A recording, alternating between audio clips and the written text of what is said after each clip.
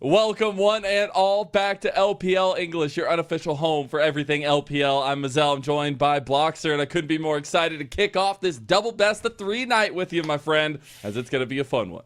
Oh yeah, it should be a really, really good time. We've got such exciting matchups for both of these. FPX, WE, NiP, BLG. I mean, these games are really important for the standings right here in Split 2. Yeah, and that being said, I couldn't be more excited to see how we're kind of coming down to that second half of this double round robin. Let's go ahead and take you through the format here to walk you down in that, because we do have the separation of Group Ascend, Group Nirvana. We're obviously spending our night here in Group Ascend, seeing in this double round robin top group who's going to be coming out the better of it. And it has been a little bit of a doozy for the other side of things for Group Nirvana, where they only have a single round robin and are coming down to the wire now with only a couple series left. Yeah, 18 best of 3s to play if you're in Group Ascend. A lot of League of Legends, a lot of time to figure things out if your team wasn't coming into Split 2 looking so hot.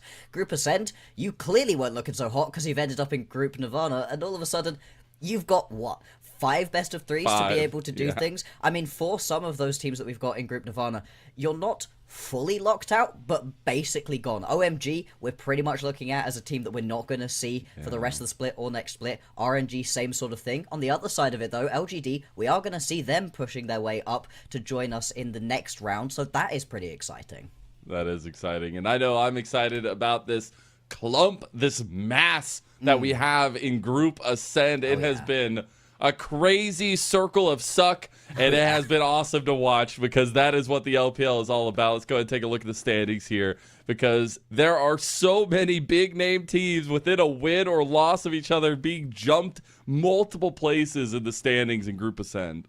Oh yeah, it's really, really close right here, and even these teams that you're seeing down at the bottom of Group Ascend right now, the WEs, the Thunder Talks, they're still very close to being able to get themselves into that top 4. Remember from the previous graphic, it's the top 4 that get themselves a little bit of a rest, don't have to play in that mixing between Group Ascend and Group Nirvana. They get a bit of time to think about things before playoffs fully kick off, so top 4 going to be incredibly important for them, and really, it's not out of reach for anybody right now. There's still a ton of games left to play, and the one we've got today is an incredibly important matchup for the standings.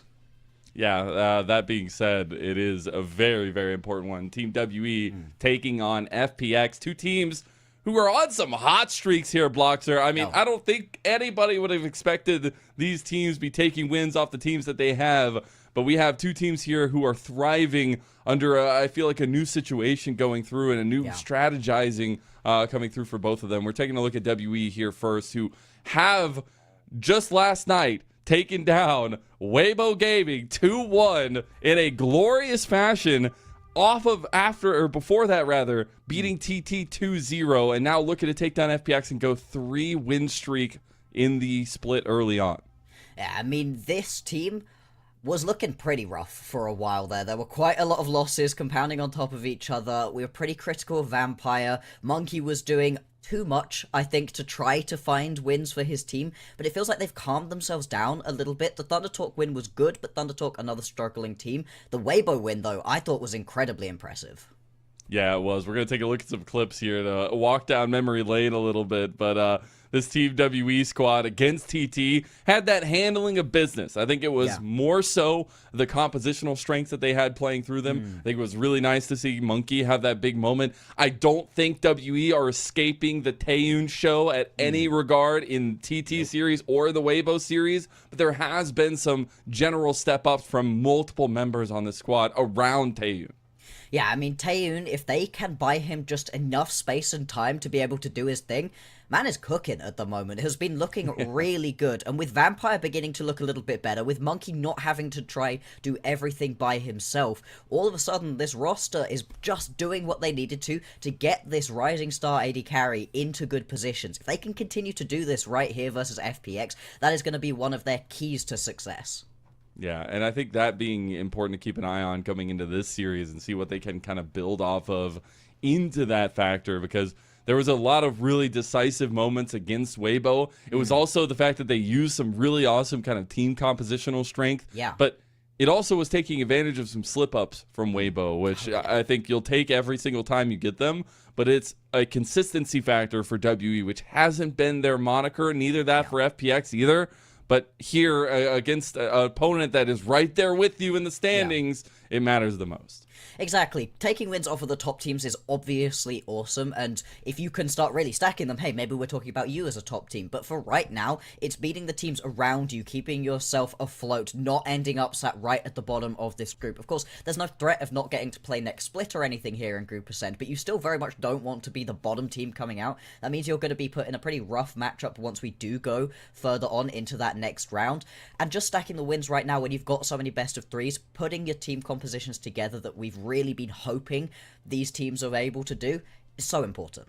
Yeah, I'm just going to say, you do not want to be facing AL or No. Or that TS team. I know they'll have a bye, so they'll be a little bit further down in the playoffs. But we'll talk about that later on, and we still have plenty of games to go through in this round. And it is FPX on the other side of things, who are on an even hotter streak than Team WE after having taken down way bigger names in Weibo, JDG, and NiP as of late. This team has been on fire, and the Phoenix truly living up to his name. Oh yeah, the Weibo win, even more convincing than what we got to see out of WE. They're able to smack around NiP as well, but I think it's that JDG win that was most impressive right there. The way they were able to overcome adversity. They don't get it cleanly, it's not a 2-0, it's the 2-1, but still, up against JDG, who've been looking like a really good squad, who have actually been able to kind of put it together for themselves in this split 2. Yoinking that win away was so impressive, and the fact that they've been able to do these 3 wins on the bounce means that this team is coming into this matchup right here incredibly hot. Yeah, the solo lanes have really been popping off, and that's been a lot of fun to watch as we're going to take a look at the clips going through some of the memory lane of FPX themselves, but it really was some clean decision-making against the NiP squad that led out to FPX winning. It's been an interesting combo between, as you're saying, clean decision-making and then just some individual pop-offs. Yeah. You're going to see it here, 2 clips in a row, where Dway is just able to get these massive pop blossoms. I love watching him play at the moment. He's been looking really good. I think the Nico specifically is going to be interesting in this matchup because both of the supports play it. But honestly, him on any of these available engaged supports, which is the current meta for supports, has been looking really, really good. And the fact that he's been able to find these big engages has made his carry's life just so much easier. Yeah, I wouldn't mind seeing some of these setups from Dway yet again, as this one was a beauty, and 5-man, you'll take that all day long. But it's not only this. There was literally like a clip on LOL Esports posted from us like less than a week before this with another one where he got like 4 or 5-man pop blossoms. So it has been a lethal pick for FPX for sure.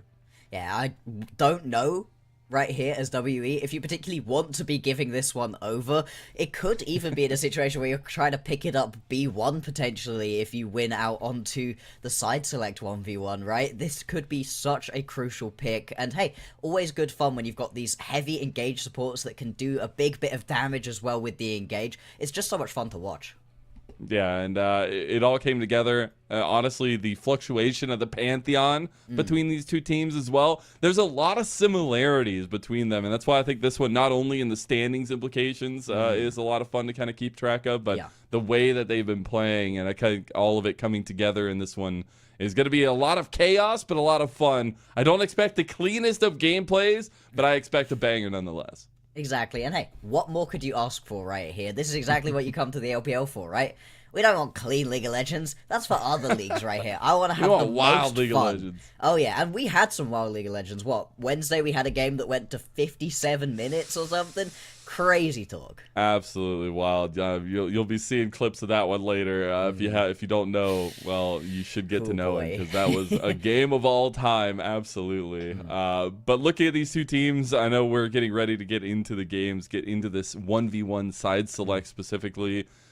But I do think that besides the solo lane setup for FPX, besides Taeyoon being really the only carry that's winning games for WE, it is a little bit of differing factors in the fact that this jungle matchup is going to be super integral to how the teams function around them. I mean, Shadow needing to have a more consistent impact in helping his lanes kind of find their balance, find their ground in the game itself, and then Monkey coming off that lightning performance against Weibo, both of them coming to a T. Exactly. I think these two have been on very different paths right here, where Shadow has needed to, like you said, get more consistent, but I think get more confident as well. I've seen a lot of games from him at the start of the split where it was like, come on, you've got Vi, go do something. Go get involved in your lanes. You don't need to be just sort of trying to farm up on these champions.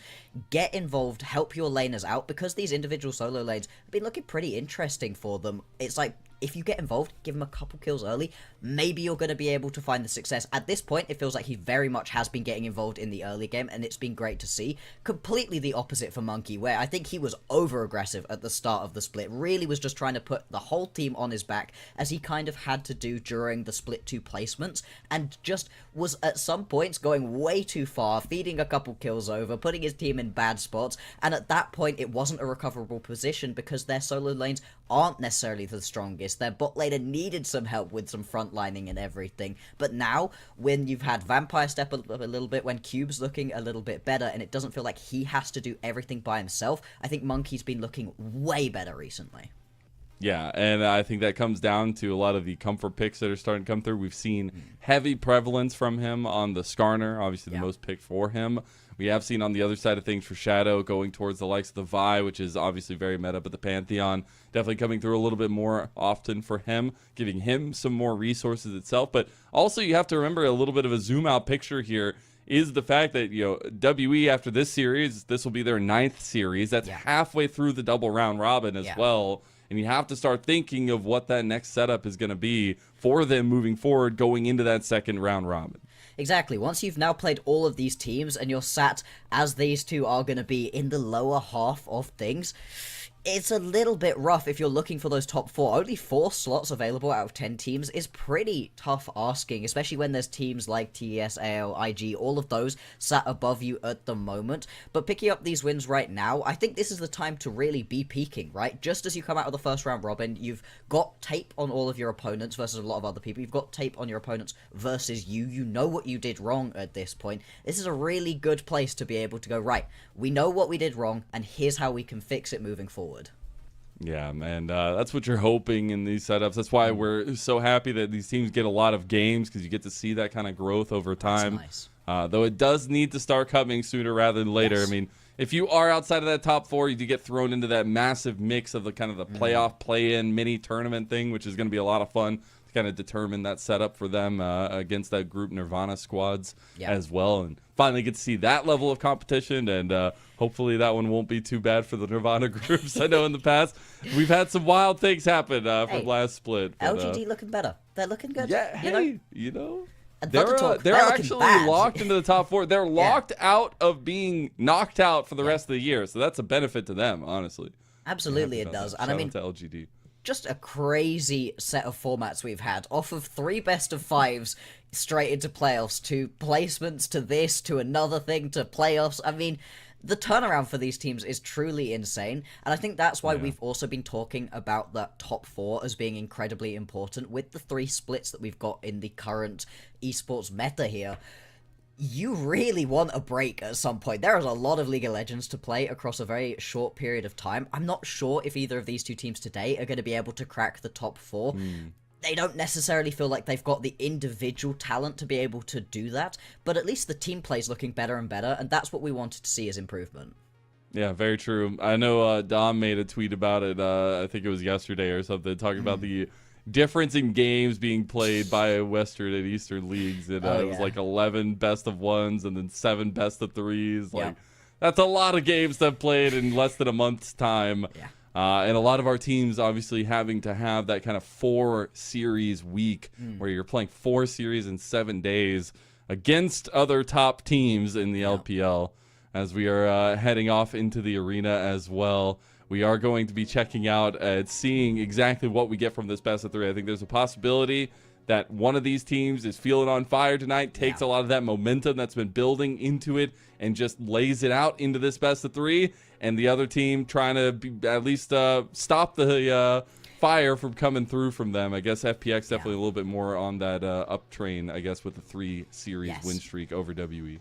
Exactly, and I think that it's not just the 3 games, but it's who the opponents were that you've been able to pick these wins up against as well. You're still only sat at 3 and 4, but the fact that all 3 have come on the bounce right now, as we were saying, this is a good time to be able to turn things around, and picking up that win against JGG, against Weibo, those are really important victories just for the morale of the team. You know, we were seeing towards the end of that 4-game loss streak that they were on, the heads were dropping a little bit. You know, they weren't looking happy at the end of those games, whereas now you're seeing them win these games, actual smiles on the faces of some of these players. It's exactly what you want to see, and a 4-game win streak for FPX, if they can get the win here today, taking them back to 500, I think would be really huge for just the momentum of this team going forwards, because, like you said, the schedule is really rough. You're playing a lot of very good teams. They've got BLG TES as their next couple matchups, and then BLG again. That's a crazy set of games to play after this.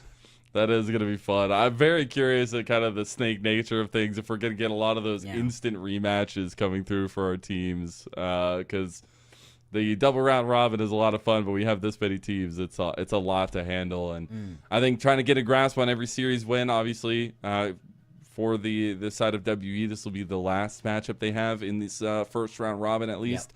and finally being able to face against FPX when there's so much in the standings implications. I mean, if you can find that win for WE, you really put yourself in that kind of middle of the pack conversation, away from TT. I think getting away from TT is a good thing for them. But it's important to factor in that these teams haven't been the most consistent, and we're kind of sat here waiting to see if the fire is going to go out for one of them. Who's going to kind of falter first? I feel like this is a situation where it being a 2-1 end score for whichever team is probably better, showing that they were both still fighting, they're both kind of close to each other. Obviously, both of these teams, they're very much going to be looking for that 2-0 stomp to just completely sweep their opponents aside. And if that does end up happening, then that really changes the conversation around both of these teams. The win streak is obviously snapped for the loser, but also to get completely dismantled by another team sat very close to you in the standings, not a great look overall. That's why Thunder Talk getting 2-0'd by the majority of their opponents at the moment feels real rough, because it doesn't feel like they're actually able to get involved in any of these games. If either of these teams were coming into this one looking a little bit worse, as we've said, it's WE, but I still feel like they can take at least a game here, right? Yeah.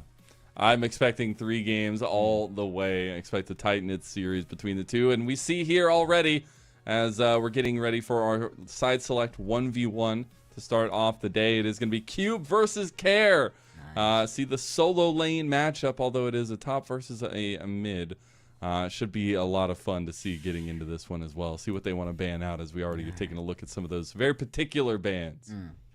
I don't want to see a Varus on my screen. I don't want to see an Orianna on my screen. I want aggression. Give me 2 melee champions that just beating each other to death. Yes, WE, Cube, I'm loving the bans right here. Getting all of the boring things away from us. Trying to at least. Taking down some of the potential ADC choices for Care, but it is going to be the full top lane bans. Insta-lock of the Rumble, and I do believe Care is still hovering his just yet, hasn't locked it in just yet. I mean, this would be a very exciting matchup. You'd have to imagine it's a little bit rough overall for the Olaf, unless you can get right on top of Cube. It'd be interesting to see what the Summoner spell pickup would be for him in this situation.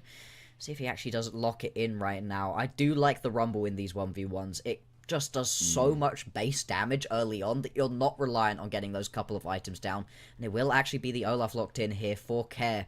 So this is going to be a very explosive matchup. A bit more of a top lane matchup than a mid lane one. Be a bit surprised to see these champions in the mid.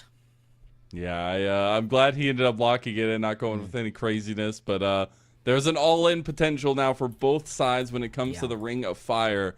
So that's going to be a lot of fun to keep out for. But I have a feeling we're going to be waiting for that Ring of Fire. So, get locked in for the next 8-9 minutes and get ready to watch 2 guys swing at each other but not kill each other. Although there is all-in position once we get to level 6 if they want to go it. Yeah, if these two just want to throw everything at each other, go for that initial kill, is totally possible, although it's a bit of a risk, right? You end up losing out on that all-in. You're moving back to base without as much gold. You're putting yourself in a much worse spot. Maybe you don't get that final recall off to get yourself that first item and a bit extra towards a second one. It is a big risk to do that, and especially with these 2 champions, they're a lot more shorter range, having to get a lot closer to each other. Yeah, you're going to have to be very careful to not put yourself in a really bad spot once the Ring of Fire does set in.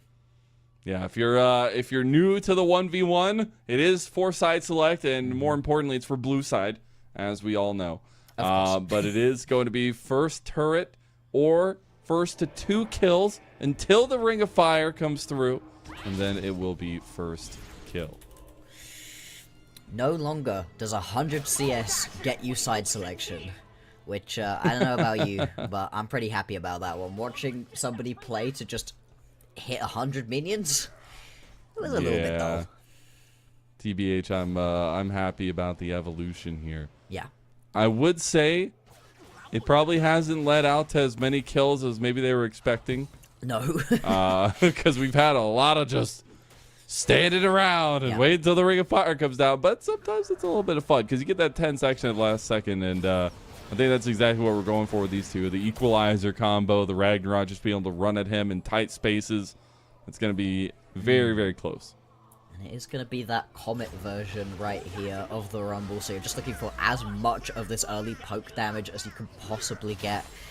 just so much available to the Rumble, and it's going to be very tricky right here for Care to actually be able to step up and hit these minions. Exactly the ideal situation to be in early on, but as long as he can survive, as long as he can get through to that level 6, that's the point at which you can try to actually fight back, and so far has been doing a really good job actually of being able to dodge away right here from all of the harpoons. Keeping the fast feet going. Yeah. Gotta be. I mean, look, he's light. He's good. He's in like a tank top and just running around with a meat cleaver. Feels pretty even. Has also the meat tenderizer. Those things also are so unwieldy. I don't know if you use meat tender, but my God, sometimes it feels like, you know, stuff's going all over the place. And maybe that's what an Olaf wants, honestly. I think that's exactly what an Olaf would want from this situation. For me, my countertops, they're not so happy anytime they see that one come out. Yeah, that's for sure.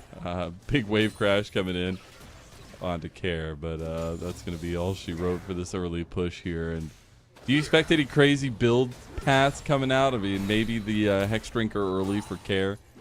I feel like you could in this situation, but also conceding not having the absolute maximum amount of damage available to you, I don't think that ends up working out very well. Interesting that Cube just going to drop the equalizer right here. It's not going to result in too much damage. Zones Care away for a second, so I guess that's something, but for right now... Yeah, he's actually Proxy just the fully... wave on A-Ramp, just okay. going for the kill! Ragnarok's not enough to save you this time, Care. First blood goes to Cube. I mean... Cube just walks at him right there. The equalizer barely does anything, but like you said, it looked like an attempt at a proxy. I don't think Cube fully expected Care to step up in that situation, you know? This is not normal A-Ramps. You can go back to base and get yourself some more health back, but instead, just stood there and kind of just face-tanked the kill, even popped the ulti, but it really didn't help in any way. Care's just smiling to himself. It's just like, it's okay, it's okay. He did get the Hex Drinker. Unfortunately for him, on the other side, it is a full Leandri's completed. So Cube sitting pretty early. Really is, and I don't love the Hex Drinker here. I get it, right? You're taking so much damage off of Cube, but you're not gonna win this by out-sustaining and outliving, I really don't think. I think you just need to be able to get through Cube's health bar as quickly as possible. We'll see, though, if it is gonna work out for him, because right now, it's just miserable watching this. Yeah, this feels real bad for Care, but you know, maybe it's just the 1v1. Maybe this is the arc for FPX. Maybe they start on red side and find the wins. I don't know. We're just trying to see who wins the solo 1v1 to get into blue side. Yeah. Right now, WE 1 kill away from making that so, at least until the Ring of Fire comes out. Then it's evened up. Destroys everything. Yeah. All of that hard work you put down. You still get to keep the gold on the items, but yeah, back to even on kills. Do you want to push it here, though? I guess is the question, because we don't often get the kind of early kills going through. Yeah. I do feel like you want to try to push that advantage, but you can't go too ham as Cube. Absolutely, and I think right now you're doing exactly the correct thing as Cube. Just keep poking out Care. Keeping him on low health at the moment. Can also just drop another equalizer. Yep, exactly. Just to be able to do that little bit of extra damage. With the Leandri's completed, that burn damage is insane. And I think, yeah, Care has decided he's learned his lesson and is just going to head back. And this actually opens up just straight up taking the tower as a potential thing. That could be a win condition right here. No way. I doubt it's going to go down. It's going to be close. The overheat does a massive amount of damage. I think Care might just be cooked here. It's not going to go down this wave, but it'll be damn close. Yeah, exactly. This is the thing, right? Forcing your opponent... He's just going to commit for it. He's just going to go for it. Cube says, I win, baby. Oh, no! The turret. Wait, minions. So close. Minions. It has 7 health. 7 health. The turret survives. Cube, the miscalculation. Look at the smiles on both of their faces right here. And now actually Care going to be able to attempt his own back onto this tower. Does a lot of damage to it. Is at least going to be able to grab some turret plates for himself. You have now respawned for Cube, so you're not going to lose your tower here. Does he just straight up sprint at his opponent's tower? Surely that's the play here. Surely that's got to be it. I mean, he's going to wave play this one. Just walking straight at it. About to have the overheat.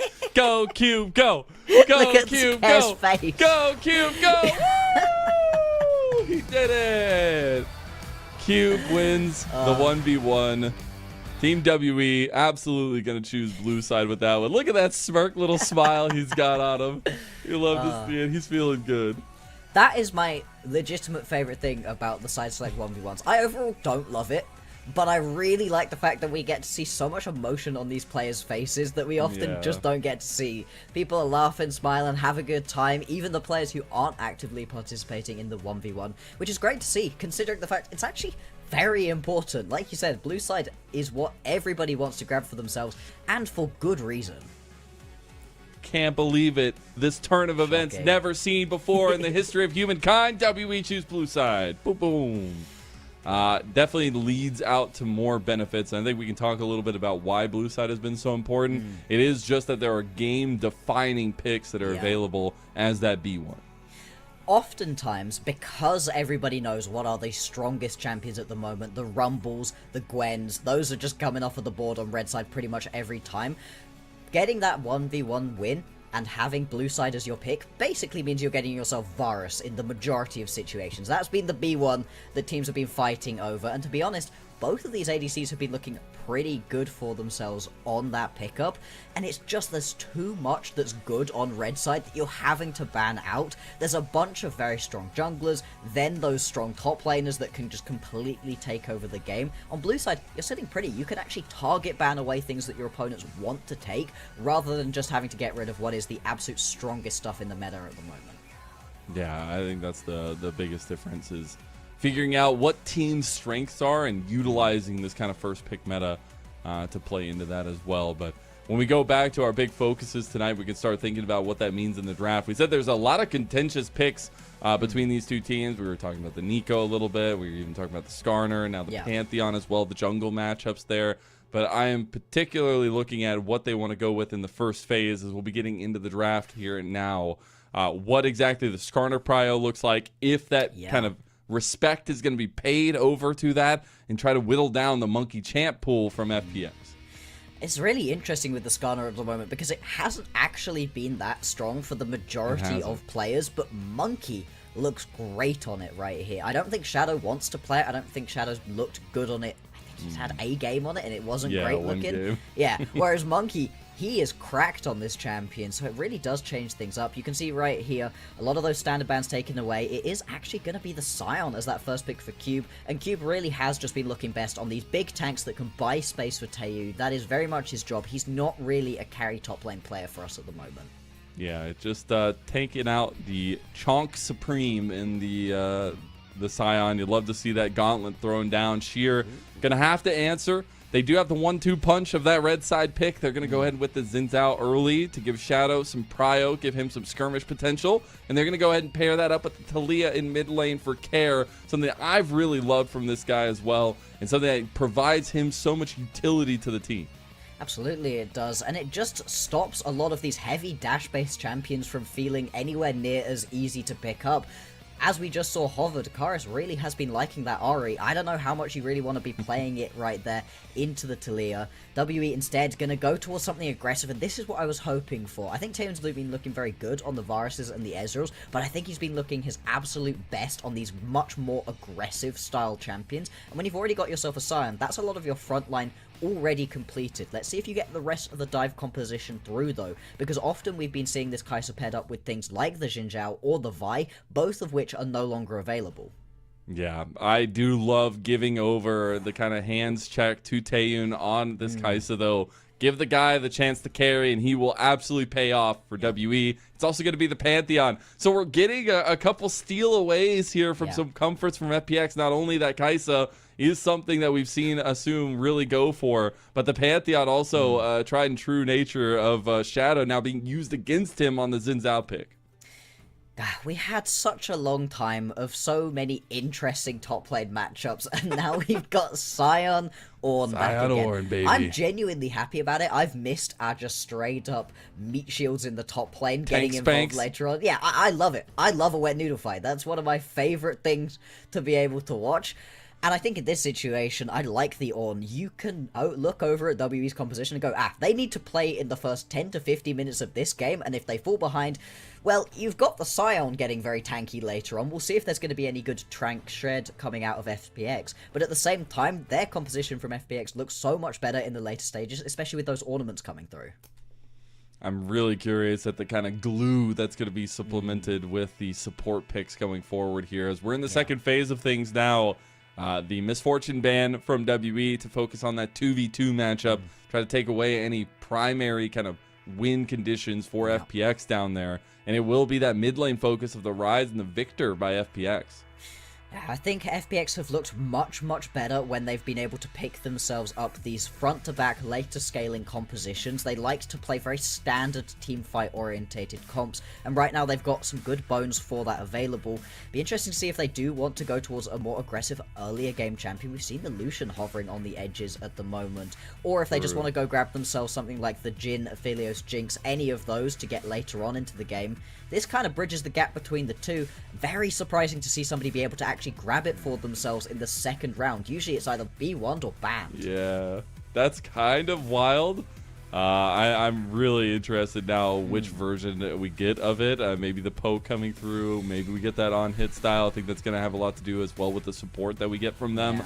But WE, they got to round out their composition. They're going to go ahead with the Silas. So some extra mobility, some good tools to steal, and the Nautilus. It's the Vampire special. He picks this champion At this up point. the majority of the time. Now, not all of the performances have been looking excellent with this one, but recently been on a massive upswing.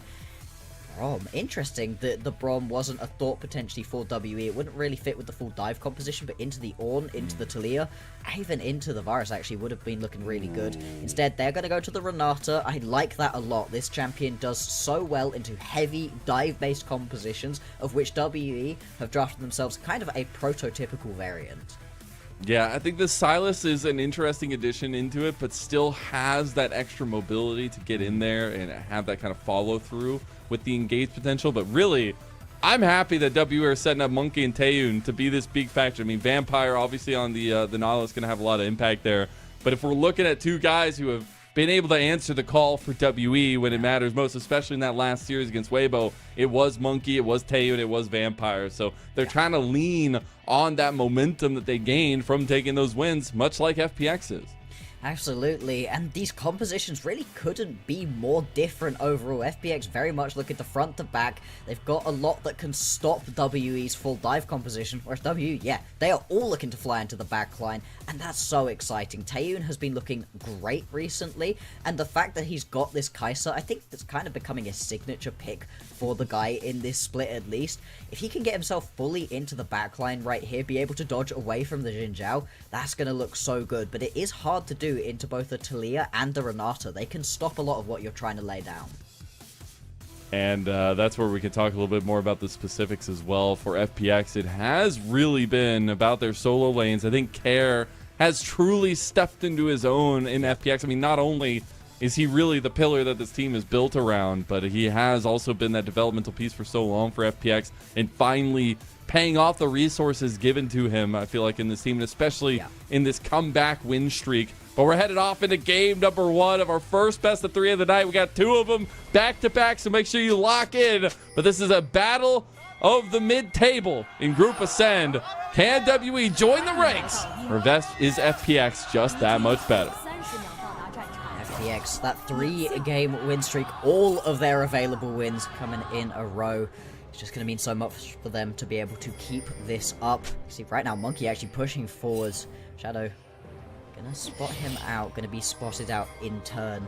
So let's see where everybody actually starts, because there are a lot of pings going on towards the top side right now. It looks like actually WE fully want to commit to just trying to play right here. Oh, Sheer. Oh, no. Uh-oh. Walk into the bush, and he's in a lot of trouble. CC chain from hell, and Sheer will bite the dust. First blood for WE. So, Mezo, I was ready, to start my points with, you've got yourself this Pantheon, you're going to need to play early, very important to get a couple of kills, otherwise this champion falls off, doesn't give you too much in the later game. those points are now ruined. They've already got themselves that initial kill. It isn't going to turn into any real benefit right now. You know, you don't manage to steal away any of your opponent's jungle. You don't get to go back to base and spend any of that gold. But once those first recalls come through and you're already in a good spot here as Monkey, this is exactly what W need for their main driving force of the team. Exactly. And using some of Shadow's own medicine against him. We'll see, though, as I'm very side-eye looking at that 2v2 and bot side. Both having lethal tempo, both very interested on how this 2v2 can pan out. I will say, though, junglers will be on that kind of at least interesting path setup for WE side of things after Monkey went for that early blood. And we'll see exactly where they want to focus on early. Do you have any lanes that you're really particularly looking for them to go to? I think for these junglers, really, bot lane's the only major option. Mid lane could potentially turn into solo kills or interesting gank options. Specifically for the side of FPX, because Karis is just going to be having to step so far forwards if he wants to be able to keep up the farming. A lot of poke can come through from the Talia, but it very much feels like these bot lanes are going to be the place where there's a lot of scrapping going on, a lot of interest, and especially when you've got yourself Xin Zhaos and Pantheons, those champions can dive incredibly effectively if either of these supports ever decide to go roaming around to try to help out their junglers on other objectives. We'll play a little bit of vision there. I like to see it from Monkey, as now Vampire goes for the engage, but Taeyun a little bit off-center from that one. Vampire wasn't the initial focus, but now has to flash out away, also getting very low. Sub 100 health there for the Enchanter support in the setup, so that just means that W will take advantage. The amount of damage that came through there from those plasma stacks, the second that you get that fifth one down is huge. This would be a very Monkey play right here. In both senses of the word. His name and also a little wild. We'll see if it works out, right? If it works out and you manage to get yourself another kill this early on, brilliant pathing decision. As it stands, he is just going to back out. I think that's the right decision. Shadow going top. Interesting. Oh, flash out from Cube. He's going to try to get away and does do so. Flash definitely going to be returned to, but Shadow trying to get his own influence on the map. It will just be the early Scuttle Crab trade from both junglers. Things so far so good for both of these teams. W obviously going to be a little bit happier because they were able to pick themselves up that initial kill. Still, the recall has not come through yet. We've got 40 seconds until the Drake is going to spawn. Ocean Drake early on, especially when you've got these very tanky top laners, that would be a huge thing to be able to pick up for either of these teams. I can imagine the Drake going to have slightly higher priority than usual. That being said, we have always seen that the Grubs have the slightly higher priority overall. Teams love being able to pick themselves up that first three. And we see that with the early lane adaptation from WE. Already preemptively moving super early over to the top side with Taeyun and Vampire, but they realize not only with the passive plasma stacking that they can get so quickly with how much CC they have on their team, but just the outright composition they have very strong around this grub fight. It feels does look like FPX are going to be a little bit more relaxed on these early objective takes. And the thing with the composition W have got for themselves, if they've got two semi-globals right here, where you can just get involved from all across the map, you do at least have the Talia for yourself as FPX to try to get back involved. You can go match with the Scion somewhere else, use the Weaver's Wall to come and join up. But the thing with the Weaver's Wall is it's so much better when you can already be at the fight and use it to cut your opponents off rather than just using it as a pure map mobility tool. So trying to match two different champions that can move around the map so quickly, so effectively from WE is going to be a pretty tough ask for FPX. I do really like this from FPX, though. I've been really interested at teams' willingness to kind of sneak the dragon right before the grub spawn. Now the next question becomes if they want to go contest over the grubs and at least take away maybe one of them. But there is a roaming death squad going around by WE right now. Absolutely there is, and with the Scion sat down in the bottom lane in that 2v1, perfectly comfortable in this situation. You've got so many members of WE up in this top side, I really don't know if you can even try to pick yourself up a grub. Stealing one here is possible, but you're pretty much guaranteed to be trading it for your life. Yeah, you definitely don't want to do that. I guess that gives us a little bit of time to check in on kind of those win conditions later going on. We talked about how the comps work a little bit, but I do feel like there is some good scaling on both sides of things. Yes. it's not this situation that we often see teams with the Pantheon in, where it's like, you fully indexed into the early game. There is absolutely nothing that you can do later on. That's very much not true, and part of it is because you've got this Scion who can just get so unbelievably tanky in the later stages of the game. You've pretty much forced Assume right here into going on hit Varus, and that's a big risk for Assume. Getting yourself that close. Oh, hang on. Oh, Care. Actually going to dodge out of the Abscond of Duck. Now going to flash away from Monkey. So Care down his flash. Just got his Weaver's Wall back in there. And I think he actually got CC during that initial cast of it. Yeah. So trying to now pick away the pieces of this mid lane. WE were looking for it, and a nice combination from Monkey, Karis, and Vampire. Just need to be roaming around like this. This is exactly what you want to see from Vampire. You're very unlikely to do too much roaming right here as the Renata, and because you had the Scion in that 2v1 for a while, it really unlocks Vampire to go across the rest of the map. You're not worried about what Taeyoon's getting up to on the rest of it, and it's nice to see them being proactive. Even though it doesn't result in the kill, you've got the flash away from this Taliyah. Now gonna need to track to see if Monkey returns back to that lane within the next couple of minutes to really pay that one through and get themselves that kill. That should be pretty easy to get if K even mispositions slightly. Yeah, there's been a couple flashes burned on either side, but no real big responses to them. There's now Shadow going on towards bot side. Still a little while till the next spawn of the objectives, but they have a play. WE unsuspecting hail of arrows is going to hit. The slowdown comes through.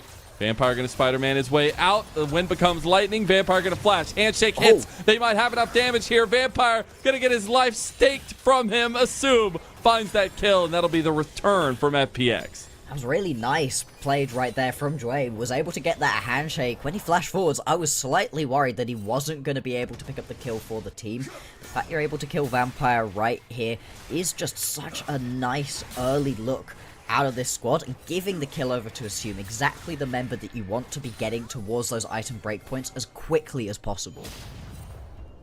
And I think that's some of the combinations that we've really enjoyed seeing from FPX. They had kind of a clear plan in place for that one. Get a play on bot side, try to commit there, and they do well enough to get that kill back for them and even things up in that regard. But still about a minute and a half till the next spawn of Grubs. FPX definitely do not want to give over Grub again to WE. No, giving away all 6 right here would feel so bad. They've got a composition do WE where it's pretty short range, but the second that they do actually get on top of these towers, can just melt through them, and really would benefit a lot from having 6 of those Grubs. I'm gonna see, actually that's a missed time from Sheer. I think that kills him. Oh, Sheer's in a lot of trouble now as well. You're gonna have a lot of damage down. Flash is burned.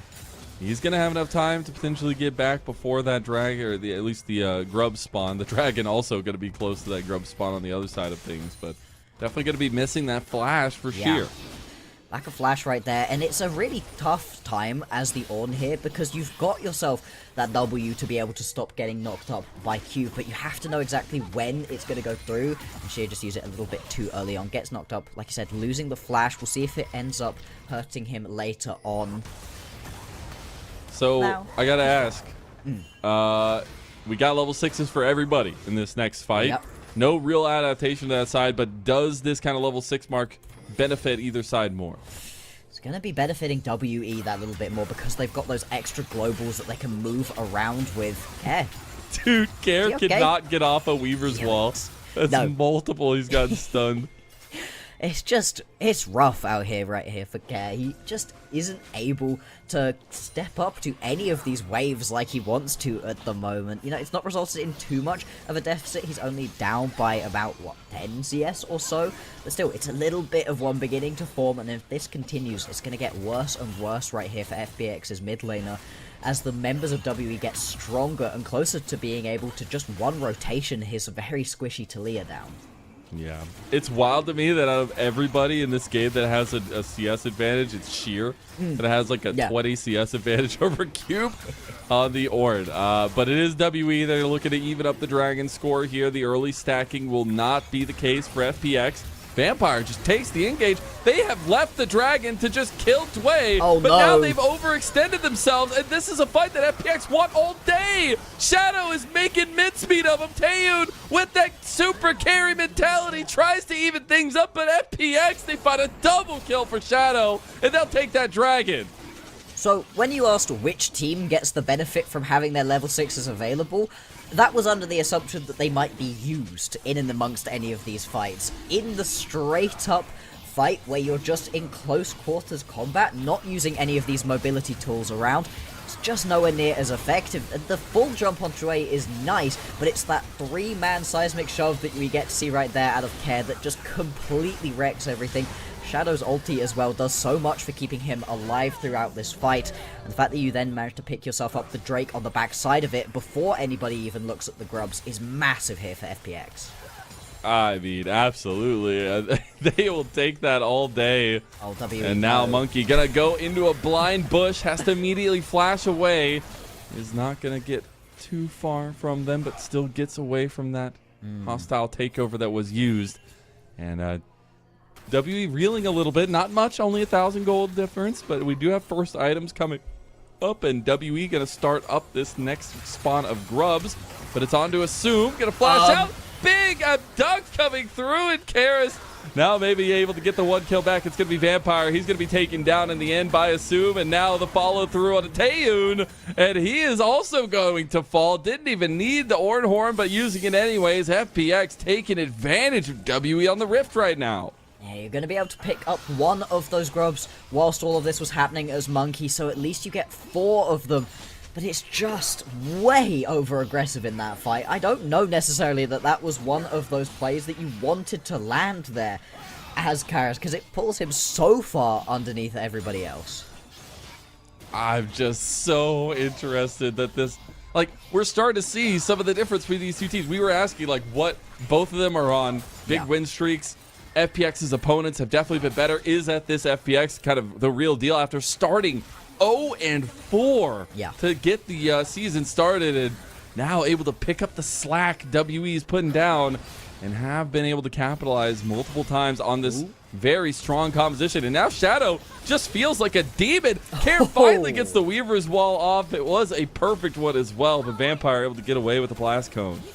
Cone Gaming right there. FPX now, they're a little bit pinched in. Actually, they're just going to be able to bully their way out. Okay, maybe they just catch Monkey too. What? You can't move, sir. Freeze and stay still as he slowly is not going down. Finally dies. Assume trying to taste out Taeyun to the 1v1. Meanwhile, Shadow also falls. Some kind of catastrophic meltdown just happened in that fight. They couldn't take down Monkey for the longest time. And now Cube coming over with the unstoppable onslaught, taking down Assume. They don't get the knock up on a Dway. That'll be all she wrote. But what a play and a little bit of series of comebacks from WE. Bit of a mess of a play right there, but you do manage to pick up a couple of kills. Unfortunately, the majority of those kills went to Vampire during that set of plays, so you don't even get the gold onto any of these key carries. Not the case for FPX on any of their return kills. And I mean, dang, that fight had the poor observer on skates right there. I mean, did not know where to look because there were fights across all fronts.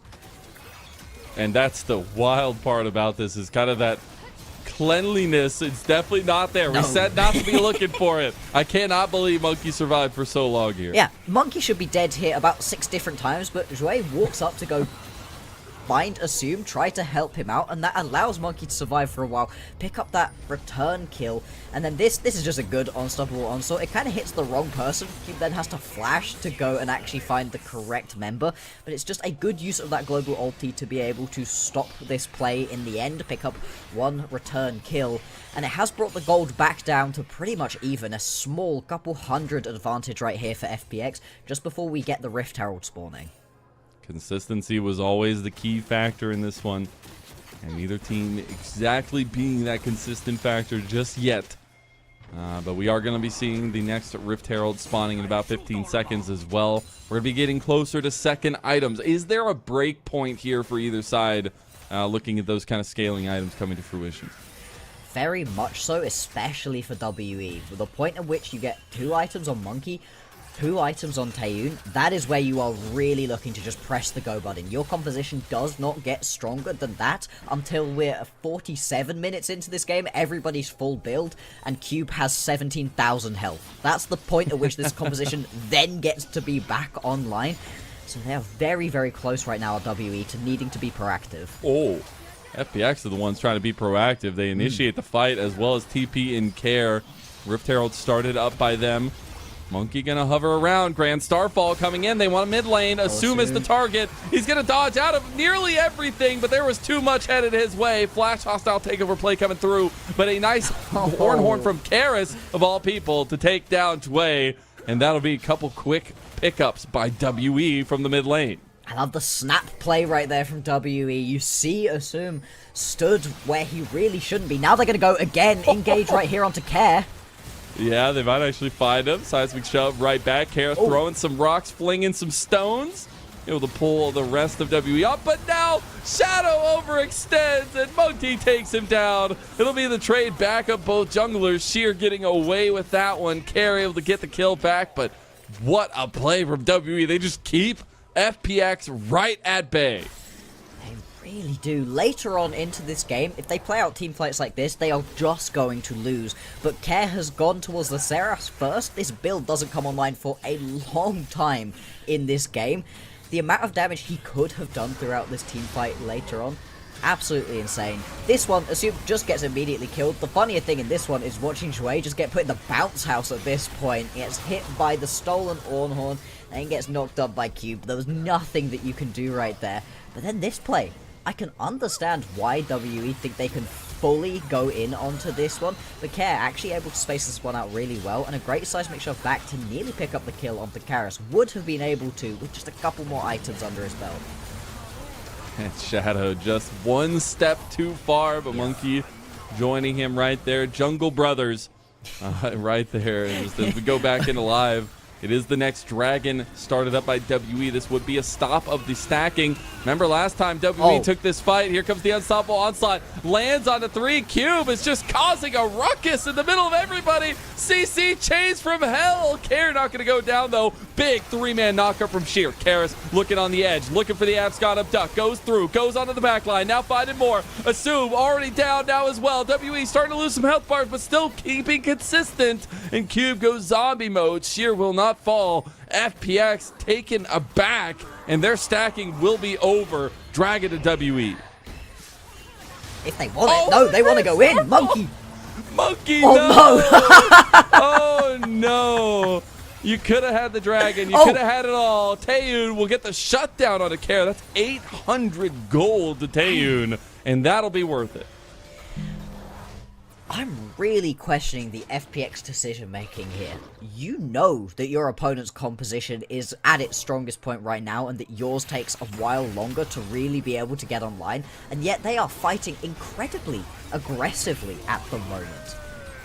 Not particularly for any reason. They're up 2 Drakes. You don't actually need to fight for this one. You don't need to be getting all of the Drakes immediately. And right now, it's just the amount of space that Cube is able to buy for the rest of his members to be able to do their damage in little bursts, right? Very short range composition. You've got to find that angle. I love that engage right there from Karis.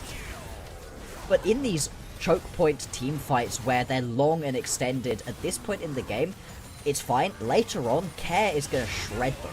Oh. We're looking at the picture-in-picture now, the live, as Sheer's going low, but going to try to get the Ornhorn back from Karis, as now they go into the backline. Karis is going ham right now on the Silas, and WE, they're using that strength we called for them. The time is nigh, and they will wipe 4 from FPX in a massive series of plays, and the Dragon going their way.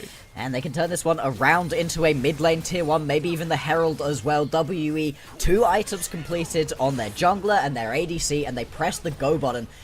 Care having to use the Weaver's Wall just to get into the mid lane to stop that one. Taeyun gonna cleanse out. That was close. He did want to use the Killer Instinct over the worked ground there. And now Monkey was getting a little bit low doing the Atacon. They need to be careful. The resists are down now. And Monkey's going to get chunked. He might just go down, try to survive, try to go back in. It's going to be close, but they do end up getting it, and the smite goes through. Atacon GAs for WE. Atakan has hands at the moment, but let's have a look back at this play. It's just aggression here out of WE. They know that their composition is online now and just want to go fight. And it's really unfortunate whenever you see your own Ornhorn kind of be meh, but your opponent's stolen Call of the Forged God just absolutely wreck the team fight. It's bad positioning there out of FPX to clump themselves up when they know that it's going to be a stolen Ornhorn for Karis. And the second they get hit by that knock-up 3 of the key members, there's no way they can win that fight. It is very tough from that position for sure. And now we've seen a steady 3,000 gold lead for WE. Still have about 1 minute and 40 seconds on their Atacon GA. Some gold going back to FPX. Care has been the most consistent member here so far in this game, as has been the case, it feels like, for FPX as a whole. Their solo lanes were the big focus for us coming into this one, but now my big focus is WE using this Atacon GA to just be annoying. Yeah. And take as much gold on the map as they can as they take down another outer tower. There's no point when you get these Atacon revives just throwing yourself at your opponents, because you're going to lose that fight. If it wasn't going to be a good fight beforehand, why would it be a good fight now? And you still give over 200 gold for every single one of these shutdowns that you can grab. So instead, use it to be aggressive towards standing gold on the map. Exactly what we're seeing WE do. They grab the outer turret in the mid lane. They're going to grab themselves the Rift Herald as well during this time. And sure, maybe you don't get to go win a massive fight at any point, but it's just a slow march towards victory, exactly what you need to do as WE. We are on 2 items for everybody now. That's going to be massive. Except for Vampire, unfortunately for him, he is a support. But it is going to be close enough to 3 items completed now for Taeyun. And that Kaisa is going to be massive. And I love it because Taeyun kind of came out of nowhere to the LPL, obviously very known in the LCK Challenger scene, but it's been a blessing for WE to really find that kind of next generational carry for them at least. And here, on these aggressive pickups like the Kaiser, I love watching him play this one. Has been hovering on the edges of these fights, has been pretty respectful so far. We haven't seen any of those crazy killer instincts into the backline that we always like to see, but so far, so good, exactly what he really needed to be doing. And he's having a much better time of it overall than Asuma's, especially because it is going to be this on-hit version of the virus. Watching Asuma right now try to step up close enough to deal damage and get through the tanky front line of Vampire and Cube, but not step so close that he gets hit by the decimating smash and one-tapped is a really tough dance, and honestly, Asuma hasn't been able to get that right so far. Yeah, and that's where, like, Taeyun's set up on the Kaisa, he's just better at all of the above in that situation, right? He can lay out poke, he can also have a lot of escapability with the killer instinct, and now we're going to be looking at a next dragon spawn in about a minute. Baron in 35. Doesn't feel like a situation where W want to kind of throw the game over the Baron, but Care... Okay. I'm surprised. So both not knowing where anybody else was on the map definitely led to a little bit of ships in the night action. Yeah. In that situation, I was like, Carey's dead right here. But no, he's actually going to be able to get away with that one. And now has quite a lot of friends in the area if Karis were to try to step up and get involved.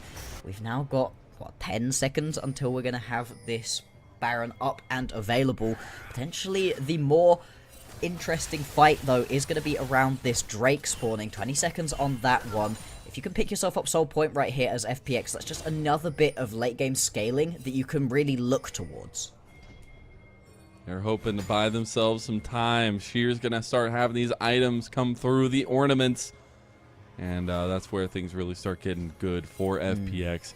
They can get to that scaling condition, but 3 items just about for everybody for Team WE. They also have the Rift Herald play available to them with Monkey. Yeah.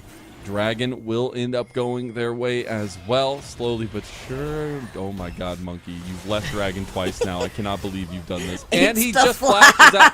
Oh my god, Monkey, what is happening? Care gonna flash out himself away from Cars. And now Wreck into the front line goes Cube, a big unstoppable onslaught. Sheer with the re-engage. Monkey in some trouble, but the double knock up there. Decimating smash is massive. Shadow's going to buy a lot of time with the Crescent Guard. Cube still has untouched with his gigantic health bar, but Monkey being down will whittle down the options of WE. What a mess of a fight right there. Nearly doesn't manage to actually pick up the Drake. Then has to insta-flash away from where his Grand Starfall takes him. I mean, this is kind of what we expected You out have of to expect that he told FPX. Taeyu to take it there, right? Like, there has to have been some communication. There's communication at this point. Even if it's panicked, wait, hang on, I'm not going to finish it. Grab it, No. please. Please. Okay, we don't see it. We don't see it. We don't see it. Thank you, observers. We don't have to see that again. We do have to see this part, though. Insta-flash just feels so bad. Care managing to get that wall over her as well just makes it even worse for Monkey. The re-engage rate here is decent, but she actually is still allowed to get that second part of the Ornhorn off, and it just buys enough time for the return to kill to come through. And the fact that you managed to get the kill, as you said, onto Monkey means there's nothing else you can really do as WE. You can't push your advantage any harder until your jungler's back up and available. They did grab the Drake, even if it was a little bit iffy, so they've now got themselves 2 apiece in terms of that. So the Baron going to be the main focus right here for both of these teams. Let's see who's really willing to pull the trigger on that one. We have some decent leads developed by WE. Again, over 4,000 or just around 4,000 gold up over FPX. Both these teams steaming on streaks here. 2-win streak for WE, a 3-win streak for FPX. Looking to push that even more. Rift Herald getting spawned there. Must have been just a timeout, but WE already halving on the Baron.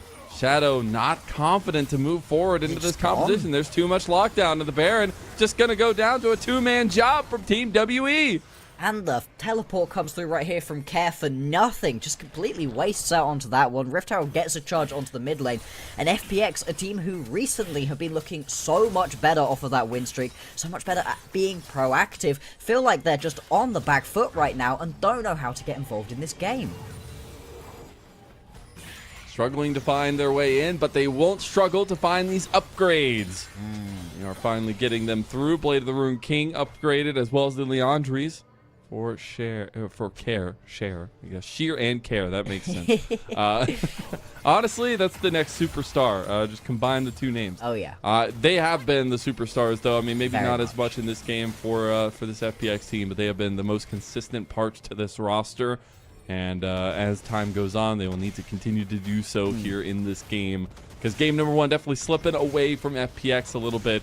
And after their early game stacking did go awry, WE looking to capitalize on Care, the man that we were just talking about. Doesn't even get the turret either, and he will just fall in the side lane. That is unfortunate. Still, on the return to base, has managed to get himself 3 items completed and another needlessly large rod, so just is going to be in a very strong position. And that's the thing, right? WE, yes, they're in control of this game. They're 7,000 gold up, but their composition overall doesn't scale as well. The saving grace very much going to be the fact that Cube is an absolute monster at the moment. He is, and he picked it first. We needed a payoff as multiple tier 2 towers fall simultaneously for WE. All 3 of them almost at the exact same time. And Cube's first pick Scion paying off huge for WE. A very clear, stylized composition. Yep. And honestly, it's been down to that good execution from them, capitalizing on some of FPX's mistakes. Now Cube still has the unstoppable onslaught. Really? Flash in front of him, and they are committing everything to this man. He is an unstoppable beast, but finally he will be stopped. The red light comes up. Cube is forced into submission. Unfortunately for him, WE don't really get anything else on the map except for Karis looking for a little bit of vision on his bot side, but that will be FPX getting something. I mean, flash on your on-hit Varus to Hey, they kill at least got Cube. something, man. If he gets the kill in that situation, so like maybe it's slightly better. They're also going to be able to pick up the objective bounty right here onto this top side. So again, this is a lot of gold that Assume's just got him for himself. But I'm going to be watching this flash timer like a hawk. Because if Assume gets one-tapped here by Karis or Monkey or Taeyoon, or just gets hit by a vampire hook he could have otherwise avoided and dies, well, that's the majority of your team's gold and damage at this point. Just gone. Evaporated.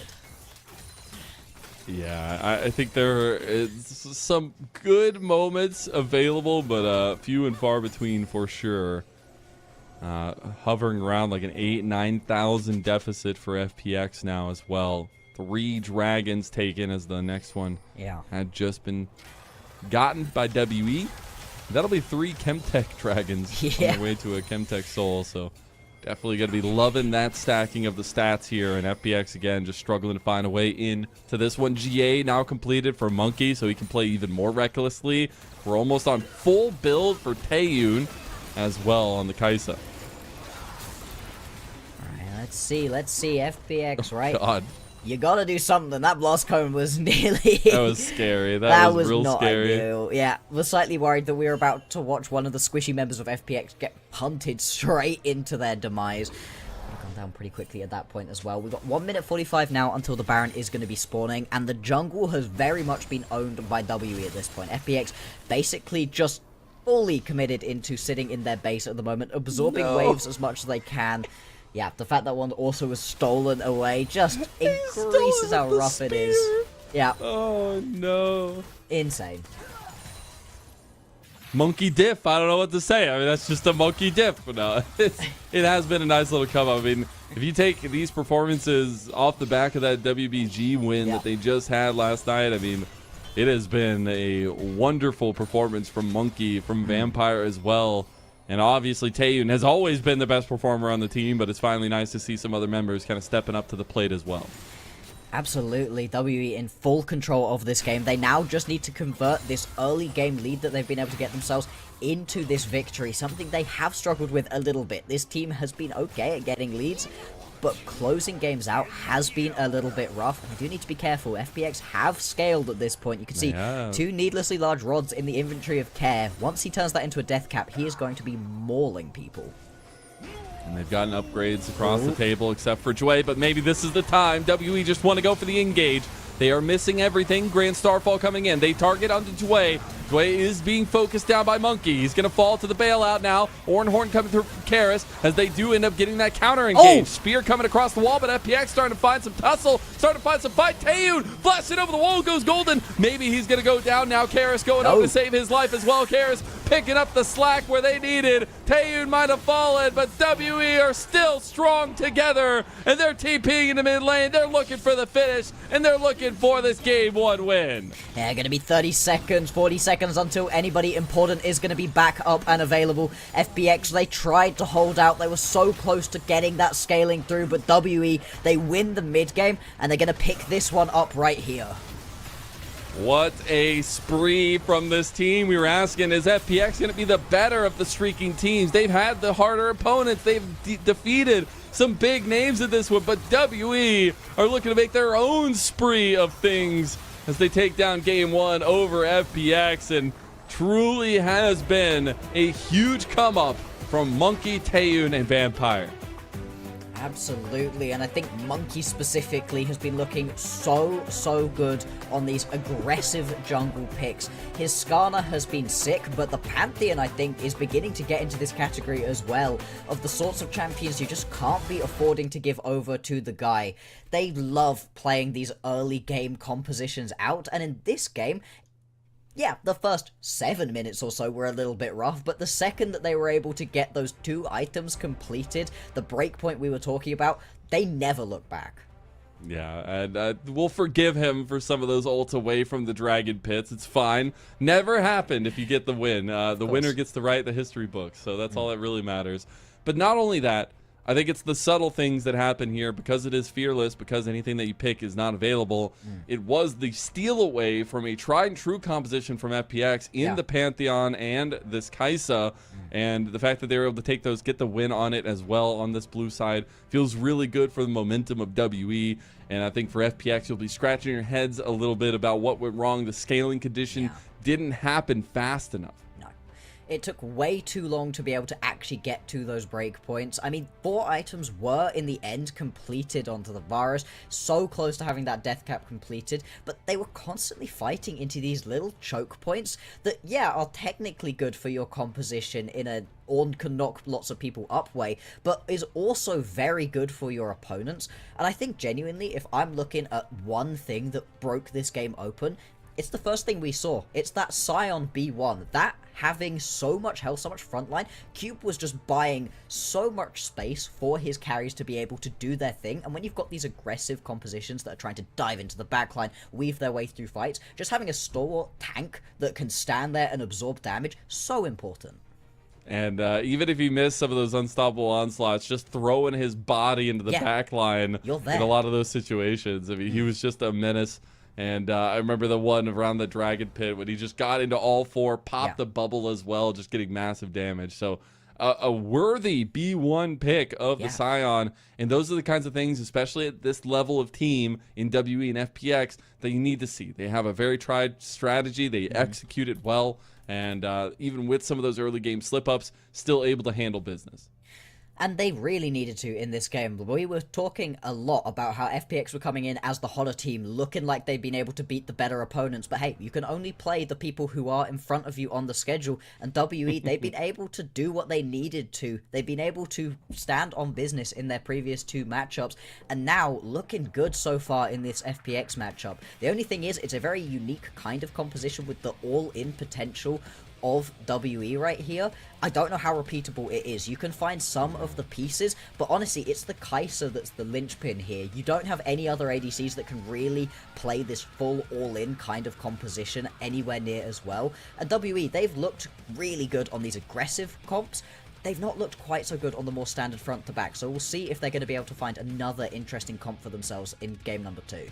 The best defense is a good offense. Oh, yeah. Maybe they just get 4 carries in a tank and see what happens. Yeah. But I just, it's incredible to see this Team WE squad function. Again, they are rounding out the back half, the last series in their first round robin. They still have another entire round robin to go. But to end this round robin on a 3-0, if they are to take this win over FPX, huge. I mean, that's an incredible statement to have going into kind of a refresh into your next 9 series played. This is what I was saying. Care does so much damage in this game, but I would love to see how much of that was just put straight into Cube.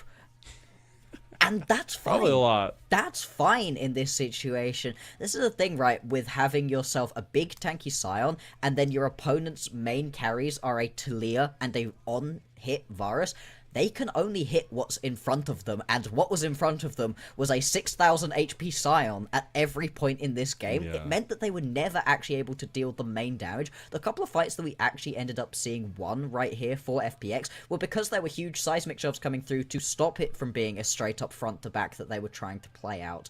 Just really impressive from Cube overall, and it was nice to see them be able to execute well onto these kind of compositions. I think if we were watching this matchup, but 2.5 weeks ago, WE just weren't able to execute on compositions, even ones that had very clear win conditions. They just couldn't get it together in that way. And I will just say, like, Sheer on JDG, he did go for the tanks sometimes. He did go for the Ornns. Looking back, hindsight's always 20/20. Yeah. But I would have loved to see Sheer on more of a playmaking ability. I think the Ornn is massive. The scaling, awesome. But if he could have had the counter to what Cube is doing and pressure the backline, find entrances his own right, I think he has been a massive carry for the side of FPX. So if we're looking a little introspective to FPX, definitely doesn't feel like they set up the tools that have been successful for them with the most successful bits. But that does mean that it is going to have to be a comeback season for FPX in this series because WE take that step forward. Indeed. But hey, we've seen FPX, they were able to go down 0-3, 0-4, then they're able to pick up wins. You know, this team has resilience. They've shown that they're able to fight their way back into these. Yeah, they do indeed. Now we got to think who gets MVP for this one as well, because I think that's a little bit more difficult for me to handle here because we had a lot of good performances. I think Monkey maybe deserves it. I think some of those ults maybe pull that back a little bit. I don't know.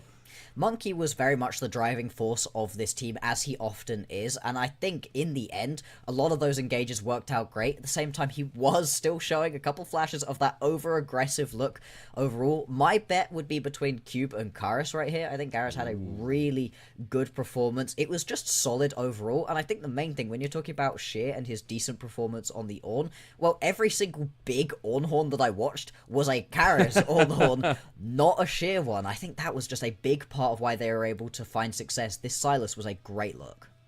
Yeah, I think it was, and crucial pick in that setup to just steal away a lot of the engaged potential that FPX were looking for. And honestly, it still is for me the Taeyun show. I think he had so much to say in this one on the Kaisa. Even if maybe we get the MVP to some other impactful members, I still think that this guy has been heads and above the rest of his teammates, and finally getting to be joined by the teammates feels really good. But I do wonder who we're going to be getting that MVP to. Maybe it's the Scion. Who knows? Maybe. Who knows? Maybe Wild World. Okay, who's it going to be? It is the Scion. B1 Scion, you get MVPs. That's the tried and true strat for WE. I'm very, very happy with that, because Monkey, Karis, and Taeyun, they have the flashy stat lines, but Cube was just a wall. I always find it really interesting when we get a tank top laner or a tank support, and they give you the stats of, like, his damage percentage. No, how much damage did he take? How many resistances did he have at the end of the game? That's the things I want to know right here. I very much agree with him being given the MVP right here. Without this tanky Scion, the composition does not work. Yeah. And that being said, that is it for game number 1 here. Team W taking the 1-0 lead. And that does mean before we get going, we got to talk about coffee, because everybody knows that's what we're all here for. We're extremely grateful to our coffee and YouTube subscribers who help us level up the show on a daily basis, on a monthly basis. And every time we get to go on, we get to see the influences of that with the graphics packages that we have, being able to pay on-air talent and behind-the-scenes talent as well. So all of it goes to helping the product that we give to you on a daily basis. So subscribe to our coffee. It'll be linked in chat. You can unlock perks like giving interview questions to our future content, but as well as getting early access to that content. So make sure you go give us some love. And we appreciate everybody that's always been giving to us. Thank you all so much, and we'll see you in game number 2 on the other side of this break.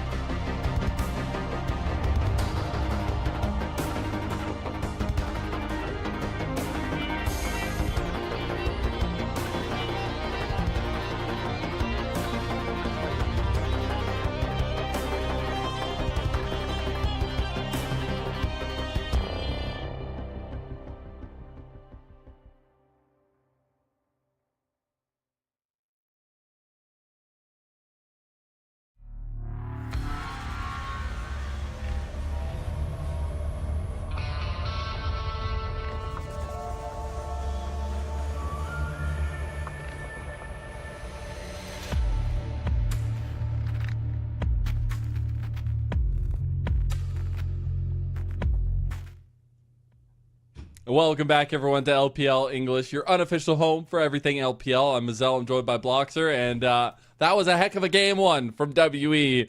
An over 10,000 gold lead in the end, and a very dominant start to this series for them on a hot streak of their own, and looking to make that 3 wins in a row.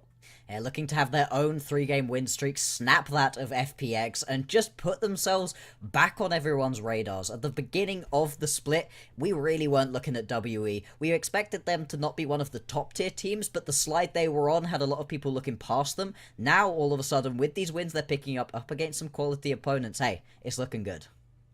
It is indeed. Now, before we get back into the series, before we get into that game number 2, you know we got a little bit of fun. Because have you heard about Moba Trainer? I'm sure you have if you've been watching LPL English at all. A new app that teaches you League of Legends with a series of puzzles. Just boot up the program and work through puzzles every day to improve your game knowledge. You select the puzzle from the map as well and answer the questions, unlock more features, get keys to unlock more paths. So let's go ahead and do one right now. I think our producer has already chosen one for us as we're looking at top lane. I'm pretty sure last time we did this, I'm pretty sure you said you're also not a top laner. So we'll figure out how this all works out here between us. But if we want to go ahead and start it up.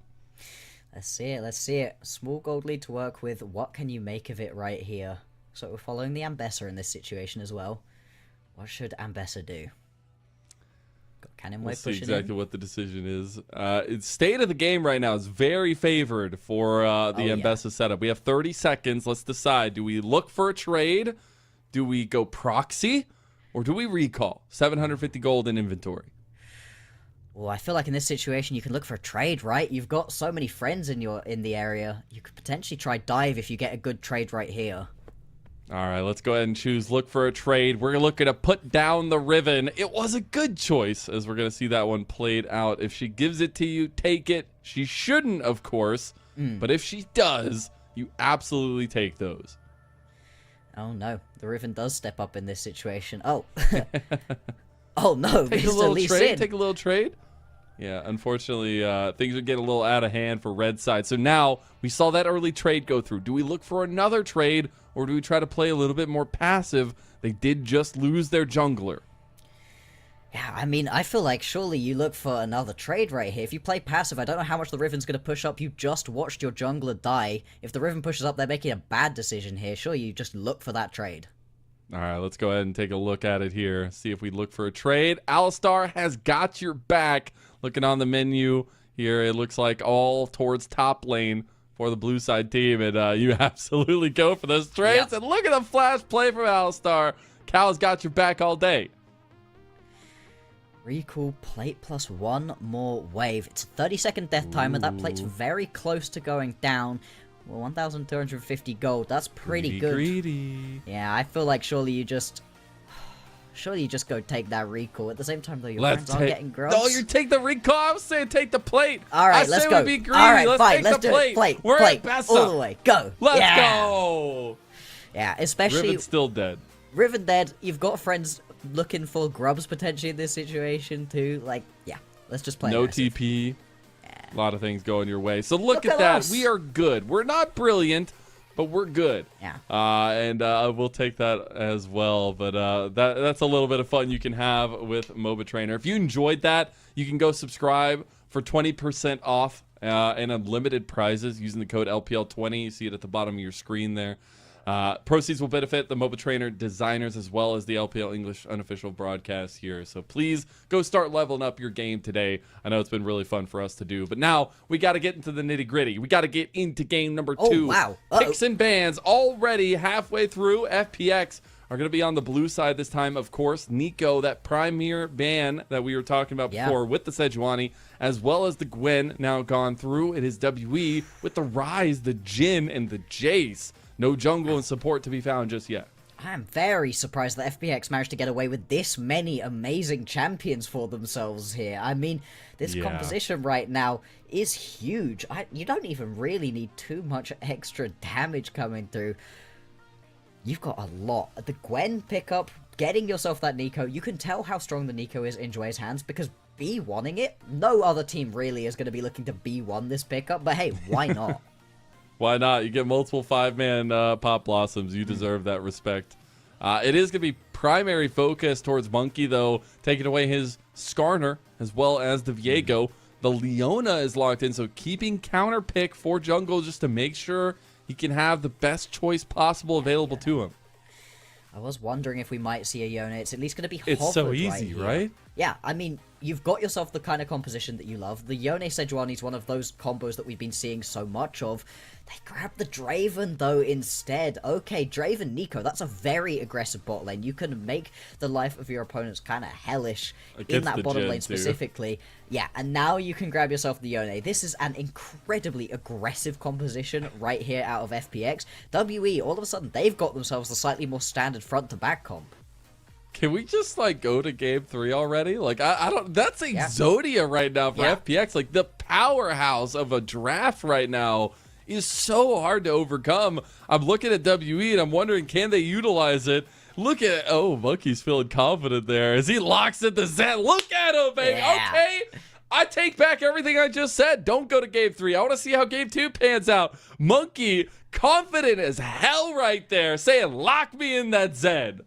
And so we've been given the sickest draft I think I've seen all year from two different squads at the moment. My question right now for Monkey is, who is it that you're gonna go and assassinate right now? Right. Because, like, surely the Draven's the primary target, but I don't even know that the Draven's gonna be doing the most damage in this game. That's the most difficult part. Who can you take down? Because there's not easy options there. And as one thing we know, not only is Shadow very aggressive as a jungler, the Sejuani can be very skirmish heavy. And I don't think you're going to like being kind of pushed into your own jungle as the Zed. But game 2 nonetheless, where FPX got a very superstar draft. They have all of the right pieces in the current meta. They somehow got the Gwen with the Sejuani and the Yone. They're going with Assume on this Draven. That's really the only wild card in the situation. But to come off of that first game and now go with this more standardized composition feels like they're trying to right the wrongs. Yeah, I mean, hey, if you could pick up all of these incredibly strong champions, why not go try be aggressive with it? FPX, they kind of got bullied around in the early stages of the game in the previous one, so they're looking to correct that mistake right here, and oh boy, what a way to do it. What a way indeed. Monkey in his first real long split, at least here, after his time on EDG with Vampire. Yep. Now coming here, willing to take the Zed. It was the final pick. You saw it in the camera. He was confident as hell with this one, but now he's got to live up to that moniker. He's got to be a little bit crazy with it. As we're getting into game number 2, FPX, definitely the favorite in the competition, but we'll see what WE have in store for us. Both teams on a massive win streak, so you can carry that forward. And as much as the better champions overall are on FPX, that's not to say that WE haven't also got themselves some heavy hitters right here. The Jace been incredibly strong recently, and the Ryze too has been increasing in priority for good reason. This champion, when used effectively, when used proactively most specifically, is so good at being able to get yourselves into good spots across the map and just make it so your opponents are always uncomfortable when trying to step to these objectives or push onto towers. And I'm just going to say, this is definitely a diversion of WE's norms. I mean, I know we have seen the Jhin from Taeyun. He's a pretty damn good Jhin. We have seen some more utility picks from him. But they're definitely putting him on the back foot in a carry role. They're adjusting that over to Monkey and over to these solo lanes to really be that big influence for Team WE. It's a big departure in lots of ways, exactly as you're saying, right? This is not the team where we're looking at the solo lanes. That's FPX. It's much more been about Taeyun and what Monkey can do to be proactive for his team, but not necessarily the main carry in terms of damage. Very different from what the Zed is wanting to do.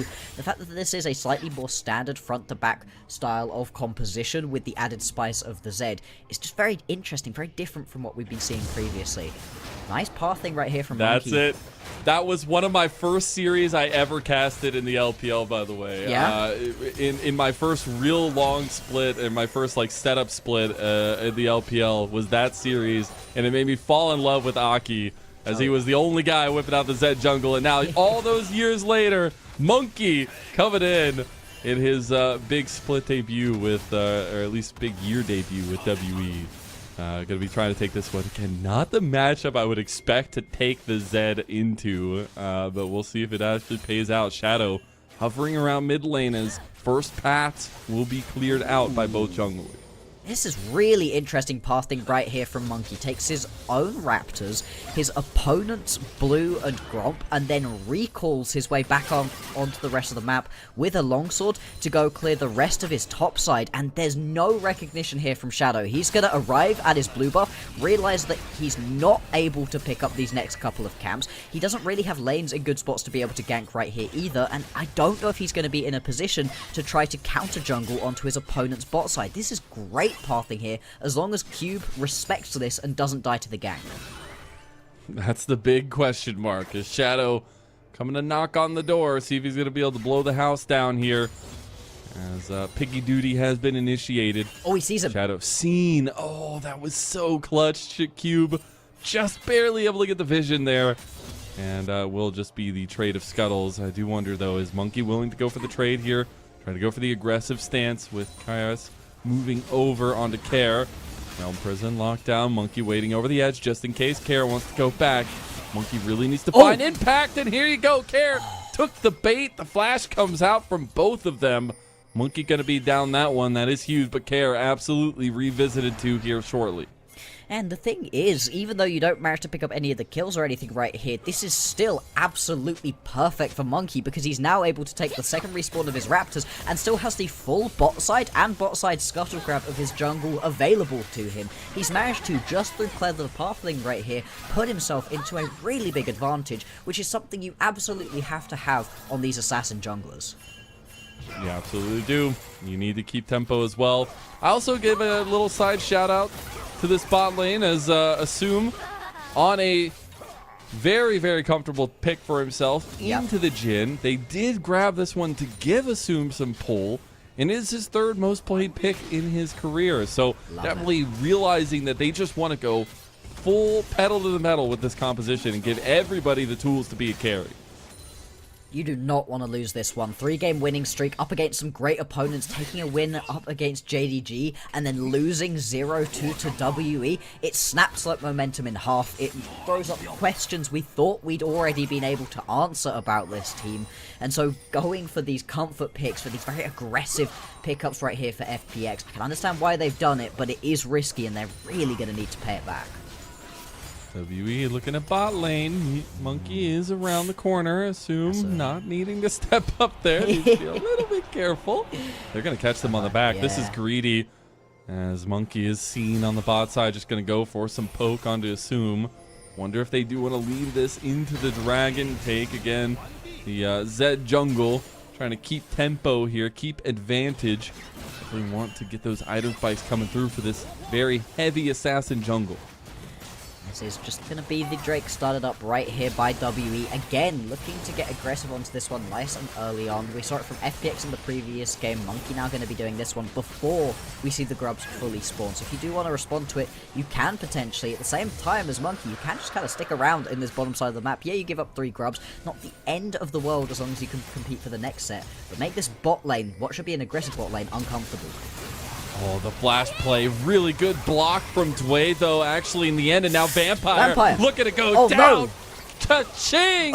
Assume gets the cash in. Looking for another. Gets a double. Looking for a triple. Not going to be able to get it. But it's Assume on his premier Draven. Going to come out big on the bot lane for FPX. There we go. Cashing in a couple of them stacks. Now going to get back out from base with a huge amount of items, actually, for this point in the game. Ooh, decides to swap out for a BF sword. Fair enough. It's over-aggressive. The flash E just doesn't hit onto who you need to. And this whole time, Assume's free hitting. He doesn't stop auto-attacking onto Vampire and then Monkey the entirety of this play. Oh, we look in the picture-in-picture, though, and a big pick has come down onto Shadow now. That'll be a big moment for WE to kind of get some of that lacking nature of that bot lane play back. Exactly. If you can play onto the rest of the map right here, not going to be the end of the world, you know. Getting your Zed ahead is a great way to stop the Draven later on. Sheer now going to be the focus of Vampire. I mean, he's going to take a little bit of damage here, but doesn't even get accelerated shock blasted. I mean, Nothing really happening on that one.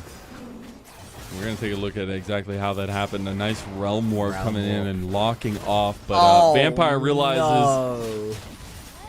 Yeah, that dashed a little bit fortunate. Yep. That's going to feel bad. Now Monkey going mid, perfectly timed. Goes with the mark for death. Is it going to be enough? The pop is not. Care survives. So close. Later on in the game, that one would have been a kill. Instead, just going to be a little bit more time spent. You managed to get the ulti out of Care, but he didn't even have the flash. Was still able to survive. You're going to be happy with that one as FPX, as this game has been just as explosive as you would hope from these compositions. Yeah, and from these teams, honestly, we talked about how contentious this series can be between them. Both finding those early machinations for themselves, and I'm just thinking now that FPX feeling very confident and comfortable going into this kind of mid-game setup further on. There is the next spawn of grubs in about 2 minutes. Will be scrub again for them if they're able to get that one, but is there a moment that this is okay for WE, or do you feel like it's just really hard to deal with if time continues to flow like this for FPX? If things continue on exactly as they are, it's pretty rough, right? You've got that early game power that the Draven's already exhibiting that doesn't really fall off until we're quite a lot later on into this game. You've got a composition right here from WE where the majority of these champions need quite a while to be able to get their kills. Yeah, Monkey can one-tap somebody, and that's what you're really relying on at this point, but everybody else needs a couple of rotations of their spells to really be able to deal that damage, and I just don't know that you're going to be able to do that here as WE, as the team that really has been trying to rely on their early game power to pull them through into the later stages. So right now, I think WE, they're going to need to change something up. They've got a couple of objectives spawning. Oh, he's going full in on the Care. Gonna dodge out, but still falling. The kill goes to Vampire, though, and that's unfortunate there for WE. They really would have liked that gold onto Monkey, but they still do get the pick before the grub fight. Care will be up and has TP available to come back to it. Bot lane play. Assume unsuspecting Karis right here to lock him down, but he might just want to take that fight. Deadly Flourish going to be popped out of Vampire. Looking for the CC chain. The Whirling Death not going to connect. Vampire's under turret. They can't get him. Step to Assume, and you better not miss. Oh, Assume right now is sick with it. Just able to use the fancy feet to get away. Now we're going to look for a play up topside onto Cube. Sheer, though, actually takes a huge chunk of damage back. Gonna look for him, though. Tangle Barb connects, and that might be a little trouble for Cube. TP is going to come from both sides. Cube just trying to get out of this one, but Pop Blossom will lock him down long enough to take him down. Now the turret is going to be ramping up. They got to be careful. Karis can really outplay them here. Another shot is going to go through. Not going to get the kill just yet, but Sheer's going to fall, and Karis gets the outplay in a 1v4, baby. And now Vampire's coming over to try to stop the rest of these backs going through, but a beautiful play from Karis. Alright, Ramping makes that play so easy, and they can actually continue this one on WE, continue to step up. They're just going to be able to take a huge chunk out of Care. Oh, he doesn't even get him! What? Karis! Care looking up, saying, Riot, what is happening right now as he goes down? And Karis is still kicking. This Rise starting to get the payoff as Grubs have spawned. Shadow is right here, but Monkey right with the side of Vampire to come at this one. Oh, Leona not able to hit really anything. Deadly Flourish just connect, though, and they take that Assume. That's the big target you wanted. You don't want the Draven to function. And now they get another kill onto Monkey. What was that pathing from Assume? You are a Draven. You cannot be stepping up in that situation right there. Gets taken out. Deadly Flourish more than enough to keep him locked down. Throughout all of this, the Grubs still have not fallen. Monkey desperately trying to pick these up. Yeah. He's by himself. Literally just started it up. Is looking to go down. The death mark has been popped. Permafrost into the Glacial Prison. And he will also end up giving over the Grubs. That's Grub again to FPX, and that feels real bad. It feels real bad because look at the composition you've now got 6 Grubs onto right here for FPX. Gwen, Yone, those champions can melt through towers on the side lane. Specifically, the Gwen loves picking up all 6 of the Grubs. It turns her from a side lane menace into a problem that you simply cannot ignore. So we have a look back at this one. Jue using his signature Nico very effectively to be able to pick up that first kill, but look at the turret shots that end up happening here. Again. The fact that Shadow again, almost goes down too. Again, Shadow so nearly dies. Sheer does die. And Karis gets more. Hang on, we're going again. They got to catch. They got to pick. Maybe Vampire getting locked down himself, though. Stand aside. Gonna be there. Pop Blossom right back. But look at Karis. He's on the back line. Gonna miss the first one. But WE, they might have just found the fight they were looking for. Karis going down low, and there he goes. Sheer trying to snip away at the lives of WE. Monkey trying to dodge away. Gets the shield. Gets alive. And WE. This is magical from this team. Monkey on this Zed said, pick me it and I will find it. And they are beautifully putting it together here in game 2. And the Pantheon's such a good look. Now the Zed Monkey has really been able to find his footing across the course of the last couple of games.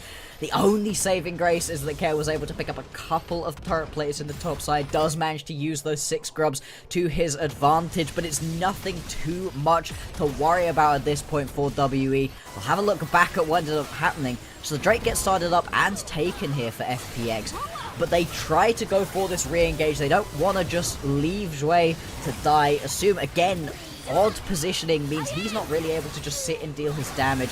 Like I said, Karis did miss a couple of his abilities. Not ideal, but still is dealing more than enough damage. At this point, Sheer, I mean, yeah, Gwen is strong. One of those premier picks, like we've been saying, but in and amongst 3 members, really just not going to be able to put it together. Actually, so crazy. The line that WE are towing right now.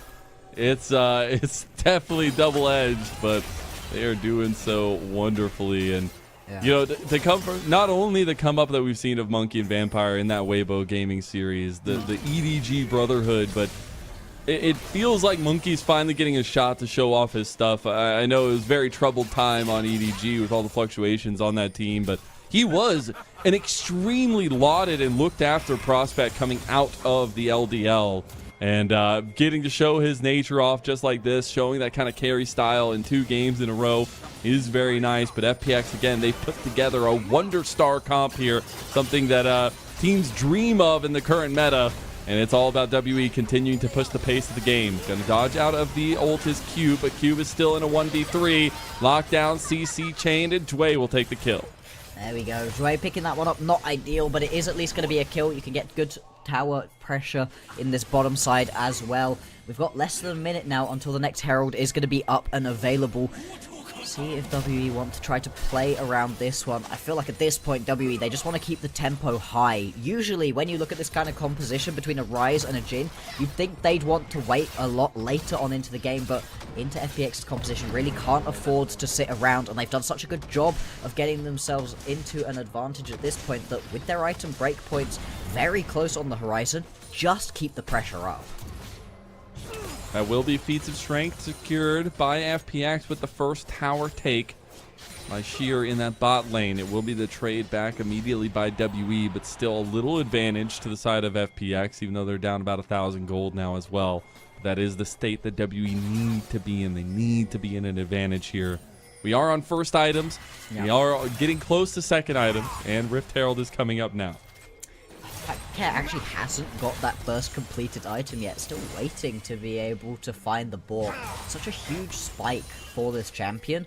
Sure he'll have it soon, but yeah, not really been the ideal early game so far. We'll have to see if this premier combo between the Sejuani and the Yone is really going to pop off here for FPX.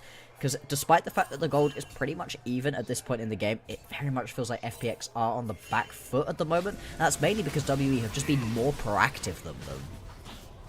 And they do have some leads to speak of. I mean, you have a little bit of a CS differential in top lane. In mid lane, it's a bit of a bigger one, about 30-40 CS. Yeah. But bot lane, it's all about the kills for Taeyun. And even in a situation, even in the comp where Taeyun isn't the main carry, he finds a way to be that. And now they've started up Rift Herald. Item is completed for Care. Now he has that Bork. Maybe trying to find that big influence, but now he gets caught. Okay. Gonna have to burn the flash immediately as he comes there, but that is tough as WE now have to recenter focus around this Rift Herald. They're gonna try to catch out Vampire. They do end up getting the flash there, so flash is burned on either side. Monkey always looking for his entrance. The death mark is the important factor here as Solar Flare comes in. They get the flank from Cube. FPX feeling a little bit more wary to approach this fight. Rift Herald about half health here now as well. They're going to have to get that soul unbound back to his body, and it's FPX to take primary position. While all of this is happening right now, Karis is just farming in the top lane. He's just getting a push going for his team. Now he's going to think about rejoining. The Rift Herald did end up resetting. Got a couple key ultis down too. Vampire steps up. Care. Oh no. The deadly flourish from afar, though, as the lockdown comes through. Fate sealed force, but now WE, they have to turn back onto the 1v3. At least now Vampire, completely left on his lonesome, is going to go down. Shadow looking for the angle as he now finds himself out caught as Taeyu not going to hit the deadly flourish there. The Whirling Death did get used by Assume, but it will be the pick off onto Vampire. One pick onto the support for WE, and nobody gets the Rift Herald in the end of that one. We've now also got a Drake available too, so a couple different objectives for both of these teams to go look for. What a mess that was. Nobody could quite find that engage that they were really looking for. A couple of deadly flourishes hit that nearly turned into picks, and Shadow, he was playing on a knife's edge throughout that one. Yes, you're quite tanky at this point in the game with the Heartsteel, but you're not that tanky. You could still absolutely be taken down, and it felt like he was constantly in and amongst all of the members of WE, skating the edge. Both teams now redeploying towards the bot side of the map, over towards the Dragon setup. See if they want to take that step forward. Would be second Dragon for either side on their way to a Ocean Soul, which I think will benefit both teams as well. Karis has hit second item now, and has the evolution on the Seraphs too, so he is definitely going to be a scary member now on the Rise. And the Rise gets to this point and all of a sudden turns from a champion that kind of tickles to a champion that just slams you with damage. And let's see what happens with the Realm Warps as well, because so many Rises at the moment just are not proactive with the Realm Warps. You kind of only see it defensively. We might see it defensively right here, depending on what Karis wants to do. I don't know that he knows he's in as much threat as he is right now. Yeah, nobody's coming to save him. They're walking down the lane. TP's going to come in now as well. That'll be Cube coming to join. Karis feeling very confident to step forward, but he might have overstayed his welcome. They go straight on the Cube. No. They're like, Karis is too hard to kill. We're going to try to kill Cube. Shadow gets sniped from Taeyoon. The deadly flourish from afar, but now it's Sheer cutting down the back line, as well as FPX have pried apart the sides of WE. Monkey is on the wrong side of things now. Deadly flourish not going to hit, but the curtain call is going to be unleashed. Monkey is surrounded as he goes for his Shadow clone. Vampire goes in at the same time, maybe not expecting that one, and he will give his life for nothing, as Rift Herald should be the focus for FPX. And potentially over-aggressive right there out of WE on attempting to turn that play around. They could have pushed through other lanes, potentially grabbed themselves the Drake in the bottom side of the map.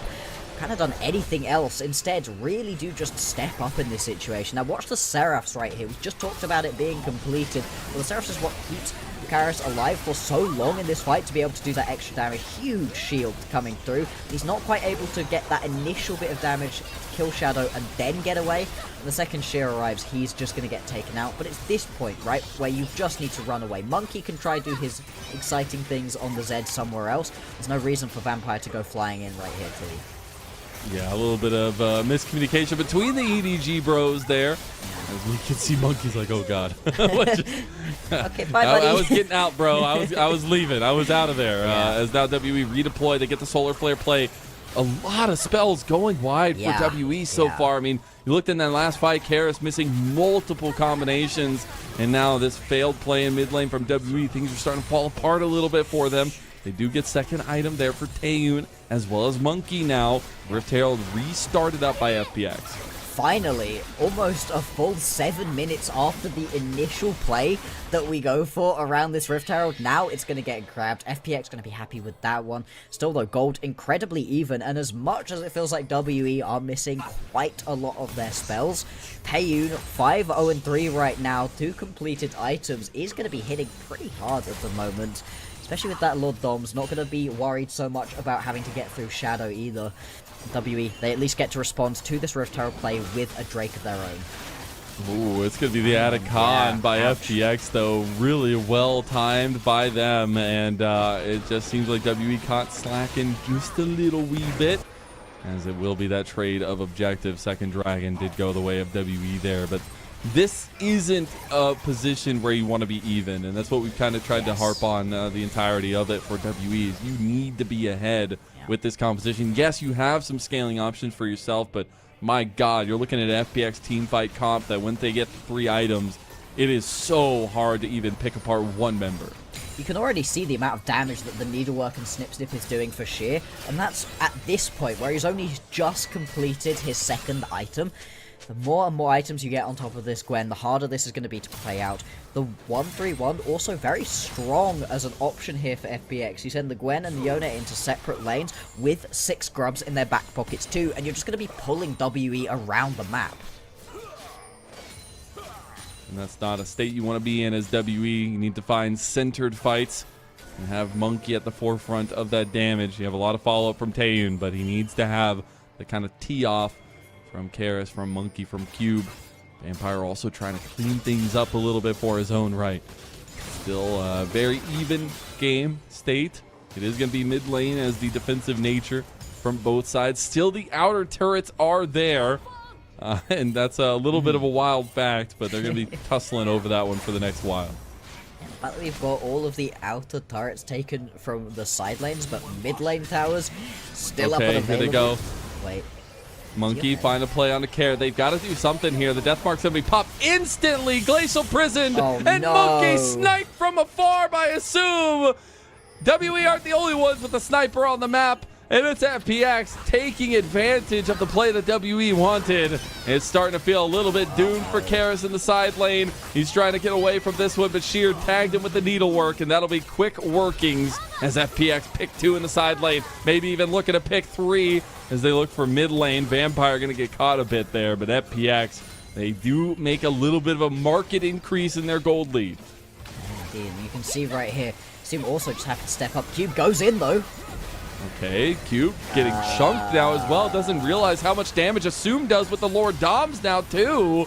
Vampire has to back away, and that 2nd item is hurting. Deadly Flourish not going to be used, but the Curtain Call will be. Sheer there to try to block any damage onto this combo of Jway. He will end up using the Rift Herald to make his escape. The taxi cab of FPX is alive and well. Yeah, FPX very much not looking to lose this game. Getting 2-0'd by WE, snapping that win streak in half would not be ideal. And with this wild composition where they get a ton of the best-in-class champions, so far, so good. Yeah, it's a little bit rough during the early stages, but that's always to be expected with this kind of composition. You've got a good couple kills onto your Draven, what you needed bot lane, and for the rest of the map, it was all about scaling up, getting into a good spot. Right now, Sheer and Assume in very good positions. The only problem at the moment has been Care. He's kind of been getting chased around in these team fights, not quite able to land the combos as you need to. And I hate to talk about the cool pick, the fun pick, but the Zed is going to be markedly useless in the foreseeable future. Yes. I think the only person he can really pop is maybe Jway, maybe Assume, but even then, you're going really deep for that. Yeah. He's going to try to get some damage on the Care, but it just feels really bad as a Zed if you aren't finding those poppable targets, and it's going to be really hard once FPX just fully pull 5 into these fights because they have such strong team fighting antics. Especially into a Sejuani, who is always going to be useful, has so much CC that you can lay down, and has a ton of melee champions in order to be able to do that too. Karis just going to go toe-to-toe. Care, once again, just not coming out on top of these ones at the moment. It very much feels like at the moment Care is just going to have to be an ult bot and help out with the permafrost stacking for Shadow, but that's fine, because you've got other carries in this game who can step up. Oh, yeah, absolutely. I mean, Sheer is on 3 items now on the Gwen, which is feeling really good. Yep. The Zanya is going to provide so much sustainability in these fights, but there's a reason why Gwen has such a ridiculous win rate, but also is literally banned like almost every game of competitive play. And again, you always scratch your head going back to that draft and wondering how FPX got all these massive power picks. And the WE plan slowly but steadily petering out. It's been banned in something like 80 games or something throughout the entirety of this split 2 so far, for good reason. You really just don't want to see it in the majority of your games. Now, potential catch here. They're just going to put Monkey in the bounce house and take him out. Unfortunately, no matter how much confidence you have in yourself, It all comes down if you can deliver. Even if you say, pick me that last, pick Zed. Unfortunately, it comes back to bite you in this truly competitive setting. And WE is starting to lose that hope in game number 2. We're looking like we might be going to a game 3 as the Baron is going to be taken down by FPX. FPX fighting their way back into this series. Yeah, you end up losing the Drake, but not going to be unhappy with this trade whatsoever. It's actually been a really interesting game so far, where we haven't seen a ton of straight-up 5v5 team fights. We had a couple a little while ago around the Herald, but since then, things have really slowed down, and that very much is to the benefit at the moment of FPX. WE, Taeyun, Karis, they kind of need these team fights to be able to do their thing, unless, of course, you can try to find these proactive, aggressive realm warps from Karis, but we just haven't seen any of those, not in a long time. And unfortunately, the guy that wins you games in Taeyun is on a Jhin, and I'll say as a lover of Jhin, he is not the hyper carry that a Draven is. Nope. So you definitely putting, again, I'm called it from the draft, putting Taeyun, the guy that literally wins you like 90% of your games, on the Jhin, definitely putting him on the back foot. But I do still like that they tried this, and we still have a lot of game left to go, but it's just giving Monkey a lot of onus, giving him a lot of praise, giving him a lot of respect as Realm Warp from Vampire in there. Pop loss, 1 of 2. We've seen these plays before, although WE might have an angle. Monkey trying to find his way in there, but it's just going to be soloed out, taken down. Nobody has fallen from the side of FPX so far, and it doesn't look like it's going to be the case. Taeyun, the last one standing, and this should just be the push into the base with Grubageddon. There we go, this is what we wanted to see from FPX. We were surprised by how little they were able to get done in the previous game, but this one, looking great. Assume just going to flash forwards, he's going to pick up that kill. Taeyun goes down, and the Nexus will be soon to follow. There you go, Assume. Stretch your stuff on your Draven, and it was a tried and true victory for FPX. They go with the meta, it works out for them, and now we get to go to 3 games. This is exactly what we wanted from this series. It was so hype on paper. Teams who were doing so badly at the start of the year begin to get those win streaks going. 3-game win streak for FPX. 2-game win streak here for WE. Looking good, looking nice. And this one going to 3 games, everything riding on this 3rd one. And I just I love the Zed pick, man. I love it so much. But it's got to be into a better situation. Yeah. It can't literally be into Exodia of the current meta. And I think that'll be something they definitely look back to. But I still do appreciate that we got that version of WE. And I think it was props to FPX for dealing with that kind of fluctuation and being able to kind of send that one home in a very strong fashion. Exactly. The way that they were able to play out the composition, if you lose with this comp, I mean, you cannot do that. You cannot get almost every single one of the best-in-class pickups for your lanes and then lose that one. And the Zed pick, it felt a little bit like desperation, like, hey, if we can get a great early game lead, wonderful, because otherwise we've kind of thrown this late game, despite the fact we've got a Ryze and a Jhin. But those 2 champions want slower gameplay. They want to have space bought for them in front. Jhin needs 2-3 rotations of his auto attacks through, then you pop the ulti to be able to finish off those targets. If you can't do that, Jhin really doesn't give you too much as a composition, and when your jungler has gone flying into the backline on Zed, immediately died, well, there's no way you can sit there and auto attack. Yeah, there isn't. And again, leaning away from what has worked for them in the past, making them go all the way the distance with FPX, where after that game, what we were wondering, is WE just going to take a 2-0 here? But obviously not the case here in the LPL. You can't ever have that. And it will absolutely be a change of that position from WE's side of things. And give Taeyun something that gives him damage. Give Taeyun something that will carry, because this is just further case in point that it is the Taeyun show and nobody else can find the carry potential there. Yeah. Even though we've seen some of those brighter moments from a couple of the other positions. Yeah, I mean, right. Kai'Sa, good, happy. Jhin, not happy. Not in this composition, not into this composition that we saw. Now you've had quite a lot of these interesting pickups in the ADC role gone. The Draven, the Kai'Sa gone. those are the most exciting pickups, other than maybe the Lucian still left available. You've still got your more standard pickups, like the Ashe available, or the hyperscaling carries, the Tristanas, the Aphelioses, the Jinxes, all of those are still up and available. We'll have to see what the decision making is going to be, because you can see it right here in this game. Monkey does a decent amount of damage in this game, but you really have to be doing almost twice that to be able to make the Zed jungle work effectively. It is wild that Taeyun did almost as much damage as Assume did on a Jhin. Those numbers never get that high for Jhin in a normal case, but a little bit representative of what he was doing for the team. Yeah. Even in a case when he is on the back foot. But it really is more props to FPX finally putting it together. I think Care definitely was on the back foot of that one, but Assume picked up the slack where it was needed. Sheer was a consistent force on the Gwen, and if you get this Gwen pick, you absolutely have to deliver. And he did. He was able to pay it back in a really great way. You could see once that second item had come through, he was hitting like a truck and was just buying so much space, using the Gwen as immune to be able to step up in a lot of situations that you otherwise would be a bit worried to do.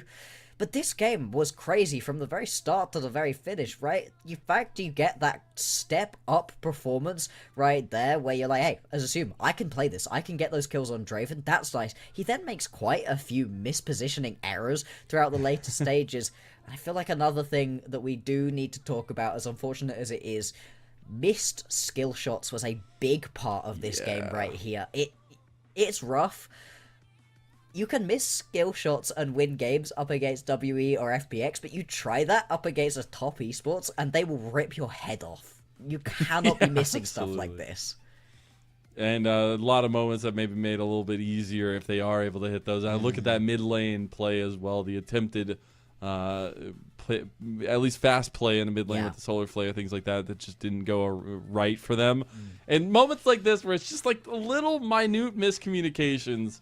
Unfortunately, Vampire giving his life there. Only one way in is the Leona, and the Vampires, they don't like sunlight, and unfortunately he chose literally the embodiment of sunlight in the League of Legends universe. Yeah, not quite ideal. That was a little bit of a show of the Vampire we'd hoped to have stepped beyond at this point. Hey, he looked good in game number 1. I'm not saying he's returned back to that very questionable form we had at the end of the placements into the start of this split, but obviously we will have to wait and see. In terms of MVPs, I really don't know. There were a lot of great performances here. I mean, Assume looked great at the very start, but then, kinda ended it in a couple of those fights, was not positioning very well. Care never really got ahead. Jue, he set the bar way too high with those awesome ultis we saw previously. I think I'd have to give it to Sheer in this situation. Ooh, Sheer with the pickup. That'd be interesting for sure. I am a little bit torn. I don't think Jue had the big impact on the Nico that maybe he wanted, but he did have a couple of big ultimates. I would have to go between Assume and Sheer. Yeah. I think Assume on his Draven deserves a special shout out, especially for that early play, taking advantage of kind of the overextension from Vampire. Was really, really nice and led out to a massive lead for him. I'm not mad about it if it goes to Assume. That early play and then the lasting image that we get of the entire game is him flashing forwards, picking up the kill onto Taeyun. That was sick. It really does stick in the mind, and I always love seeing the Draven. I'm so happy that the Draven is this sort of niche pick, but something we're seeing relatively often, you know? When it's a good situation, when you've got a lot of aggression and you just need that little bit of extra spice during the early game to try play around, it's just such a nice pickup, and Assume really did pilot it very well. It's just a couple mispositioning errors that are souring it for me. It's taking the place of the Callista that now Callista's banned like every single game. You need some kind of strong 2v2. Misfortune also banned almost every game when it gets to the second half of things. So just trying to find another in of an aggressive 2v2 for a lot of our aggressive bot lanes in the LPL itself. But hopefully we'll be getting to MVP here rather shortly and figuring out who exactly gets that accolade going into this game number 3 as well. A really needed bounce back from FPX. Yes, FPX could not afford to lose that one. They are hunting for getting back to 500, putting themselves at the even mark. If they manage that, if they're then sat at 4-on-4, They are genuinely in a pretty good spot to be able to start a climb. I don't know necessarily that they're going to be able to break the top 4, but getting yourself that 5th, 6th kind of position, I think that's actually an achievable goal for them, as long as they don't falter right here up against WE. For WE, they've obviously played so many games at this point. This is the last of their first round robin pickups, and to be able to have a 3-game win streak off the back of that, yeah, you're still quite a ways away from putting yourself to 500, but it's a much better start, and at least you're then able to step into that second round robin going, hey, whatever happened back there, who cares? Now we're looking good. Exactly. Dwayne? It's Okay. Dwayne. Okay. I'm Had a surprised. couple big pop blossoms, but Yeah. you know, that's all that really matters. Hey, I'm happy with that one. I just think Dre's set the bar for me where it's always 4-man, 5-man pop blossoms on this champion. That the fact he just had a great performance rather than a perfect one, it's just not the one I was expecting to be picked up here. But still, as much as we're talking about how good Yeah. Assume was, in all of these moments where we're looking at Assume popping off, Dre was there helping out, finding a ton of those stuns to just allow him to do his thing. Exactly. Being able to kind of efficiently execute was really nice to see. And that pick not going to be available for the rest of the series here, but at least they got the win on it. It will be the Exodia comp winning out for FPX, tying up the series at least 1-1.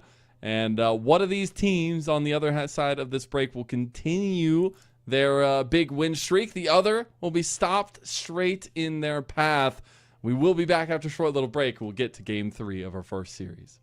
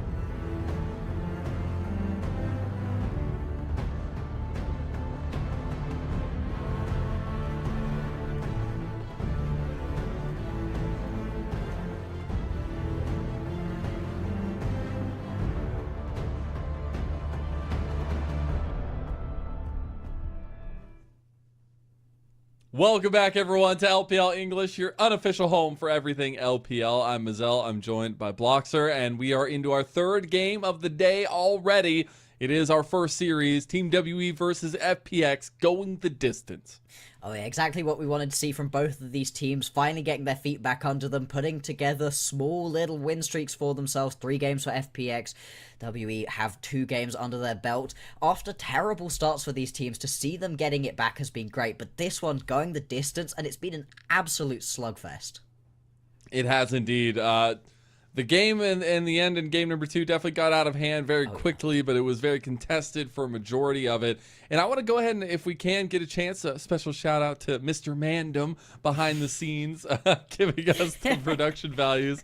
Wet Noodles coming in clutch for us. If we could bring up the standings for us here, because I do want to go ahead and show up, just for me. It is important to note that this is the end of the first round robin for WE, but these teams are vying for that middle of the pack placement if they can get wins here, especially for FPX as well. Yeah, I mean, you just need to be putting together these wins right now. 3 and 4 for FPX, not a terrible spot to be in. If they can get themselves back to 4 and 4 right here, put themselves at 500, it's just huge for being able to look forwards. Remember, top 4 from this group, get a little break before moving straight on into the playoffs, something all of these teams are going to be really coveting. Yeah, having a little bit of time, definitely good. Although I will say, in the past, having time isn't always the best thing for LPL teams. We'll see in the end. That's a long way away. Still have 9 games or 9 series left, at least for WE after this one as well. But WE are on the blue side for game 3. They ban away the Kalista, the Gnar, the Vi. It is FPX on the red side, banning away the Rumble, Ezreal, and the Azir. First pick, easily chosen, is the Nefiri for Monkey. And we were just talking before coming into this one, we wanted to see Monkey on a facilitator. Yeah. That's not the case. No, once again, we are going aggressive right here for Monkey. To be fair, I think the Nefiri gives you a lot more overall than the Zed does, and you just have so much extra survivability now through that E. It really is a good champion at the meta at the moment. I just don't know that it's Monkey's style. The response, though, just going to be the Cassante and the Corki slam straight in. 2 very strong pickups. Once again, FPX, they give themselves a lot of the best champions in the meta. Interesting, we haven't been seeing the Cassante so much recently. That's very true. It's definitely fallen in the back end of the meta for sure, but still a potent pick when you grab it. The Corki also providing a little bit of flexibility to FPX. It's going to be the Ahri for Karis, so providing some mobility for mid lane, but more importantly, this connection from this top trio is oh so important, especially if they end up locking Mbessa here. They've got to get off the ground running. Nefiri needs to have tempo in the game. This is a bit of an interesting pairing whenever we do see it locked in. Mbessa, Ahri, 2 champions with skill shots that are pretty easy to miss. As soon as you land the charm, it makes hitting that public execution very easy and vice versa. But at the same time, if you're not on, and we've been seeing some missed skill shots throughout, and you miss either of those, that's big abilities just gone straight away. And it is going to be the Lilia right here locked in. So FPX, this composition scales really well. You're not looking to get too aggressive early on. You're not too worried about heavy ganking, because that's not exactly what the Nefiri is trying to lay down. And even then, these lanes are pretty safe that you've got so far. Yeah, and you can talk about Nefiri's clear speed, but Lilia is the OG clear speeder. Yeah. And you really love to see Shadow on that kind of pick. A lot of setup potential for the rest of his team, but now we're in the second phase. We already see the Ziggs and the Braum banned by FPX from that red side. It's the Poppy and the Alistar banned from WE. I was about to say, I wonder if this is the kind of game where you do want to pick yourself up the MF. Now, it gives you a lane to play around, right? You've now got a winning lane, potentially, that you can try to get aggressive in. At the same time, with this Rel potentially being locked in, that's your best combo alongside the Misfortune just gone. It works well with the Ashe. Actually, once you get aggressive in this bottom lane as the Misfortune, you've got to be sure you're going to win this one. Otherwise, you can get run around. I would have been very surprised if it was the set support right there. Are you actually going to do it? Oh, please. I love this. I think this is super exciting. I don't know if it's good, but it's fun. I don't think it's good, but hey, we'll see if it gets locked in the end. But needing to find a potent 2v2 for themselves in that bot lane, the Rakan is going to be the choice there. And honestly, I love these kinds of setups. It is back to a little bit more utility for Taeyun, but the Ashe definitely more of a carry threat than the Jhin, but also having those enchanted crystal arrows to really set up Monkey and the rest of the team. Still a lot of onus on Monkey to get the carry off. Overall, the composition pretty well-rounded out of WE. You can straight up front to back if you need to. Your Ambessa, your Rel, they're going to be tanky enough. At the same time, you can just go for a pick composition, like you said, with the Ash Arrow. See if you can land a Charm. You can turn around onto these picks very quickly. A lot of follow-up right here for WE. FPX, their composition, much more about looking into the later stages of this game, trying to scale up, at least get yourself to that level 6. I worry a little bit for this bot lane. Yes, between the Rakan and Misfortune, you've got a lot of damage, a lot of engage, but into the Ashe, if you ever make a mistake and go in a situation where you shouldn't do, those slows are incredibly oppressive.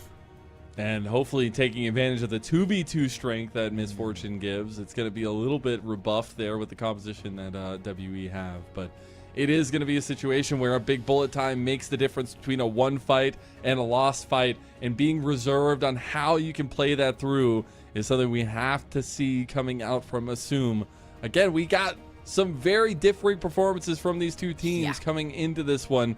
We have some very tough opponents that FPX have taken down. They have beaten Weibo, JDG, and NiP before this series, going from a 0-4 start to trying to break even now, pushing the game the distance against WE. But WE, no slouches in their own right. They just beat Weibo last night 2-1 in dominant fashion, taking out TT earlier this week as well, 2-0. These teams are on fire. And who's going to live through the flames? Who's going to be snuffed out? We get to game 3. We're going to have that question answered for ourselves very, very soon. Still, lots of League of Legends to play between now and then. So you hear the chants ringing out. Good, decent fan bases out of both of these teams, actually.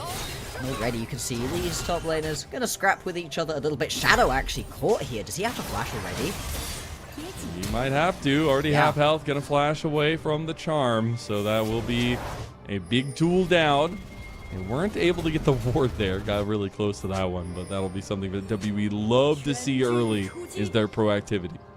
Exactly, WE, they are just known for it at this point. They like to get aggressive, but usually it's on these facilitating junglers for Monkey. Instead, got one of the most aggressive pickups we see in the jungle at the moment, the Neferi. Yes, you've got a lot of extra survivability now through that E.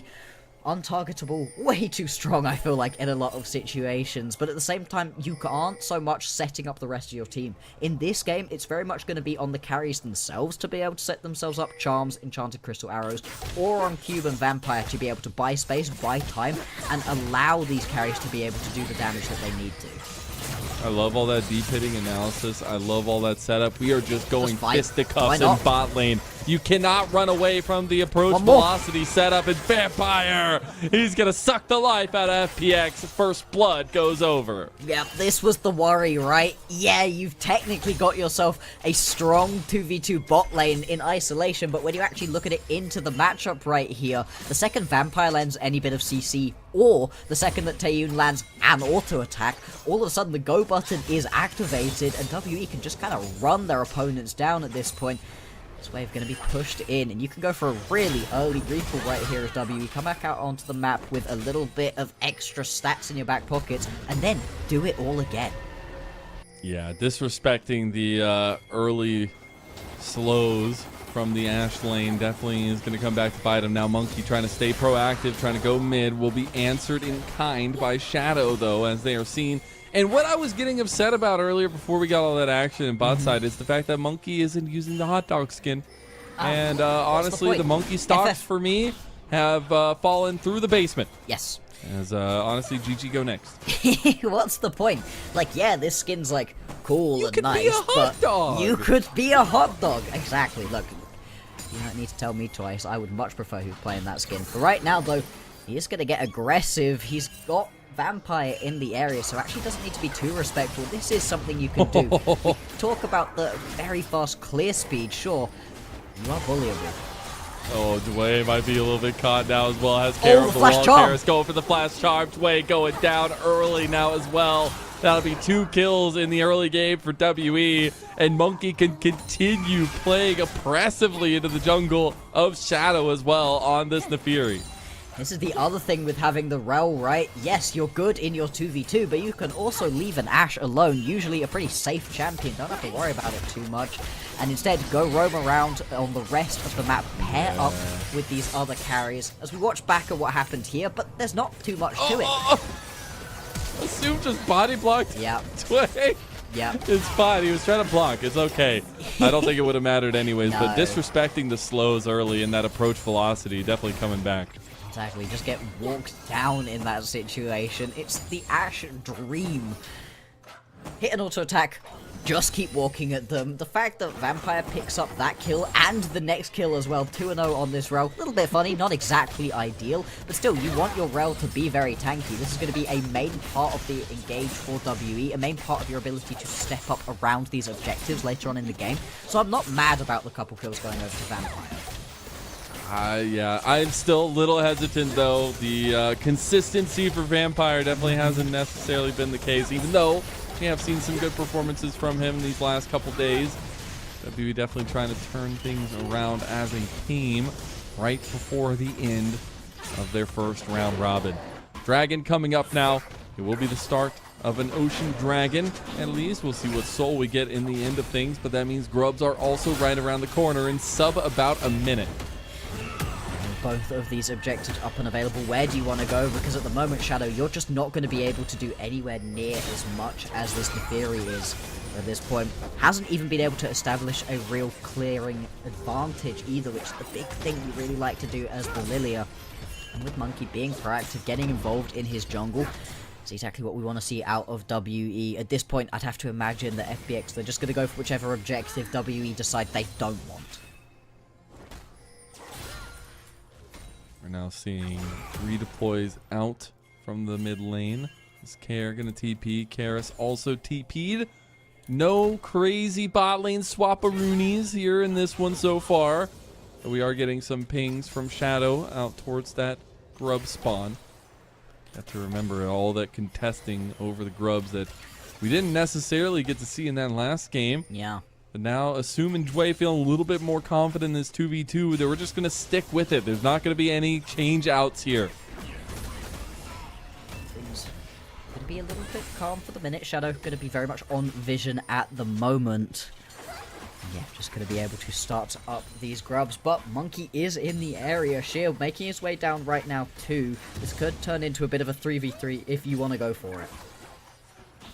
Shadow trying to stick around a little bit. We'll just leave the latter two grubs. We'll steal away that first one, though. And it's kind of the best that you can do right now. Yes, between the Corki, Lilia, and Cassante, there's a decent amount of damage, but you just don't have the same level of CC and lockdown and raw power that WE's top side of the map has at the moment. It does mean this one just going to go over nice and quickly, and there's no real response. Shadow can't get involved anywhere else at the moment either. Can't go for the Drake. Now potentially looking for a pick onto Karis, but this is an Ahri with ulti up. Wasn't ever going to work. Vampire. Oh no! Play Care there. That was actually such a good fake out. Anyway. Vampire stepping away. Huh? And then tried to flash into it. Karis misses the It charm. was close. Yeah. Misses the charm, and unfortunately... You said it in draft. Can't be doing that. Well, this is the worry, right? Yeah, I like this draft right here from WE, but it is very reliant on you hitting these key skill shots. Something that, I don't know, the WE have particularly shown us they are capable of in a consistent manner. Yes, we're seeing it occasionally, but that charm going wide means that you don't manage to pick up a kill onto the Corki. You can't push for any turret plating in the mid lane. You can't easily go move yourself down to go pick up this Drake. It just delays things a little bit for the kind of composition that would like to keep the tempo high. I'm still just geeking out about Vampire's fake right there. Like the step away into the flash play, that was actually so massive. Unfortunately, teamwork is the thing that makes the dream work, or so I've heard. And teamwork just really lacking there a little bit. Monkey still going to keep clearing, though, as Dragon #1, albeit a little bit later than what we've seen in the series so far, will go the way of FPX.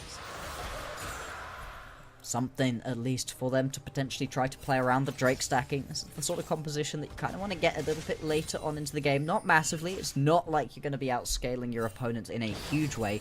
This composition, really, out of FPX, little bit one-dimensional. You're attempting to get as many people pulled into one location through the lilting lullaby, through your Rakan, dragging people in with the charm, and then big ulti right here out of Zoom. See if you can hit multiple members with the bullet time. The thing is, that's very one-dimensional overall. You don't really have any other options to try to play around. Maybe you've got enough damage between the Corki and the Lilia to pick up kills like that, but it really feels risky, and this is part of why I'm not such a big fan of the MF at the moment. It requires your teammates to set you up perfectly, and even then, if you miss that ulti, if you don't position it exactly right, if you step a little bit too far forwards, you're just dead. It's all about that mechanical execution. See if Assume can live up to it. Did just have that really good game on the Draven. Maybe feeling himself there. But it's a dead even game. Really nobody having a big advantage. About 1,000 gold just from those kills. And a couple of the little moments from WE. But there's going to be a next spawn of grubs coming in about a minute. We do have both bot lanes in the mid lane preempting for this one. Would be 5 grubs for WE. And that's a massive boon to their pushing power later on in the game. Absolutely. Being able to pick those up, being able to have this slightly shorter range composition in a lot of ways, be able to just maul your way through towers, exactly what you're going to be looking for here. We'll see, will FPX be able to step up and try to get involved, because right now they kind of don't have any winning lanes. You can see Cares getting chased around topside. Vampire and Taeyun, they've already proven that you can't step to them, and yeah, you've got some push from Sheer, but it's a Cassante and Bessa matchup. This has kind of turned into a new El Clasico, where yeah, these champions look like they're exciting, but they are not in the laning phase. Not at all. And that's what we came for. Pay the big ticket prices. Let's go. Hell yeah. I will say, Tway is getting close to level 6. Isn't level 6 just yet. Grubs are spawning now. Yeah. They're getting redeployed from both teams out towards this top side. So now that we have everything we're going to have for these first fights, it is a bit of a benefit for WE to have 2 first item spikes for this fight. Absolutely, that's what they've got for themselves by playing this proactive early game, picking up a couple of kills, having small CS leads, just in a slightly stronger spot overall. And just see where these top laners go. Teleports are available, so they can join up if you really feel like you need them. Monkey starts the grubs, but is going to be forced to back away at least for a second. Oh, the arrow. Enchanted Crystal Arrow going to connect. TP's coming in from both. Big Magnet Storm in there as well from Vampire. Bullet time going to be immediately stopped. Assume you said it had to be his moment. He can't find it. And now WE with full members strong descend onto FPX as Monkey's looking for an angle now. This the Fury first pick might just be paying off. Darkened Daggers. And good night goes Sheer. Sleeping, talking about those little Betty buys. And it will just be that big grub fight win for WE. They will still lose the 1, so they won't get the full 3, but 4 all total for Team WE. Yeah, it does mean you're not moving towards your feet any quicker with this one, but still, it's a really nice arrow to be able to kick this play off, and this is exactly what I was worried about with this misfortune. You've already had to cleanse, you then immediately get pulled in. That's so tough, man. And they still just find him. I hate this champion at the moment. The MF had a peak maybe a month or so ago where it was looking good, but teams figured out, hey, it can't move, right? Like, we can just jump at it at this point. And at this point in the meta, the MF, it's losing way more than it's winning for this exact reason. You just can't find the ultis that are perfect in the majority of the games, and this isn't even the best kind of composition for the misfortune. Usually you see it with even more setup. You know, oh, we've had to draft ourselves a Rel and an Orianna and a Scion or something to be able to make it work, and at that point you're giving so much over to your ADC that, well, I don't know. It's just annoying me at this point, and apparently for good reason. And you go for the kind of that 2v2 prowess, that setup in the lane. It didn't really work out this time around. We are going to finally get that first item for Assume with the Bloodthirster. Is a really nice break point for MF, but at this point, it definitely feels like WE with a solid 3,000 gold lead at 13 minutes in. He's in the driver's seat, and another dragon is on the table. They're able to pick this one up, stop any potential Drake stacking out of FPXWE. They're just going to be able to keep their foot on the accelerator right now, keep themselves in a really good spot in this game. with the breakpoints coming through on the majority of their champions. They're in a very strong spot at the moment. Specifically, looking at Monkey once again, the Neferi is one of the only aggressive picks I think he's looked okay on. Still not his best. Still very much prefer him on these more facilitator-based champions. But so far, 2-0-2, got that eclipse completed. They might even go for a play right here. Kind of hanging around, at least trying to buy themselves a little bit of space right now about this Drake. And you can see Shadow moving up into his topside jungle, but not really going to be able to find anything. Just kind of wasting time at the moment. Indeed, as Dragon going over the way of Team WE, rightfully so. I think you're going to easily pick that one up, and we're going back to Farmville, 5 million. As maybe not. Enchanted Crystal Arrow, he walked into it, and that's the Magnet Storm just to make sure. They get the pick on a Kara in the side lane. Kara's out under turret as well. Big execution as well from WE. You'd love to see that kind of play come out from these guys. Exactly, this is what we were highlighting during the draft, right? This is a composition with flexibility. The front to back works, but the pick potential is also huge. I think even if that Enchanted Crystal Arrow misses, you likely still get that kill. Cube now getting jumped right here, takes a decent amount of damage from Sheer, does it back too, but assume Shadow in the area. Wilting Lullaby, bullet time on top. It doesn't proc it, so he has to stand there and take it. There's only one minion coming up with this wave. They really have to do something. Public execution going in, and it will be the kill secure by Assume. It's going to take an extra turret shot on the back end. And not quite enough follow-up from WE. They weren't able to get themselves into the area quickly enough. Maybe if Taeyoon and Vampire are a little bit faster on the reset and run topside, it's going to be okay. Still, though, it's one kill going over to FPX. It's a small window back into this game, but they're not even able to turn it into any pressure onto the tower. They don't get to turn this into an objective or anything either. The game really feeling rough at the moment for FPX. It is indeed, and after all that build-up from game number 2, feels bad. The sniper shot coming through from the man himself, the guy that's been the carry for WE and Taeyoon. Gorgeous combo, really nice, well-executed dive right there.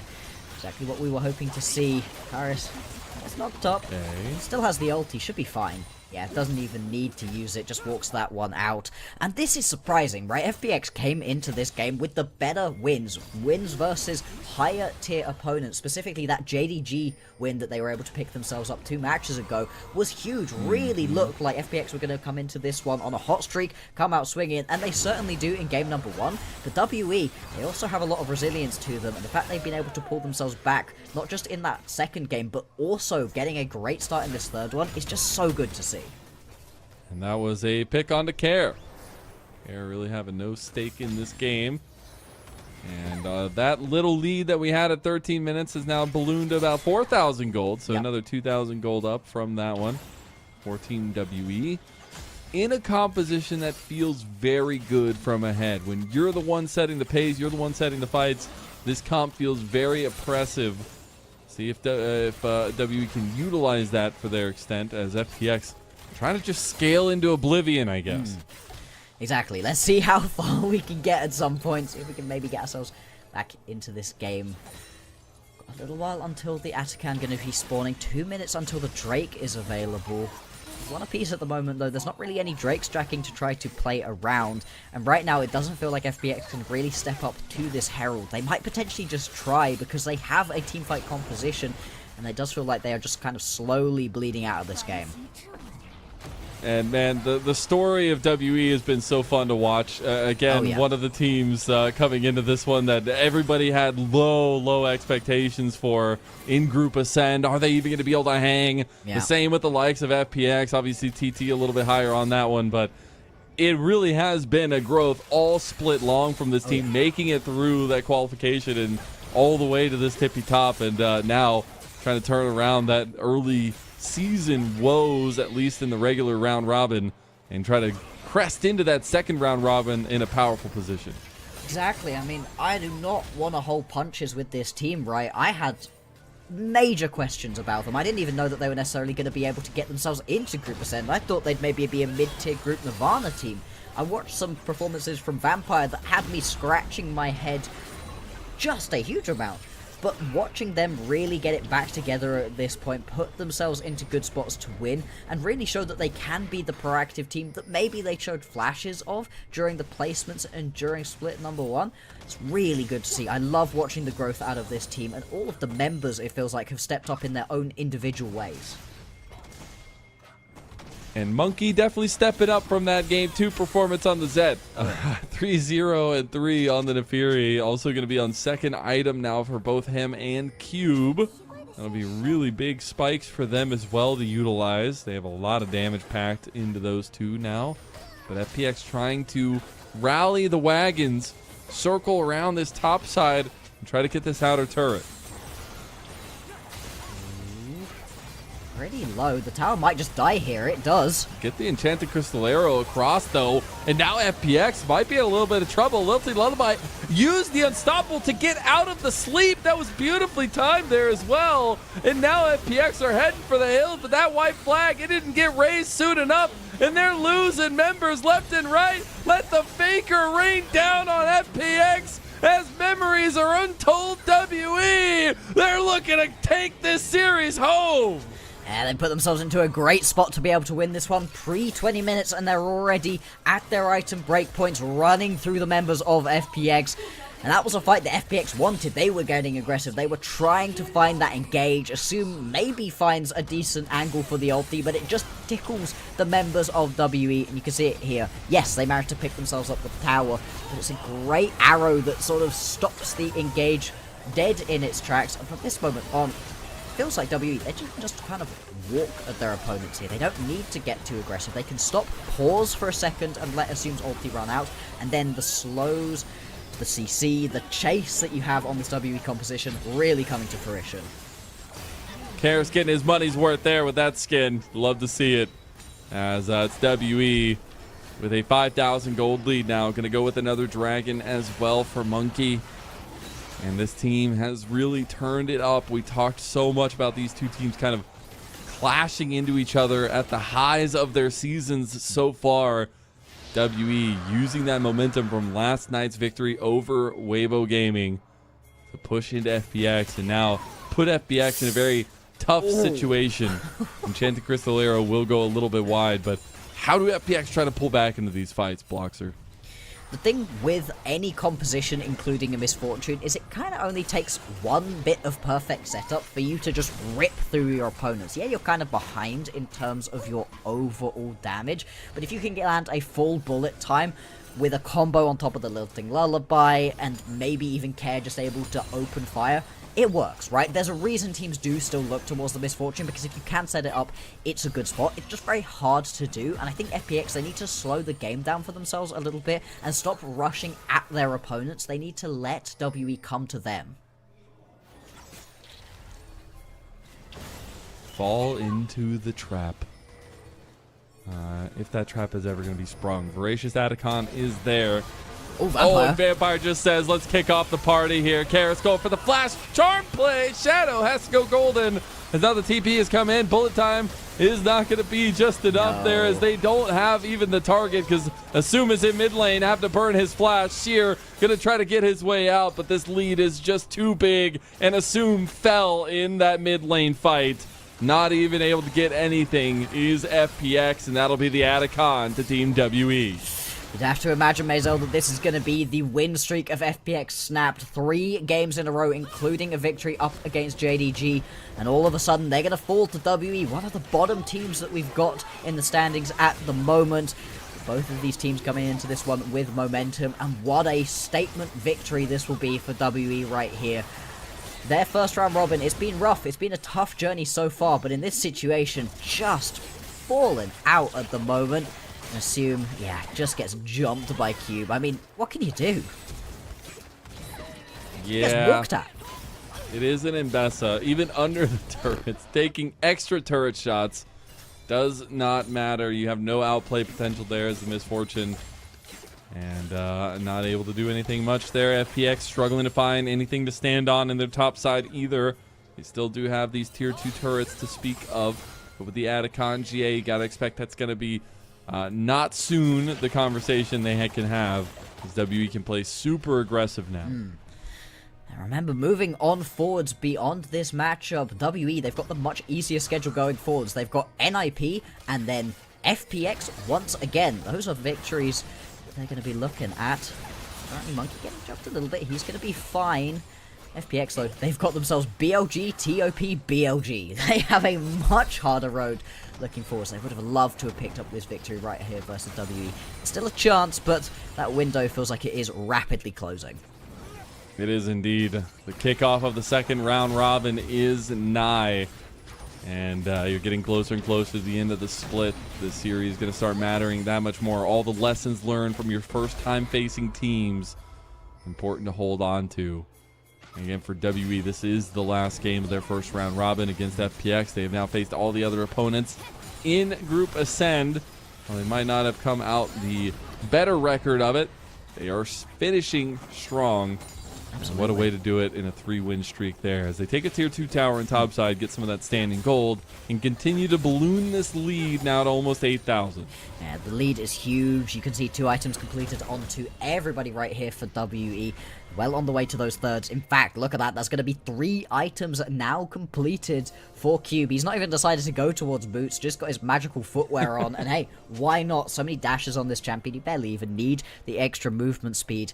And at this point, as FPX, you're really beginning to enter miracle territory, where you just have to all in onto some play that you think possibly could end up working. But it's so hard to actually find any of these picks. The only squishy immobile champion in this game is Taeyun, and Vampire has been doing a really good job of buying him enough space to be able to do his thing on the Ashe. And even then, the Enchanted Crystal Arrows from downtown keeps Taeyun very safe while still giving his team a big benefit. For FPX, losing this Baron would likely spell the end of the game. They're going to have to be very careful, though, because their jungle is really not up to them at this point. And now I'm taking a look at the 22nd spawn on the Dragon. Yeah. Would be a soul point for WE on a Mountain Soul. I couldn't imagine this team comp with the Mountain Soul behind them as well.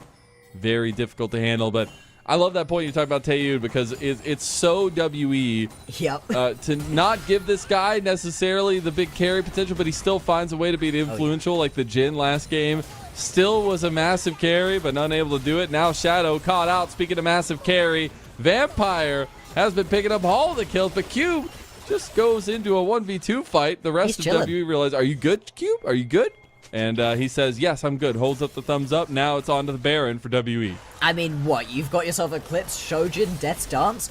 There are so many defensive stats worked into there while still dealing a ton of damage. And you can see it here off the back of that pick onto Shadow, just going to be the Baron picked up. And there's no real response from FPX between Cube and Vampire. They're just keeping them off of this Drake for long enough. Baron going to fall very, very soon. And is this not the peak of ADC performance? 0, and 10. Is that not exactly what you want? It's some kind of peak. I don't know what peak it is, but it's a peak, that's for sure. It is peak. They're just tying his hands behind his back saying, can you still carry us, brother? Yeah. Hey, apparently so, and that arrow was instrumental in picking up the kill onto Shadow, being able to turn that into the Baron right here.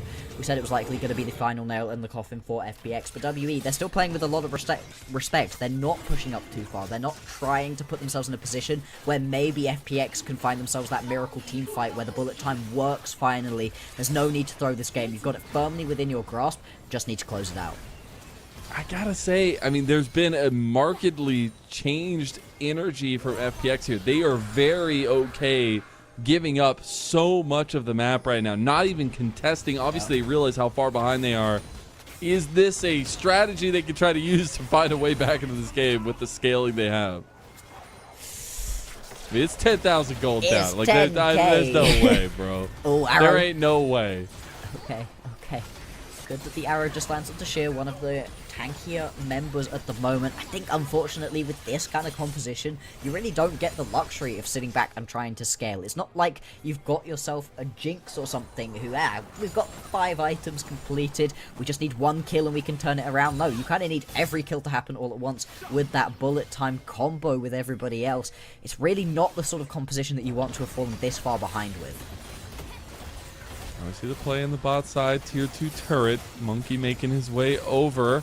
So is Cube, though, as well as FPX's defense is up and running. They're trying to flank around the side. Care going to spot them out doing so. Swirl Seed would have made the difference there. Maybe they just go all in with the Lilting Lullaby. It will be the siege on the mid lane, though, that is next for WE. As they're waiting for a wave on bot side. They're catching out Monkey now. He's going to put the Lilting Lullaby. There's all the CC. There's the bullet time. Monkey able to survive for a little bit longer, but goes down to Care in the end. Yeah, something. That's the kind of picks that you really do want to see. Flashing forwards, though, with the Lilia to only pick yourself up a kill onto one member of the opposition, especially when there's not going to be any jungle objectives up and available for a while.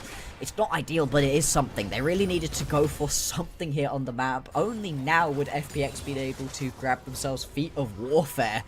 3 kills, 30 minutes into this game. It's really been just an unfortunate one here for FPX. They haven't put themselves in good positions to win.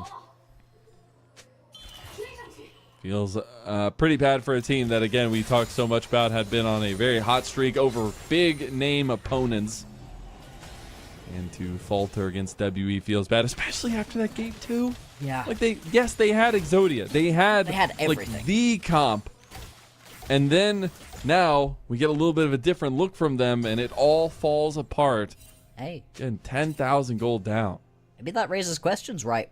Does FPX need Exodia to win? Because if you need situations where you get yourself all of the best champions, not going to be ideal. That clearly wasn't the case in their previous set of series, but here, it feels like WE just have their number. Guess both teams can still rest assured that they both take down Weibo Gaming. All of that, they can hold that in peace. Weibo. A little bit of a side shot to Weibo, but it's WE looking to take a full straight on shot at FPX now as well. Sway is on a flank but goes down. I don't know how he got there, but you're going to question your motives as another couple kills goes through. A reset goes out for Monkey, and that's Shadow down for the count. Go ahead and pin him. Count 1, 2, 3, because WE, even if it took 3 games, they will snuff out the Phoenix. They will propel themselves to a 3-win streak on their own on the back half of this split. These wins are so impeccably important. And WE, they're looking to make the run of a lifetime here in Group Ascend as they try to take down Sheer one last time. They're going to wipe the floor with FPX. Game 1, Game 3, going the way of Team WE, and a 3-win streak to boot. I cannot think of a better scoreline right here for the main man, the main carry for WE Taeyoon than 0-0-14. That is Ash gaming right there, baby, and I love to see it. Chad gameplay. Doesn't even need to get kills. That's how much of a non-KDA player he is. Exactly. What a guy. What a guy. We laugh. That was a genuinely incredibly impressive performance from everybody. Not even we're saying that Taeyoon did badly, because this game starts with them in the 2v2 just picking up that initial kill, and it destabilizes the main lane that you're trying to play through as FPX, and they never recover from it.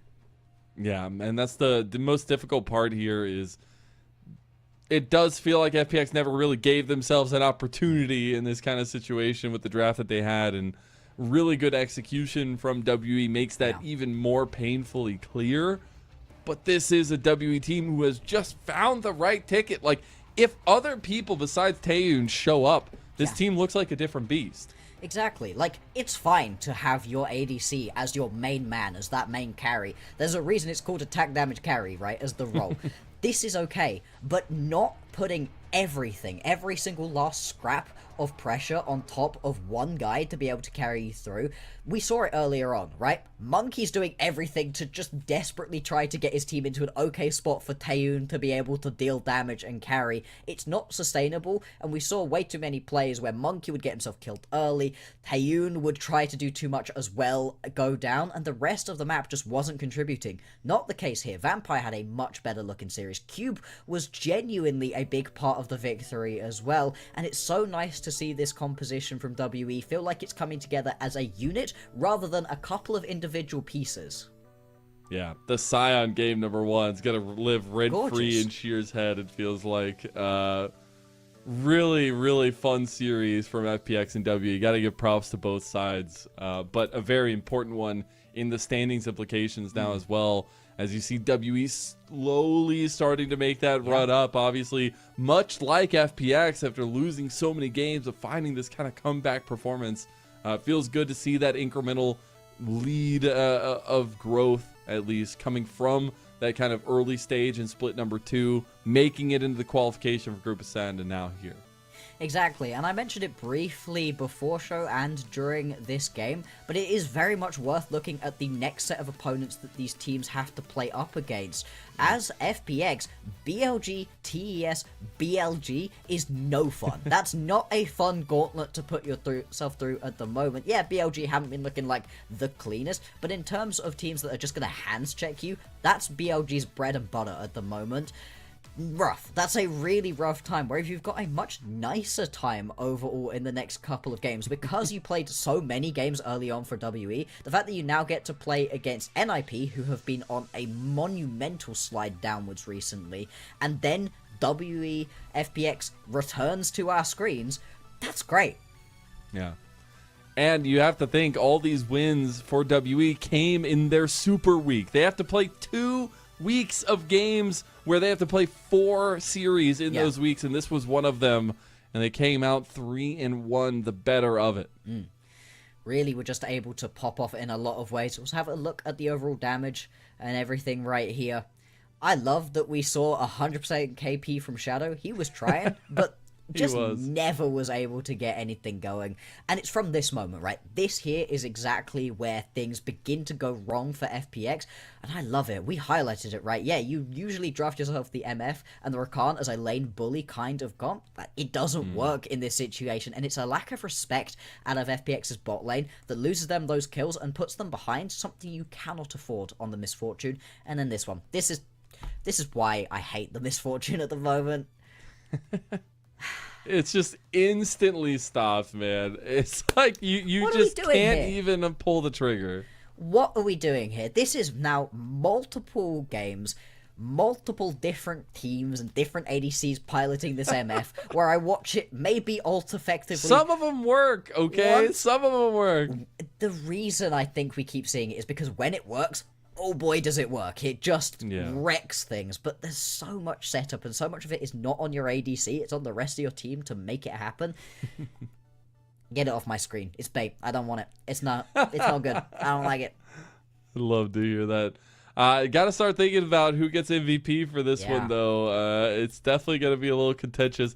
It would be hilarious if Taeyun ends up taking that one with a 0-0-14 performance, but I could see it. I could absolutely see it. Although Monkey did have a very nice turnaround performance from the Zed pick in game number 2 to the Nefiri, not shying away from him being a major point of the carry and being able to kind of turn that around.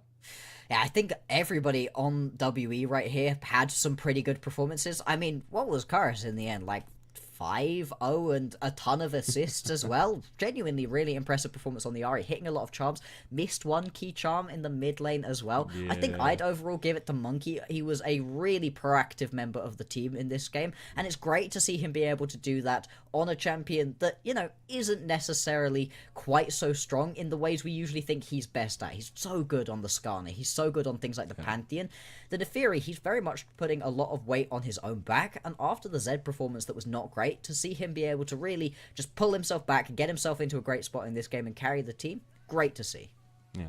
When he was coming up on the EDG youth squad, it was a lot about him finding the advantages. And coming into the LPL, it's a different beast. You're going against that next level of competition. You had to see that adaptation away from the hard carry performances into the more facilitation. But it's nice to see that fallback potential for Monkey when he's feeling himself. And I still, even if the Zed lost, the confidence he had there, yell it into the mic, say, lock it in, give me this pick. Like, that's the kind of stuff you'd love to see from newer players developing their stories here in the LPL, because it gives you a little bit of something to hope for moving forward.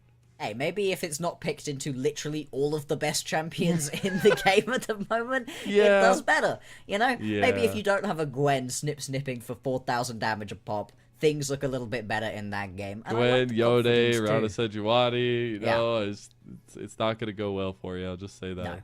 No. The only other thing I'd like to quickly mention, hopefully, before we end up seeing who the MVP is just that was one of the most AFK matchups I've seen from Care kind of in his whole career. Like, I don't remember saying his name other than once when he got killed. It was just way too quiet. FPX gonna need to fix that. Oh, really? no! Okay. Vampire doubters in shambles. MVP, his first of the split. There it is. Vampire with the 3-1 performance on the rail. Take those kills, King. Hey, he had Let's more kills than go. his ADC. This is a carry performance right here. And you know what? Who voted for this? I don't know. Hey, it was a sick game. You know, the Rel was a big part of the victory. Getting the early kills as well. Was 2-0 at the start of the game. I can respect it, you know. I respect the hell out of it. As him and Monkey's kind of recombination from those EDG days have definitely been paying off a little bit in their cohesion. Some of the plays that we've seen, also not. But really, really good stuff from Vampire over these last couple series to show why he actually was pretty hyped coming out of EDG's youth roster as well. A lot of pride had gone into that EDG youth team, and to see them kind of spread apart was really interestingly enough. The way that things ended up panning out was Vampire and Monkey back together in WE, making it work. Yeah. And that does mean that is it for our first series, Bloxer. Any thoughts coming through? Is WE the real deal? Is this the turnaround of the century? Hey, I think WE, they're actually making it work. The improvements have been across the board, and I'm really enjoying it. I think as long as they can get over their draft yips that they've had in a couple of games, you know, smooth those out, when you give this squad some decent champions to be able to play around, they're looking like they're on fire.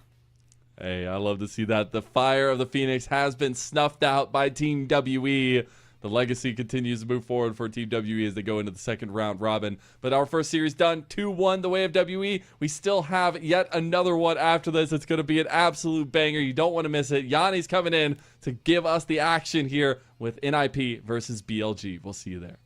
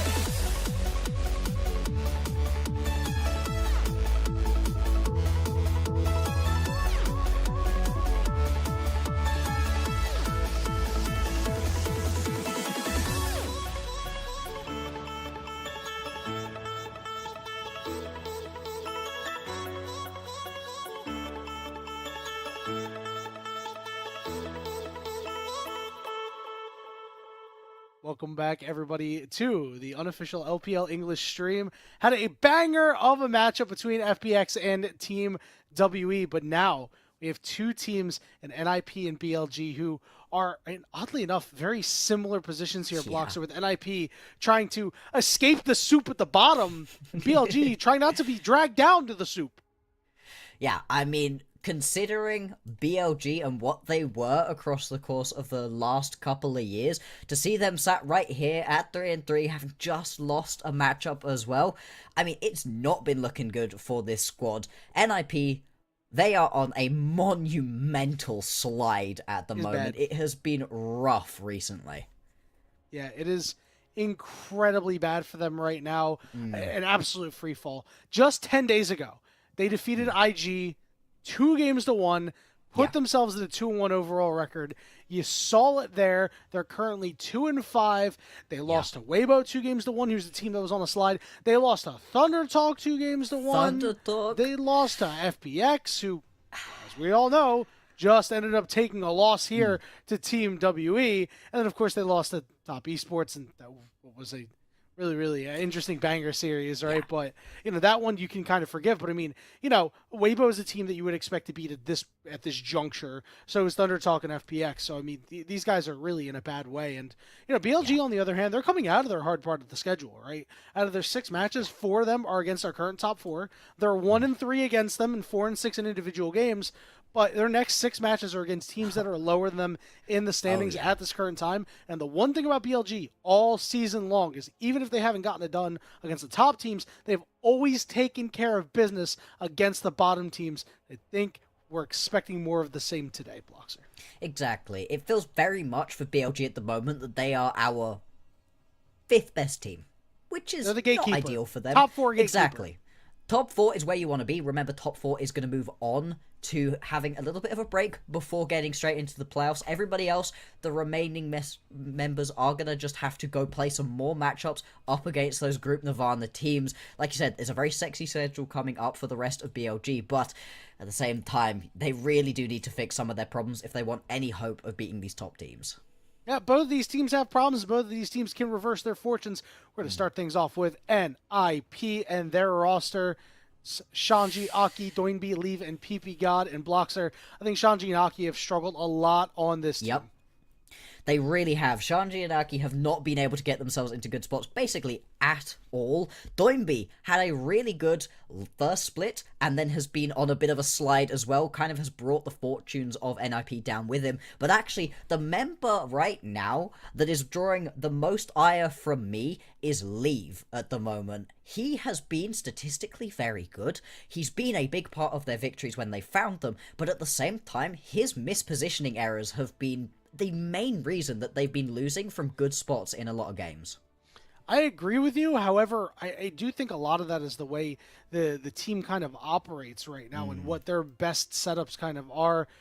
Take a look. We have a couple of clips that do include some of Leave's mispositioning errors, but obviously it's very different than Split 1. I think this team and how they operated was so good for Split 1 because of Doinbi's willingness to roam around. But now here in Split 2, when things are a little bit more straight up in your lanes, I feel like the best identity for this team is when they play around Leave, and he has that game like he had against Top Esports where he pulled out the Lucian, and he was the reason why they won the game. Sure, it was the reason why the game went so long at times, but he still got the job done in the end.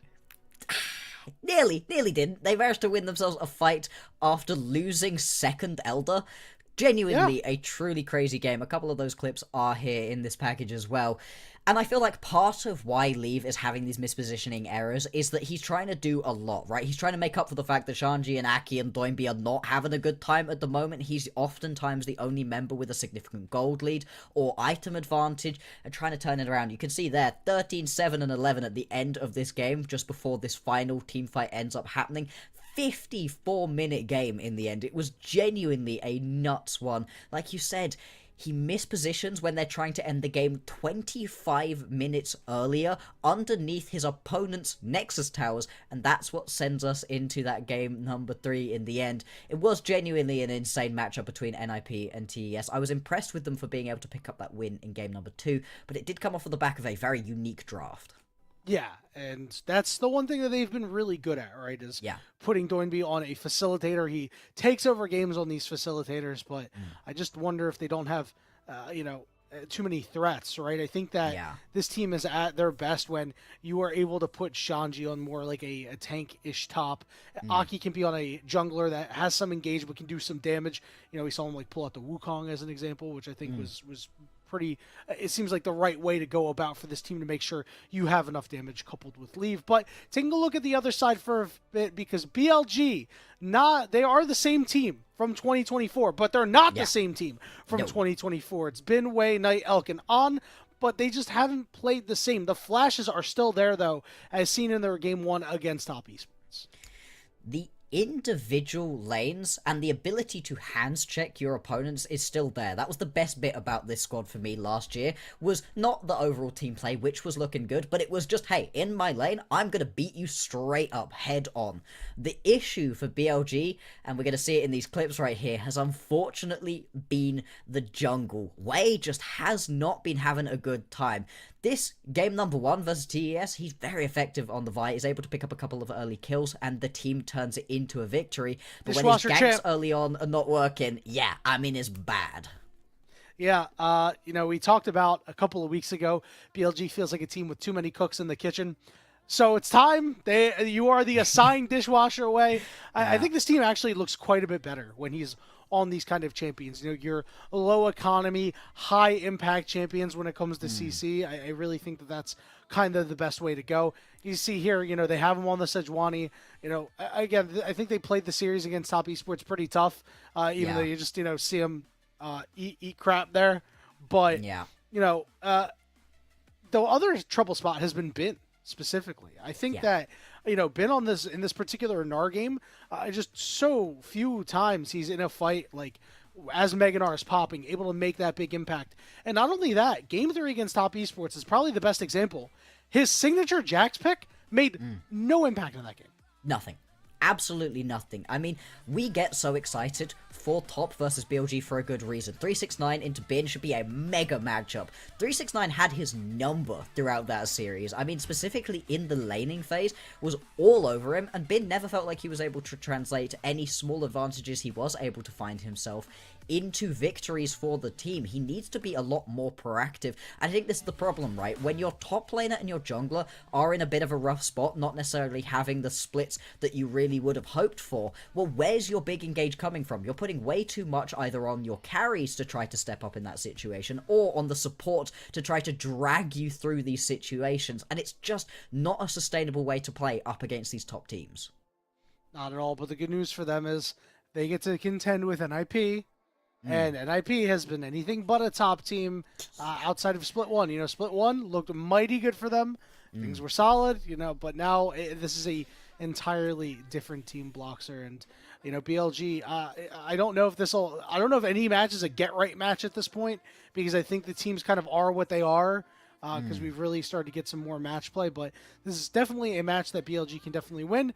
We do have a legendary one-on-one on our hands. Doinby versus Knight for the right to pick your side.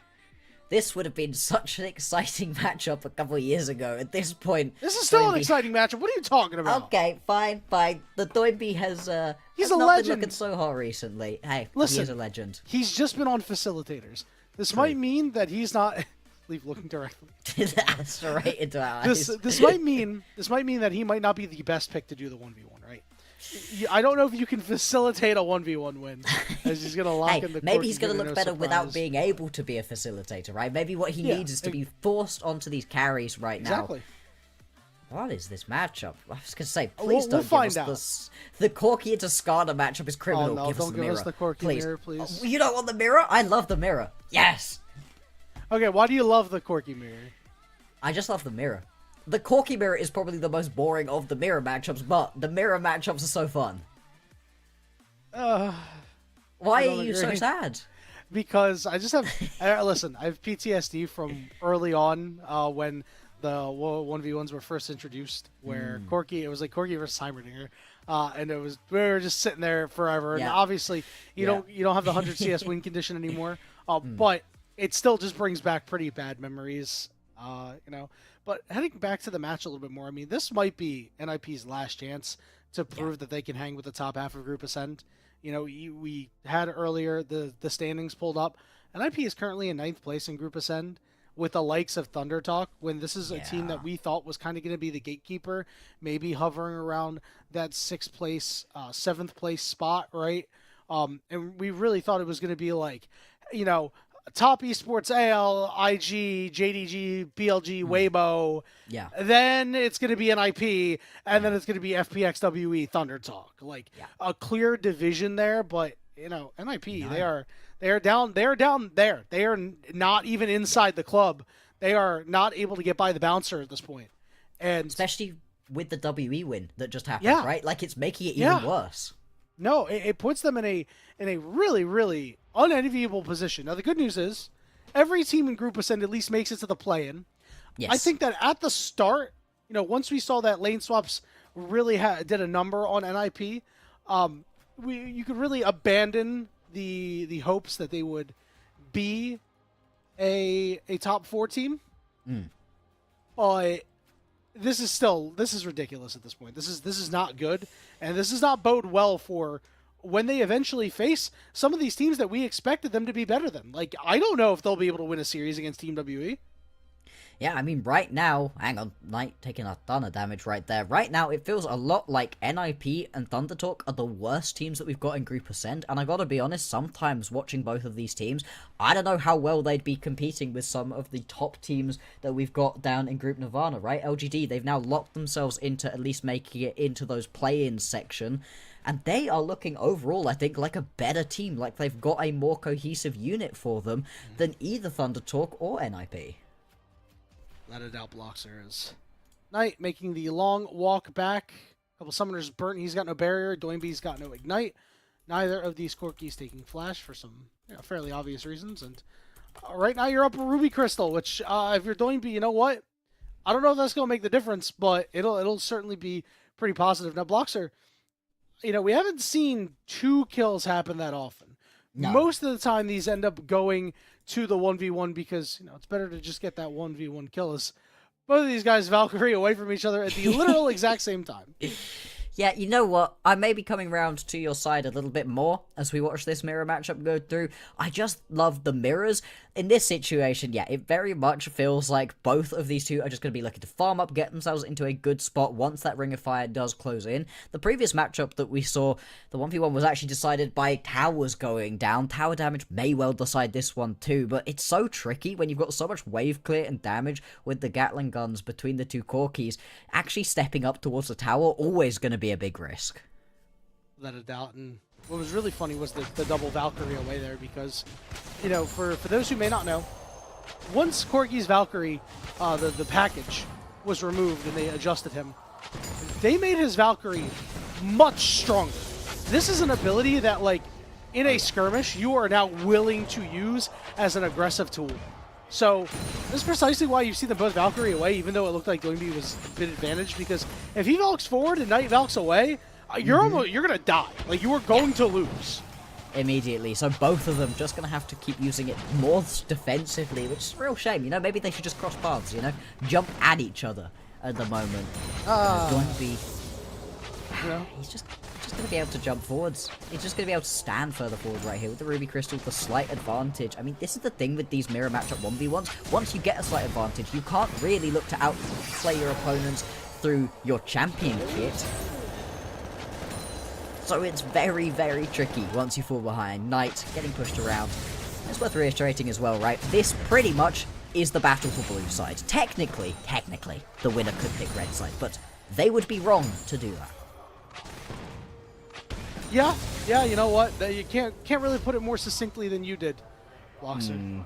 So, Bloxer starting to get into tradition with some of these 1v1s.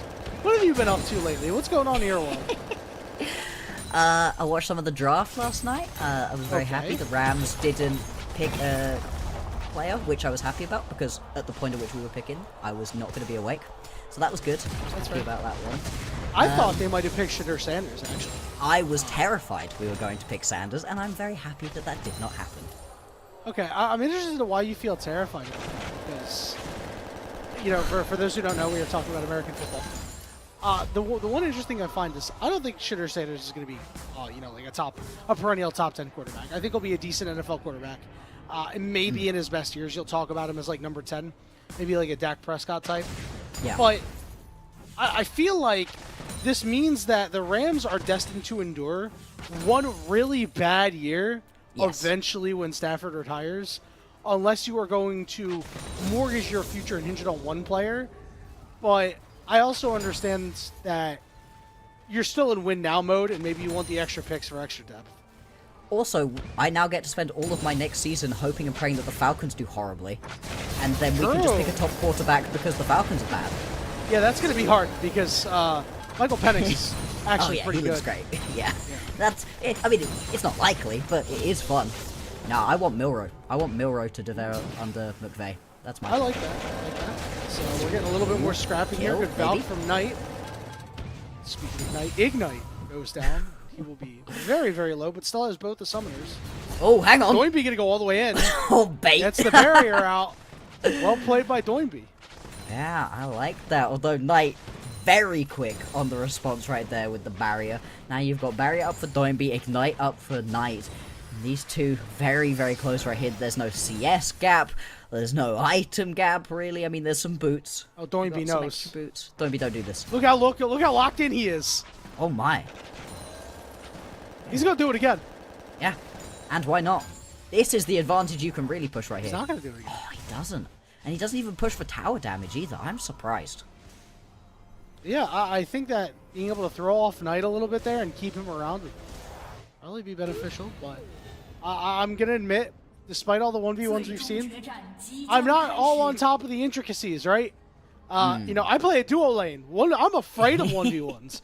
I'm allergic to 1v1s. Yeah, they suck. You always want your support around? I'm assuming you're an ADC. Are you a support lane? Absolutely. Okay. I also play a little bit of support myself, too. Okay. What's your main champion? What do you like? So my favorite champions, AD carry Thresh, support... AD carry Lucian, support Thresh. That's fair. You know what? Those are great options. So you were really, really excited by the Leave Lucian that we got to see. Absolutely I was. I got on a personal heater on that champion and ranked this. Hold on, the Demolish prop. Hang on, the tower. Wait, he just gets it. Over. It's just over. Knight backed in preparation for the 1v1, and Doinby said, the 1v1? I've won the 1v1. Well, that was fun. That was a good time. I feel like I know you better now, Yanni. You know, I don't feel like I had fun with the League of Legends necessarily, but it's over. NiP get blue side, and now we get to talk about real League. Yes, sir. Very excited for that. Okay. So, I think, as I said before, I think NiP is at its best when they are playing around Leave. For better or for worse, and I think Leave is a fairly good player, right? Despite the fact that he's had some positional issues at times. You know, this is a guy who was rookie of the split back in 2023. You know, so he hasn't been around really that long. First team All-Pro in Split 1 this year. Not really a battle-tested player. He's had 2 playoff appearances in his LPL career so far. One of them was in 2023 spring where they lost to BLG, lost to Bin Elk and On. So, like, this is definitely a revenge game for him a little bit. You know, he was a guy that replaced Viper when he came in on EDG, when Leave was on EDG. So, I mean, this is a guy that obviously EDG was pretty high on. And NiP, given the fact that they gave him the keys in that game against Top Esports, is also pretty high on him. I think you just draft around him, for better or for worse.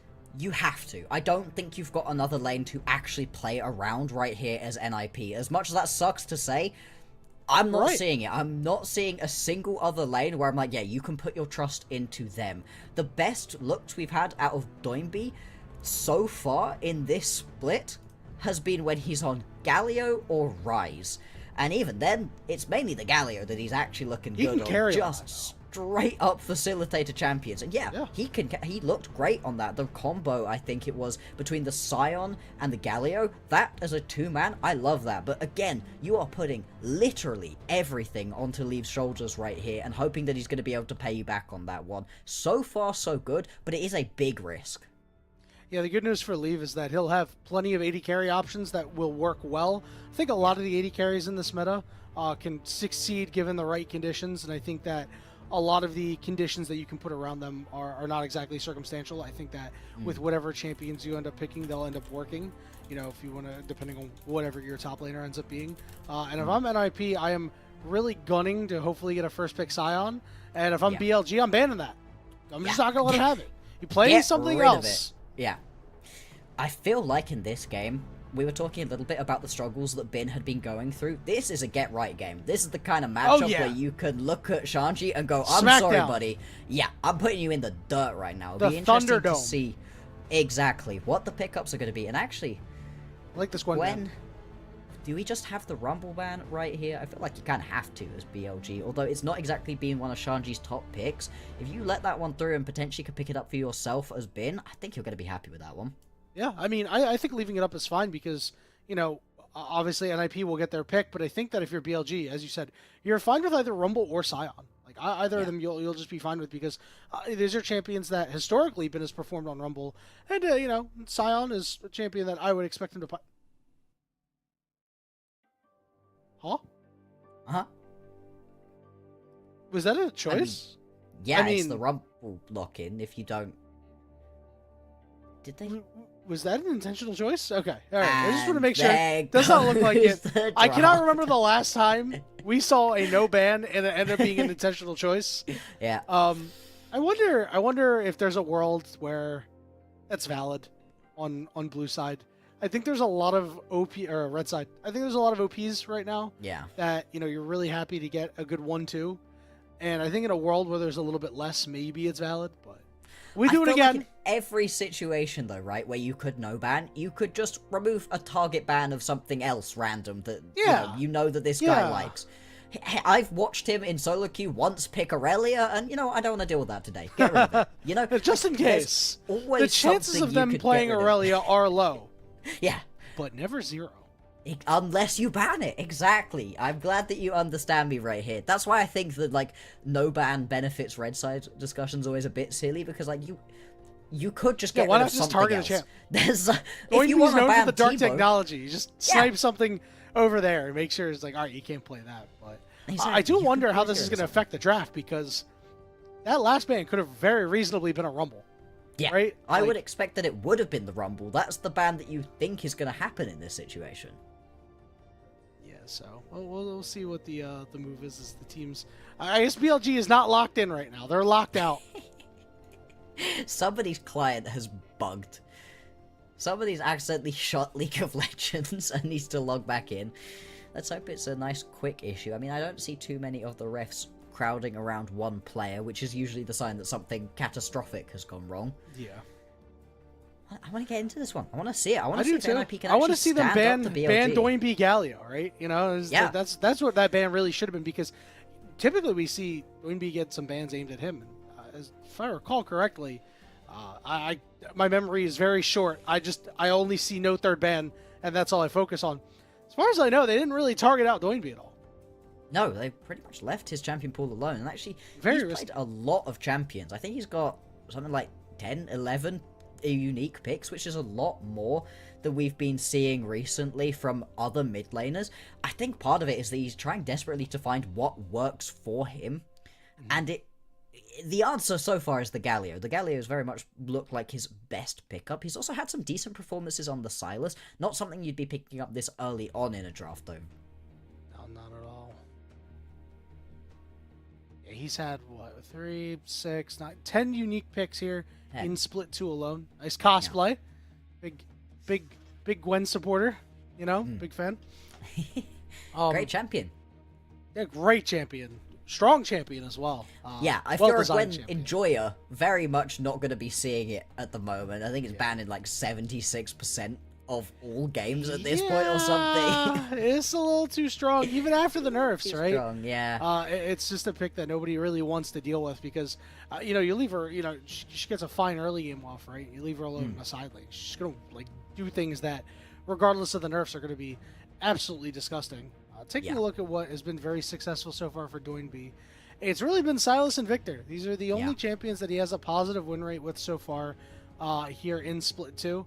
Obviously, for the rest of the year, going to look a little bit different. They had that really, really good Split 1, but, you know, it's kind of hard to compare the two because obviously Split 1, the game was so much different, right? You Yeah, had these lane lane swaps. swaps Yeah. that as many players have gone on record saying it heavily affected them, mid laners included, right? You know, Yeah. the supports were showing up really early on, kind of hard to get a feel for your laning, and then side laning was a little bit more important because your top laner was really, really weak, and the more pressure was on our mid laners, the side lane. So, you know, I have to say, obviously you're not going to pick Sylas until it's a little bit later, until you see something fleshed out. Yeah. But an early victor maybe for Doinby could also be the move. Yeah, it's been a pretty safe pickup overall. Like you said, it's one of the best ones we've seen from him. And for Doinby, it feels like you just kind of need to get him through the early laning phase and then into these team fights where he can try to facilitate the other members, facilitate Leave most specifically. That's why we've been liking the Galio, even though, yeah, he doesn't have the best win rate on it at the moment. Those have looked like his best performances where he very much is not trying to be that guy for the team. I would love to see him be able to fully pop off in one of these games on these slightly more aggressive picks. The Sylas winning has always been fun to watch, but it doesn't feel like Doinby's in a spot right now where he feels confident enough to really be able to carry the team. We'll have to see if maybe you can turn it around. Would be a bit of a tricky matchup to do it right here into Knight, because Knight has actually been having a very good season so far for himself. Yeah, Doinby is going to have to step up really hard, you know, for BLG, despite the fact that they've had a lot of inconsistencies. Even Knight hadn't been playing at his peak, but is really starting to come back into form. And is looking like the mid laner we expect him to, looking like that, you know, that golden left hand, right, and all of his legendary champions, the solo kill champion in the LPL, right. But we'll see what this matchup ends up looking like, because again, as you said, might not get too much action. It might just be facilitator versus whatever the heck Knight wants to play. The only thing I can definitively say: keep the Lucian on the shelf, Doinby, please, bro. That was painful. It was not good. As much as I love Doinby. Yeah. No. I mean, leave it to Leaf. yeah, exactly. We can pick it. Just don't put it mid lane. Like, if you really want to be playing something that's a bit more of an aggressive ADC in the mid lane, Tristana's in a pretty good spot at the moment. I'm okay with the Tristana look for Doinby potentially. I think the Lucian was not that hot. Especially when Leave then shows you one of the sexiest Lucian performances seen in a tier 1 in a while. It really just highlights the difference between those two. Now, you can see all the players, they all look a little bit bored at the moment, which worries me slightly for the chances that we're about to get into some more League of Legends right here. Yeah, I'm a little worried, Bloxer. We're starting to get to that point where it's like, they gonna start the game anytime soon, you know? Yeah. But we'll, you know, hopefully we will see them start soon. If not, we'll be hanging around, and you know, I think that if there's ever a game that BLG is going to lose against a team that is lower in the standings than them, it's got to be this one, right? I mean, like, I don't know if it's going to be Weibo, but it has to be NiP, just because NiP can always catch you by surprise. You know, we never know what Doinby is actually going to play. Yeah. Because he's played so many champions in his career that, you know, he's always liable to pull out something really, really crazy. And, you know, maybe we'll get like a classic Doinby pick, right? You know, maybe he'll pick Aurelia, right? He's picked Aurelia before. He's picked it 8 times in his career. He's a 75% win rate on that champion. I got to be honest, I haven't seen that champion a whole lot recently, so I don't really think it's good. But he could do it. Hey, I got destroyed by one in solo queue the other day, you know. It works. Sometimes, maybe. I'd be very surprised if we got to see something that explosive. But I think you are right that this does feel a little bit like a trap game for BLG right here. Because the teams that BLG have been playing up against recently, it's been a bit of an interesting time for them, right? They've had a lot of very weak opponents interspersed with some real heavy hitters. You know, they play AL, JDG, get smacked by both of them, destroy WE, and then get pushed around by TES. Now they've got NiP, FPX, Weibo. The upcoming set of games are very winnable for them right now. Coming into week 6, halfway through week 6, they could well have picked themselves up another 6 wins right here if they're able to beat all of the teams beneath them in the standings who they really should be able to beat. But even faltering to a couple of them is going to put them in a spot where do you even make it into that top 4, which would be a massive disappointment for an organization like BLG. BLG very much are going to be looking at getting that break between now and the actual playoffs as something that they should get. They should not be in a situation where they're having to play up against these Group Nirvana teams.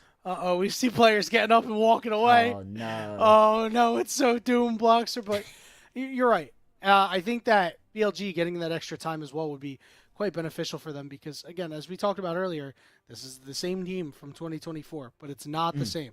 Something is different. Something is not quite right.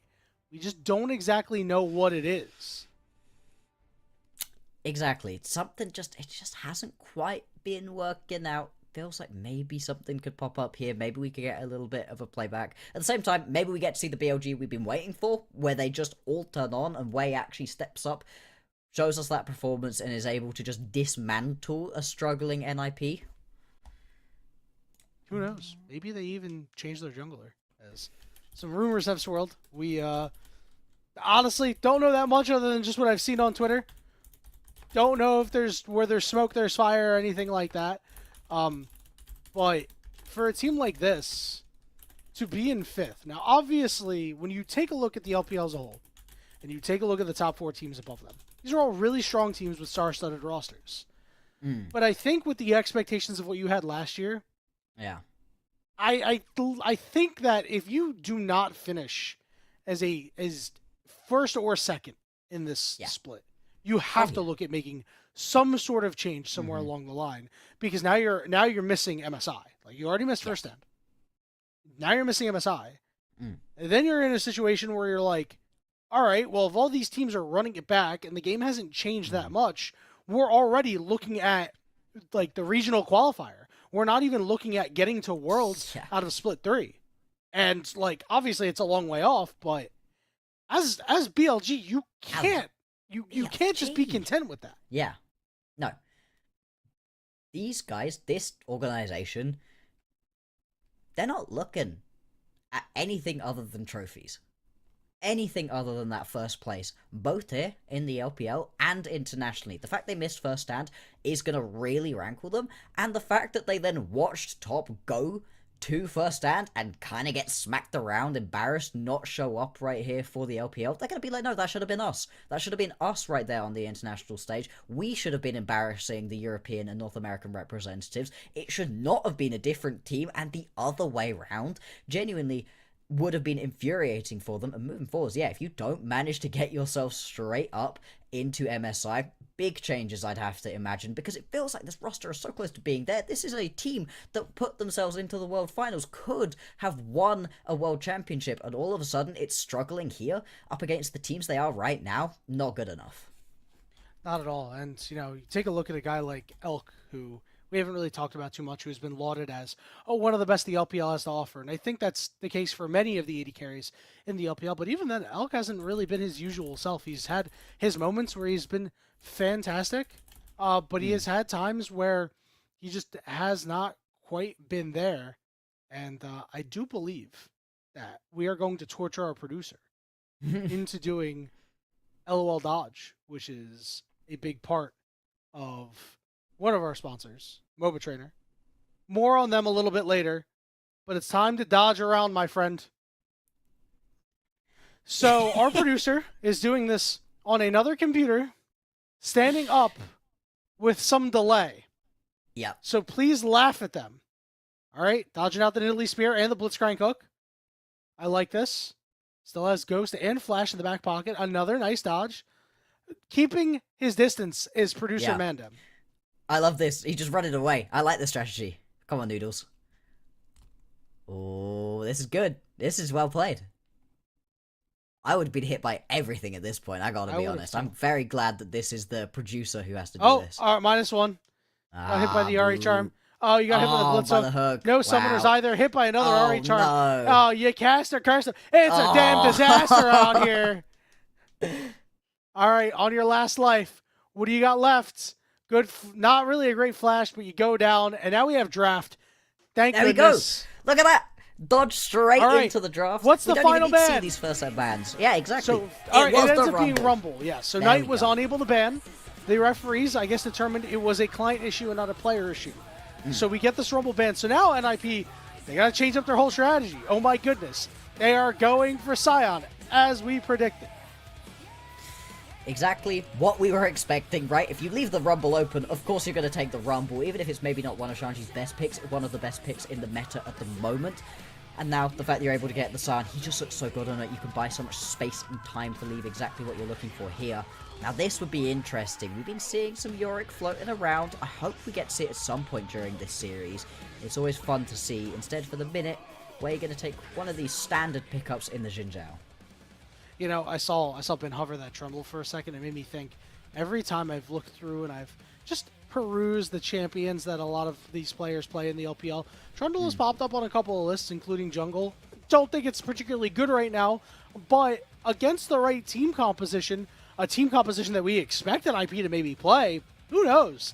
That could actually be a crazy good pick, because we expect a bunch of tanks coming out from NiP. But for BLG, pretty stock standard. You're going to go with the Xin Zhao, the early pressure with the Taliyah as well, with the seismic shove, means that this combo is potent. Let's see what we're going to get right here. Could potentially be a pickup towards the jungle at the moment. You've lost a lot of the very strongest ones. Oh, do you just go for the straight-up dive composition already? Yeah. You usually see that paired up alongside either the Xin Zhao or the Vi. The fact those are gone is a little bit harder to play. We saw it paired up with the Pantheon earlier today to great effect in our first series. Potentially you can go towards something like that here. Yeah, it looks like that's going to be the option. Yeah, it wouldn't be too big of a surprise there.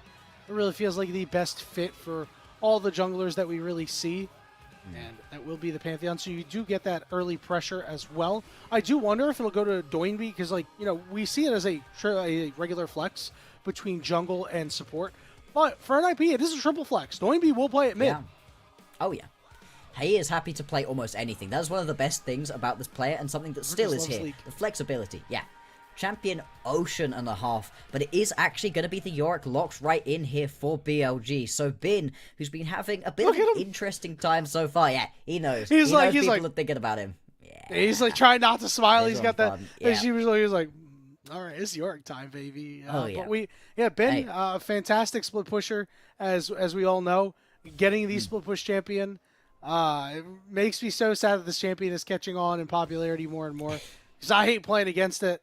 Because my macro is good, the rest of my team's is not. We'll see if NiP's macro is up to snuff, or if this Yorick will cause some problems for them. Second half of bans, we're already seeing Lilia getting taken off the board, and the Nico.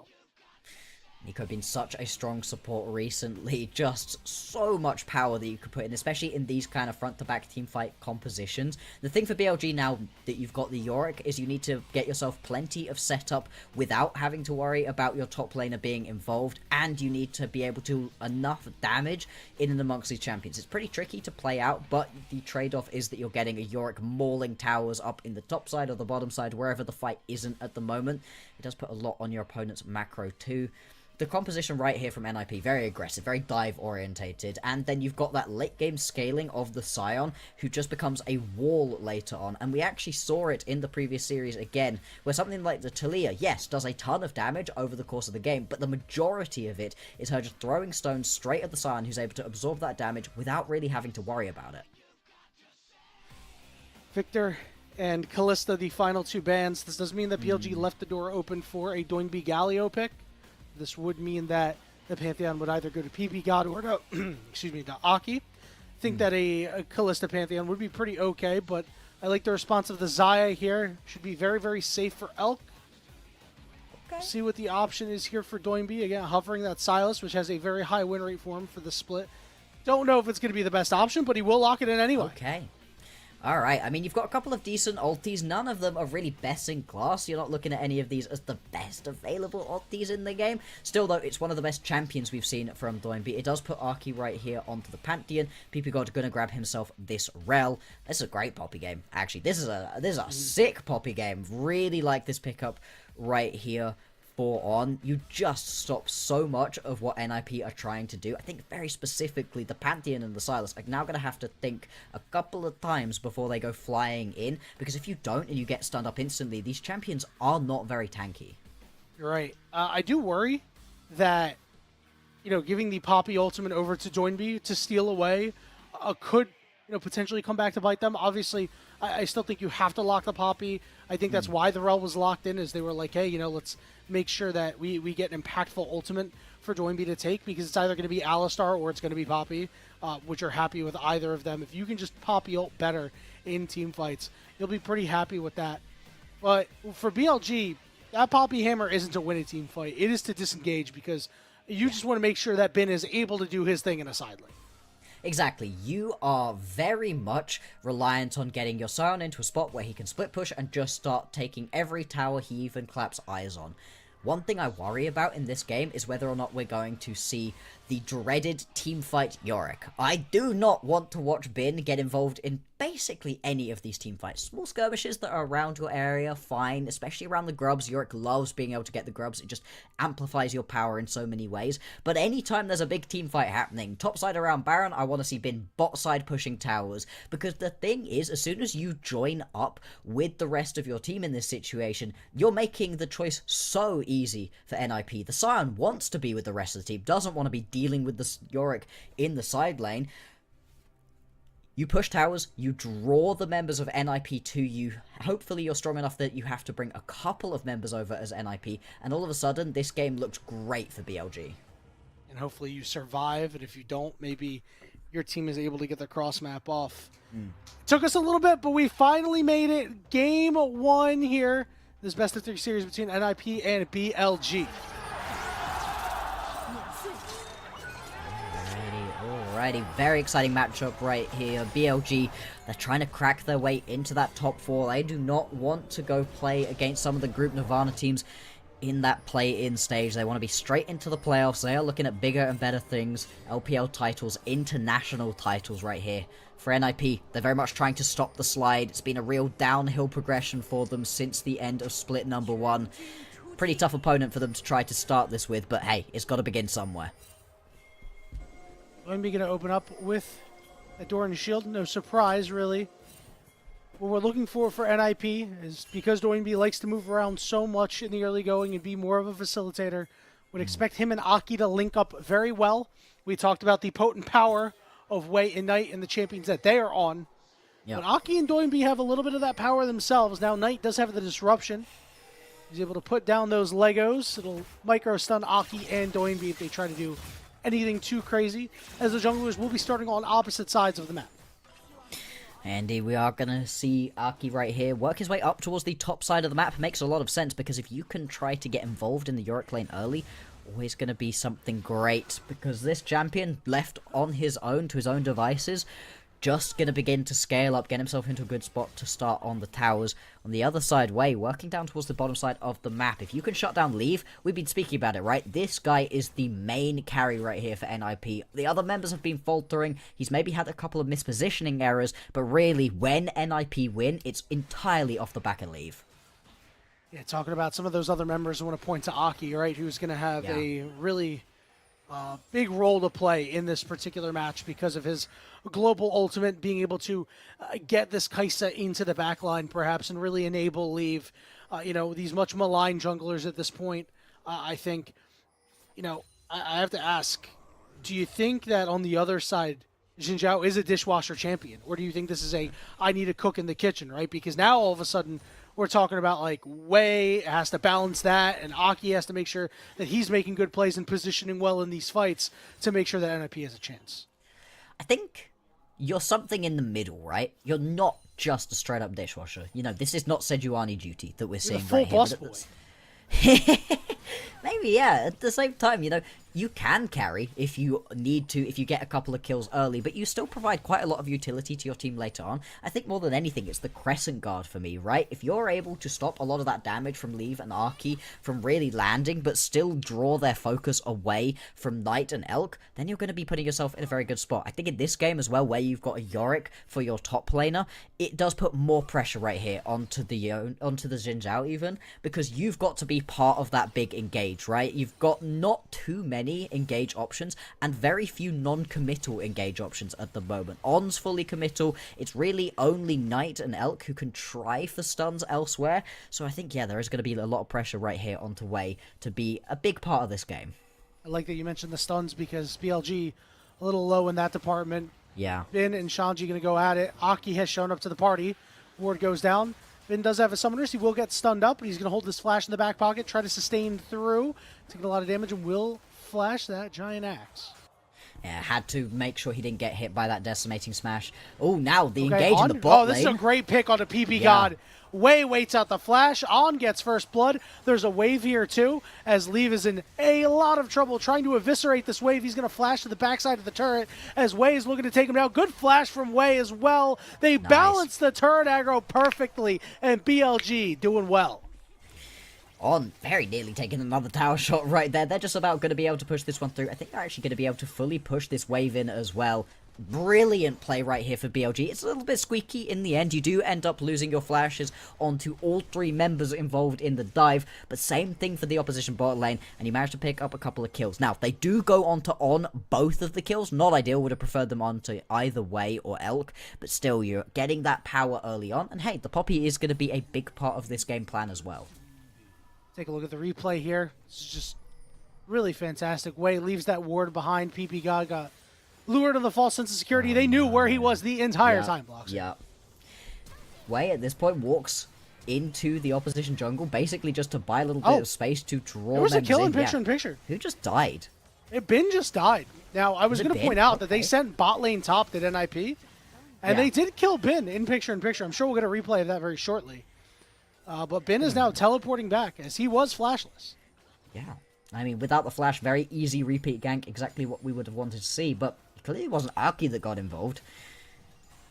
Ewa does not have any part of Straight this kill. 2v2. It was just Or straight 2v1. up 2v1 kill. Yeah, I mean, that's a big mistake right there from Bin. And he is a member we've been talking about, right, who such high highs, great ceiling for this guy, but in this split specifically, hasn't been particularly consistent for the team. Some great performances, some where you're really hoping for just a bit more from this guy. And in this game right now, dying early on, we'll have a look at it again in picture-in-picture. Never allowed to watch this one fully. He just recalls in a warded bush greedily, and that's all she wrote. Yeah, and it was not really the greatest cage there, as he was not able to stop anybody. And now, up on this top side, BLG going to start up on these grubs. They already have one. Looks like they should be able to at least get two without too much of an issue. Doinby and Aki moving around. The second one will be secured. PP God. We're going to get over this wall, but nothing doing there. Just going to salvage at least one grub. At least they're not going to give away all three. The grubs could be pretty impactful in this game. Bin very much wants them. It just gives you so much extra power on this Yorick. See if they're going to fight particularly hard for the next set. We do obviously have a Drake up and available at the moment as well. It is going to be a Cloud Drake, so not exactly one that everybody is tripping over themselves to go and pick up, but still, would like to see it. Yeah, at least that means you're not going to get a Cloud Soul, right? As, True. Doinby does have the Xinjiao ultimate in the back pocket. Here comes Pantheon coming in as they're looking for a play on tonight. Will be forced to flash away. Aki's gonna go after him. Aki, what? Doinby is going to join the party too, but the micro stuns, are they enough to do anything? Doinby taking up turn shots, but a good ultimate. That stolen Xinjiao ultimate to make sure he secures the 1-for-1.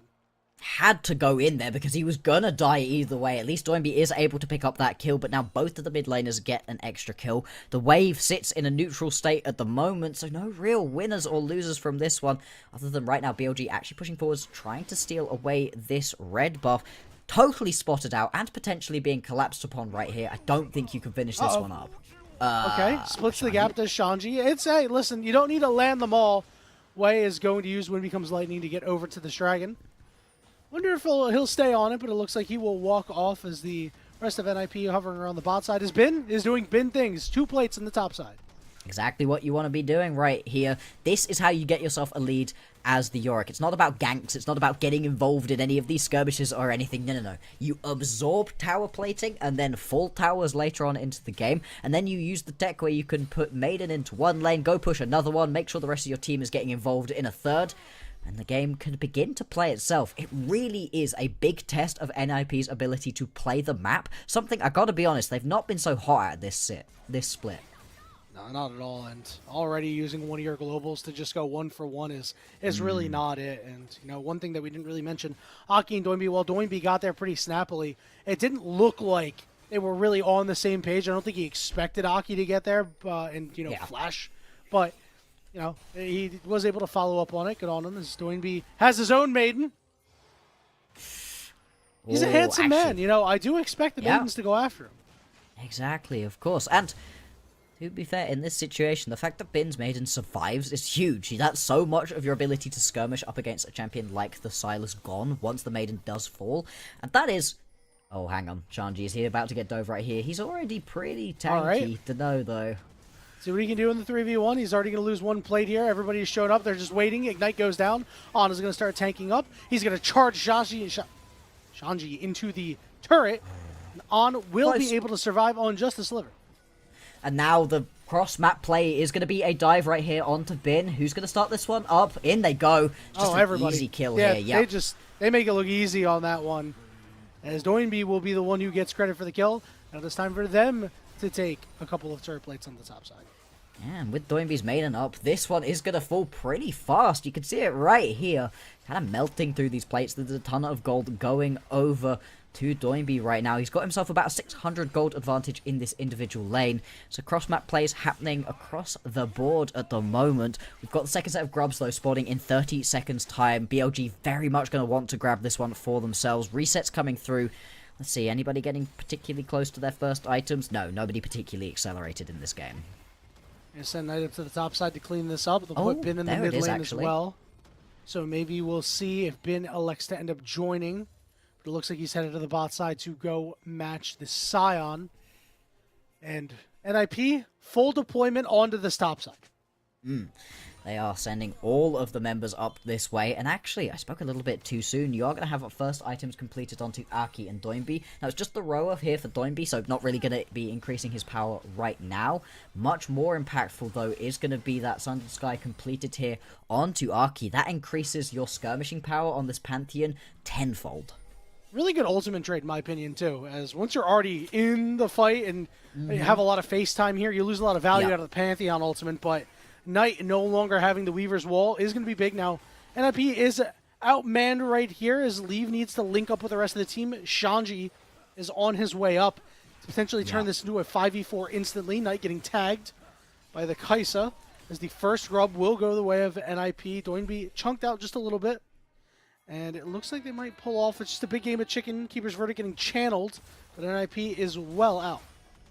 Yeah, but all of that hovering time that Shanji had, looking like maybe he was going to go in if BLG stepped up too far, just by hovering around and forcing Shanji to keep respecting having to go join up with the rest of the team, it allows more time for Bin to go and have one-on-one time right there with the tower, gets it down very, very low, and still there's 2 grubs available to be fought over. All right, going all the way. Big damage coming out. Another Keeper's Verdict channel. That one will go in the back pocket for a couple more seconds. Zaki, PP God down to about half HP. They're still going. Yeah, more grubs have been started. This is just a big game of chicken right now. Shanji doesn't have teleport, so he can't join. Aki below half HP is on Knight and Way. Look to make their way in. Zao ultimate stolen away. That's a second grub secured. Keeper's Verdict going to knock out Doinby. And it'll be an even 3-3 split for grubs. PB God goes in for Elk. He's forced to cleanse. Elk could be in trouble. Doinby trying to get there, but PB God takes too much damage and he falls. On gonna stuff Doinby from getting in. Now trying to get to Elk. Switches his target to On. Gets the kill, but is stuck in the pit with Way trying to heal up. Meanwhile, over on the side, Knight gets 2v1. Now it's a 2v2, but Leave full HP, no mana, no chase. Yeah, not going to be able to do anything more in that one, and it turns into a 2-for-2 in terms of the kills. A little bit of a crazy play right there. And I don't fully understand why PP God went flying in that situation. I mean, Elk still had the ulti up and available, so he wasn't particularly likely to die. And although there was some decent healing coming through from Doinby, he just wasn't able to keep himself alive. I'd like to see a replay of this one to really try to understand why the call was made by NiP to attempt the re-engage. Yeah, I don't understand either. You got the grubs, and here's the replay perfectly timed.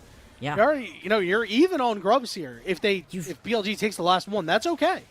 Yeah, you've just had your mid laner punted into next week, so he's taking a while to be able to go rejoin, and Elk still has ulti. Doesn't even need to pop it until later on in this fight right here. Like, yes, you do manage to get yourself a couple of kills on the backside of this one, and I think, importantly, Leave is able to grab one of these, so it is something. But still, it's the sort of engage where you're like, I don't know that you needed to do that right there as PP God.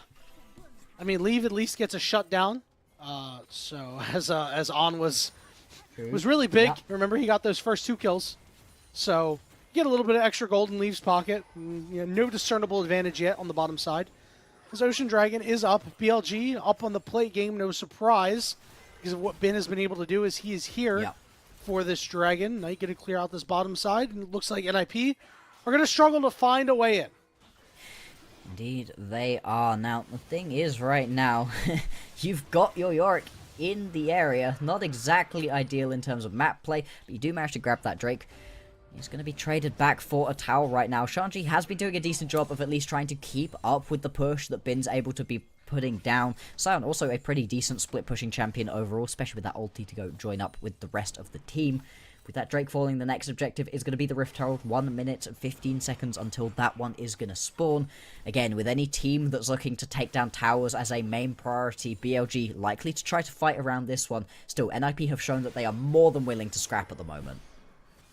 All right, Doinby in a 1v1 here. Loses out on that end, which is a little bit of a surprise, but from the fact that Jinzhao seems a little bit stronger right now, it makes sense. It makes sense. One thing to note is, although it seems to be relegated to a bit of a footnote, feats of strength still on the table for either of these teams. BLG one objective away from securing it, as NiP had gotten first turret.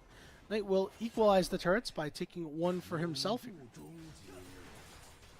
Yeah, I'm just very much going to be wanting to play around this spawning Rift Herald. 30 seconds until that one's up, and actually kind of sucks for Bin that he loses Maiden right there. Not the kind of situation in which you really want to have that ability gone.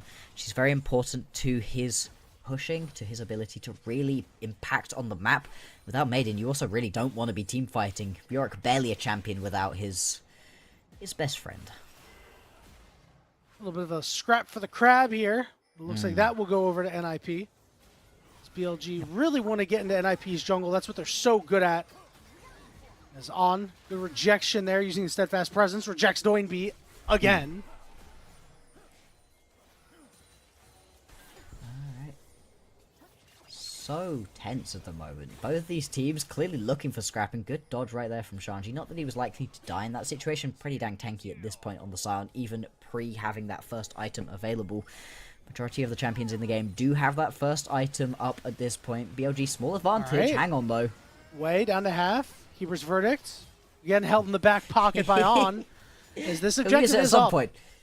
Yeah, he's going to use it eventually, but right now Wei is going to have to retreat for a little bit as pings go down onto the Rift Herald. And with 3 grubs apiece, not going to be too crazy for either side, but still a useful objective. Is Shanji getting down to about half HP, and NiP starting to position down closer. It looks like there will be no contest here from BLG.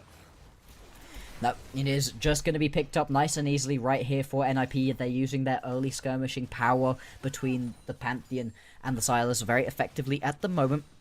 And now just going to head back to base. This game really has not been overly explosive at this point. For the minute, it is just going to be a lot of farming going on. Doinby once again going to yoink away the Maiden. Has very much been favouring this ulti. There's not that many amazing ultis in the game overall, and at least for the laning phase, even in this mid-game right here, having the Maiden up and available, it just gives you so much extra skirmishing power and extra pushing power alongside it. Makes sense that this is going to be the main target for the moment. Once we get into these team fights, maybe there'll be a difference. Perhaps you want to grab Wei or Elk's ultis for a little bit of extra survivability when you go flying into the backline. Yeah. Yeah, the Maiden is just what you have to pick up, as you said, just because it means that you can actually stand up to Yorick in the side lane and not just cede absolutely everything. As NiP has done pretty well to keep Bin in check so far. We'll see if that keeps up. We're really just waiting for NiP to get strong enough for them to see an opportunity, take an opportunity, and have Leave and Doinby take over a fight. But if Doinby is busy in the side lane trying to shut down Bin, the fight will have to happen around them. And when it comes to objectives being up, definitely a worry.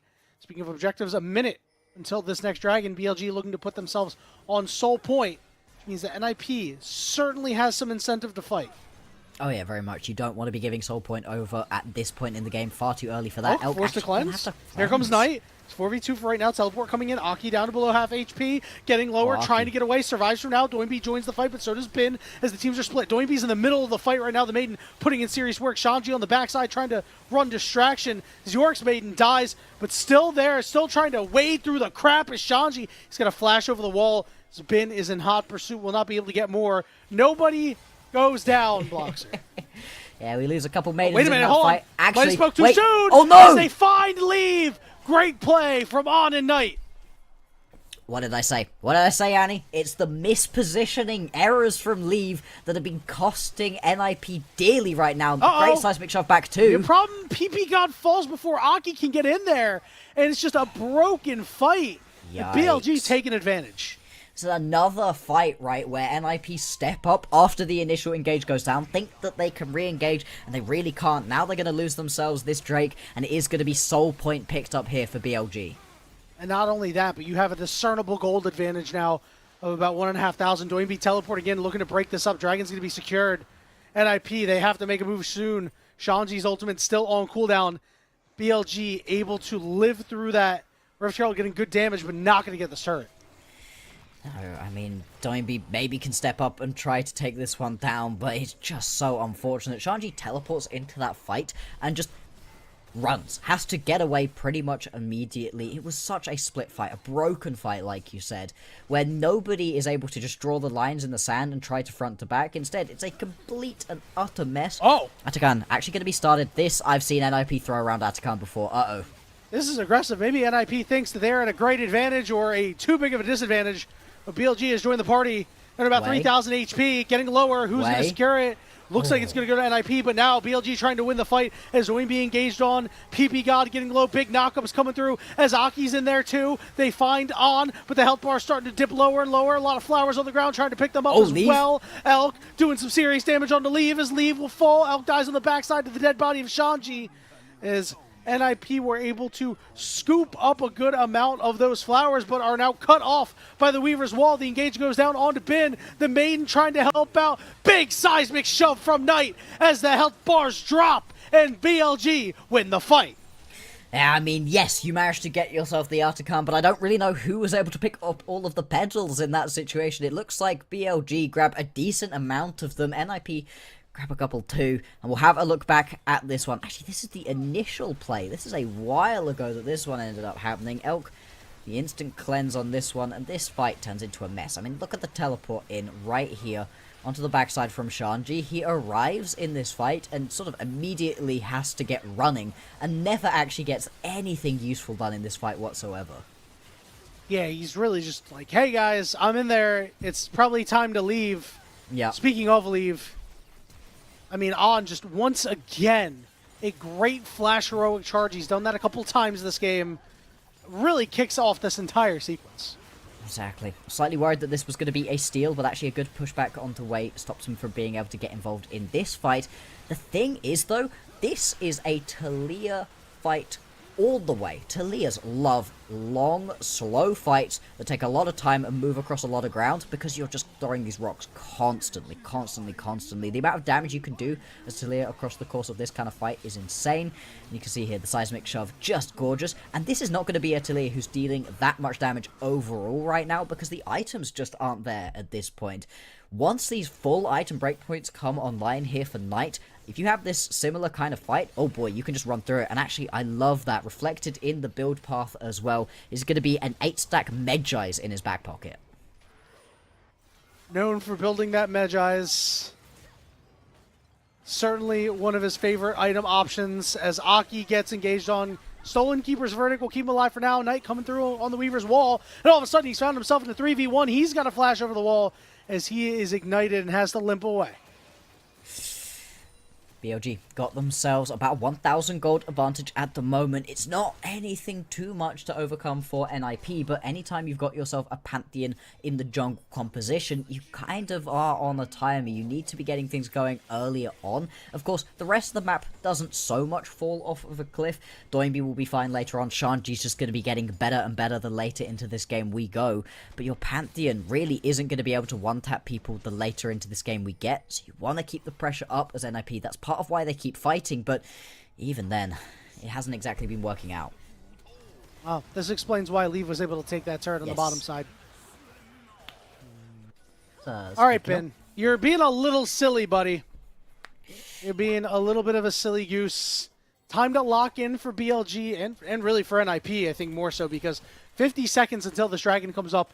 And if BLG gets this Mountain Soul, it is going to be mighty difficult for NiP to actually chew through these health bars. It makes Leeve's job that much harder. He's on 3 items. Remember, this is the guy that we expect NiP to really hang their hat on.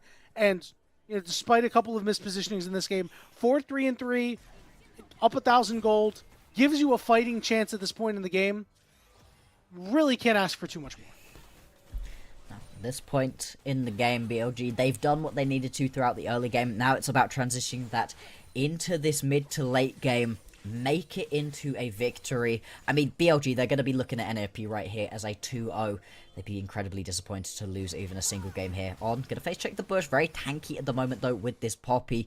Although he does take a little bit of damage, more than happy to be able to body the block that for his team.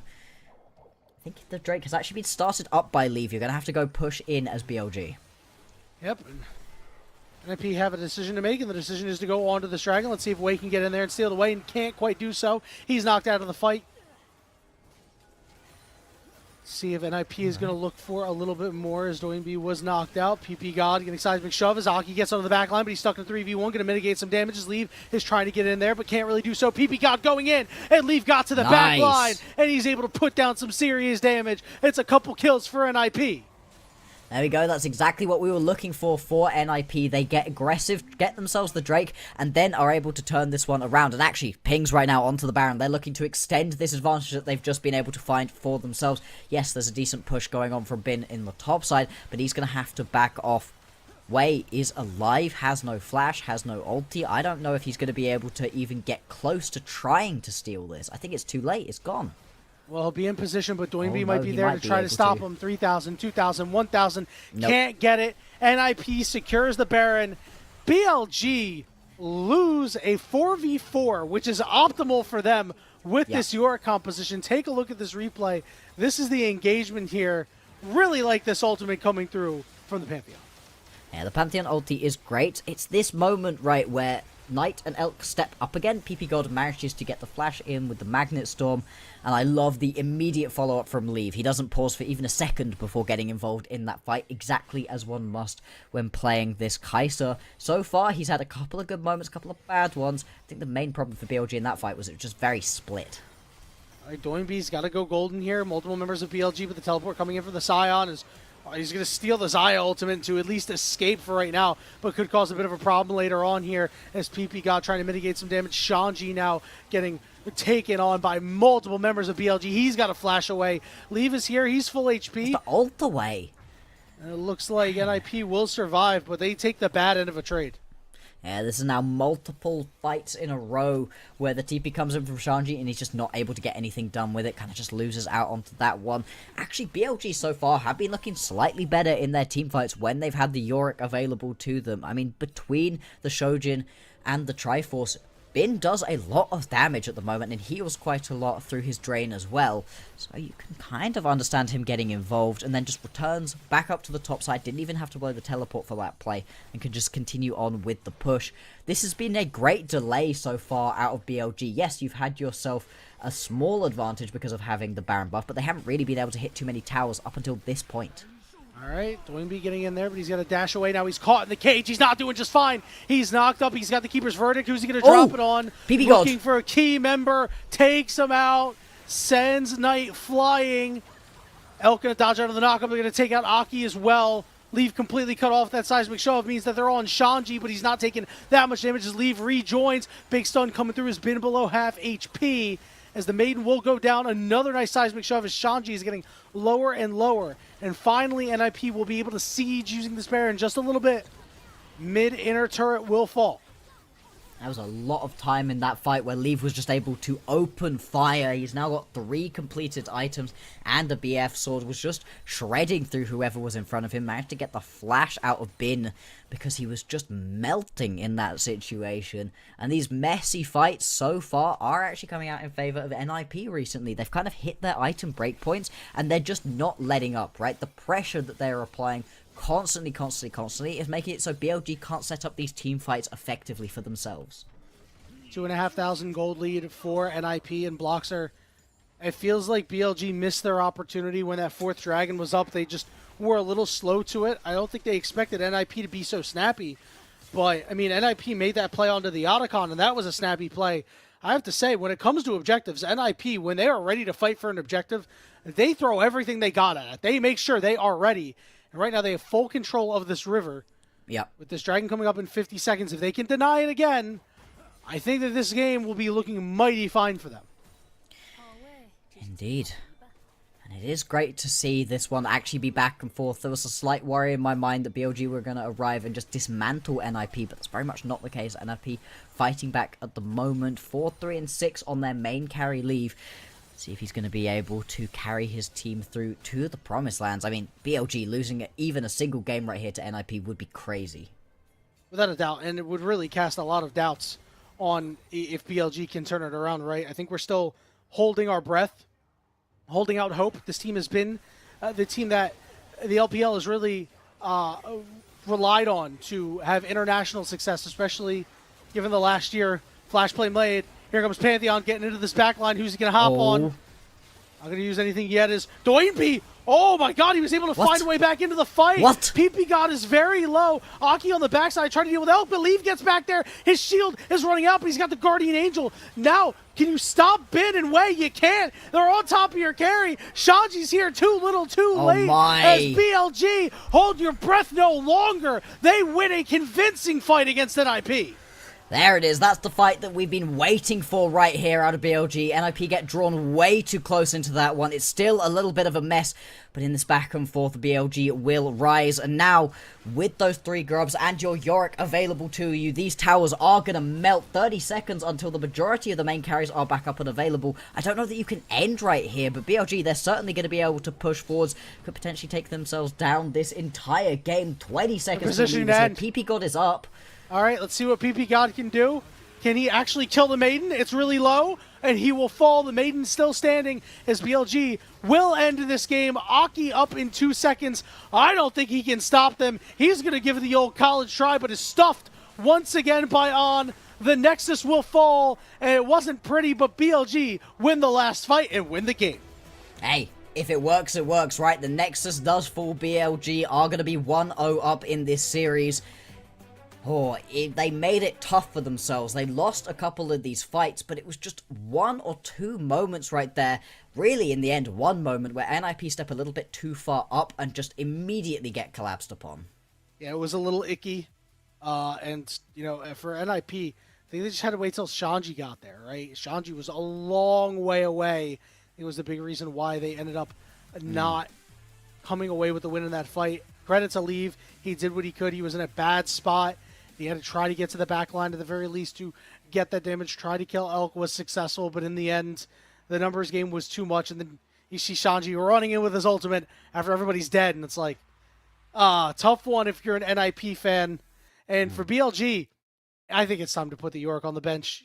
The play away from the Yorick was not spectacular. The side lane play from Bin was also not spectacular. No. Give yourself a champion with a little bit more agency. Yeah, I like the Yorick overall as a pickup for some of these top players, especially teams who have been struggling a little bit with the macro. It can make things a bit easier to just constantly have a member or two having to go and deal with the Yorick on the side lane. I don't necessarily love it for Bin in this situation, and honestly, any of the times we've been seeing it from him, I agree. Put it on the bench. You pick up the win, though. At least there's that. Now, potentially, we can see Bin on one of these more aggressive champions, or even just on a tank. He's been looking good on those two. The Yorick, it wasn't ideal, but, you know, it's a victory. Yeah, you'll take the win any way you can get it, especially when you are, you know, BLG who has been struggling, as we said, kind of limping through the entire year right now. We're still waiting for them to really turn it on, but you know, after witnessing this game, this is a game that we really expected BLG to come in and take care of business. It's a match that we expect them to 2-0 because, again, as we talked about earlier, an incredible record, a sparkling record against teams lower than them in the standings. But this game one gives me a lot of pause. We did say if any team would upset them, it would be NiP. But I don't know, man. Some of these fights just look way too ugly. Yeah. I mean, even NiP, some of their engagements earlier, too, were not great, and BLG was not taking advantage of, some of the miscues and were creating a lot of their own. So really disappointed in them. And credits at NiP. They played this game pretty well up until the last team fight, where I'm not sure if they could have played it worse.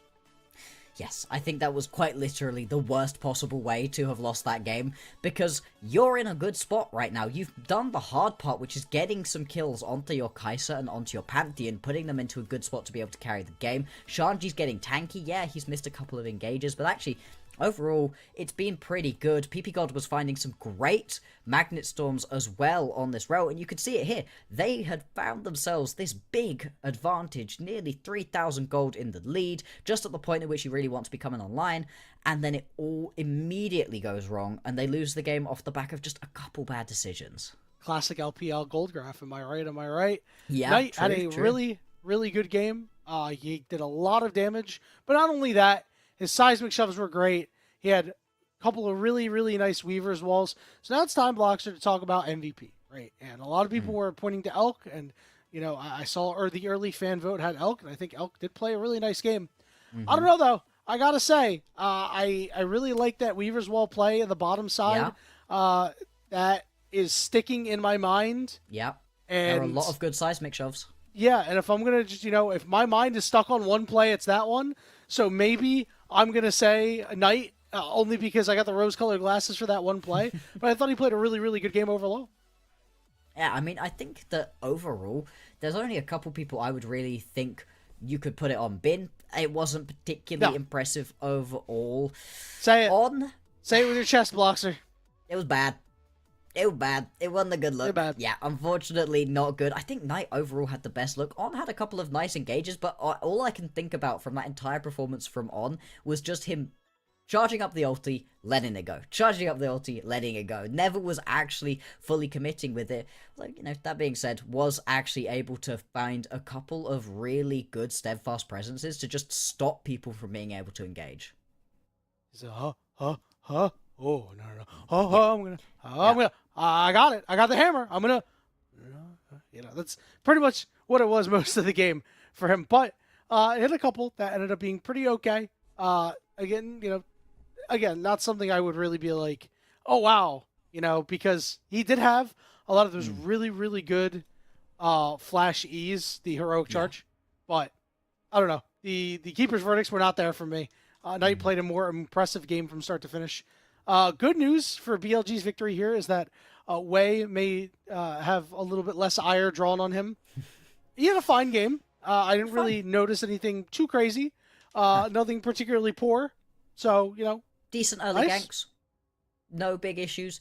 It feels so bad, right, for a player of this caliber that what we're looking for from him right now is to not muck up the game for BLG. But that's kind of the state that we're in at the moment with BLG. Yeah, and you would think that this is a match that he would really show up for because, he defeated Doinby in 2022 when Doinby was on LNG to make it to the Worlds play-in. Beat him in spring finals in 2021. You would think that this is a match where he's just like, another chance to get another win versus Doinby. And sure, his team did get the individual game win. See if they're yet to get the match win, but we're kind of waiting for Wei to really just kind of take over some of these games, but at the same time, we also want him to play champions that don't exactly do that. So we do have our player of the game. It is On. All right, I'm still okay with that. I still think he should have went tonight, but I can't be mad at this. He did make a lot of really big early plays, and one thing that we didn't mention, steadfast presence. So much value in this game. We mentioned that it would get value, but you saw the value. It was huge. Oh, yeah. Absolutely did. Was just constantly stopping any of the potential engages that Arky or Doinby particularly wanted to lay down. Was really well played from him. And yeah, as much as I think Knight also had a great game, it was the two of them really that were laying down the CC and quite a lot of the damage, being able to just get Elk into good positions. I think Elk was kind of getting chased around in a lot of these fights, but when he was actually allowed to sit and hit, it was On and Knight between them really just being able to set down the wall, keep themselves into a nice spot. And yeah, I think it was an overall pretty good performance right there from On. Overall, good stuff for a lot of members of BLG. Going to look for them to refine and sharpen it. And for NiP, so close. And yet, up until they lost, they were winning. hopefully they'll be able to at least repeat the winning part as we go to game 2. We're going to take a short break. When we return, we'll kick it to the game 2 draft. See you there.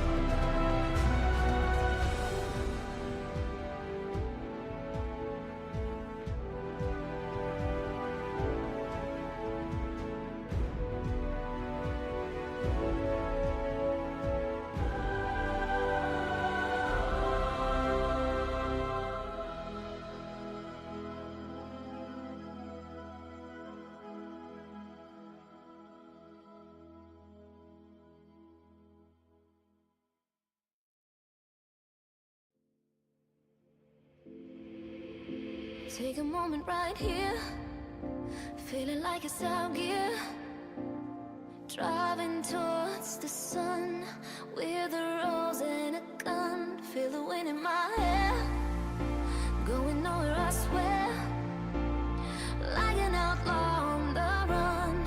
Dangerous but it's so fun, running, running, no.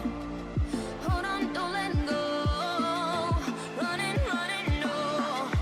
Keep running.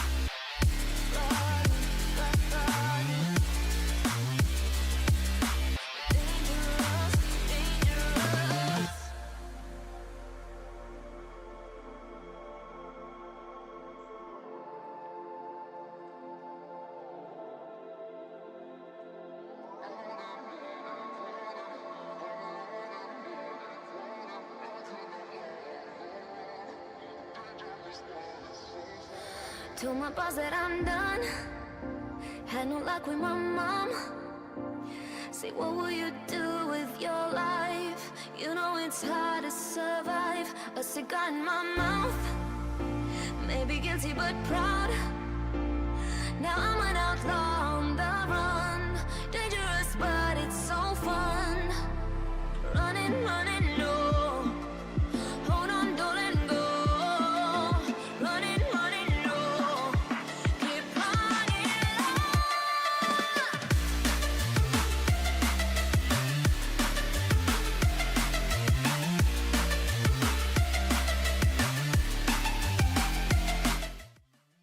Welcome back, everybody, to the unofficial LPL English broadcast. And before we actually get into the draft for Game 2, you know what time it is. We got to shout out one of our sponsors, Moba Trainer.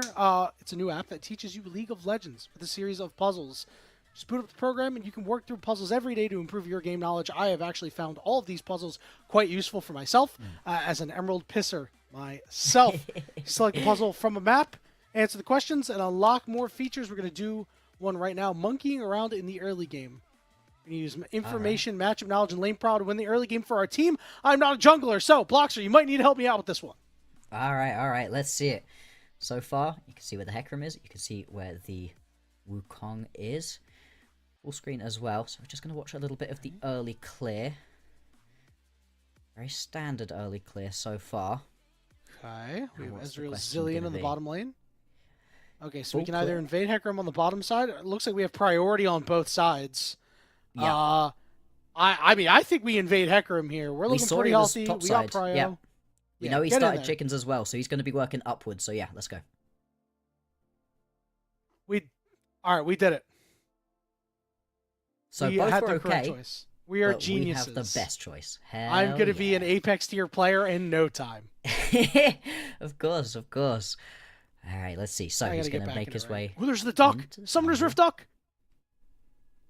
Walk All right, so deeper, we walk deeper and trap. I think we trap on the blue. trap but on blue.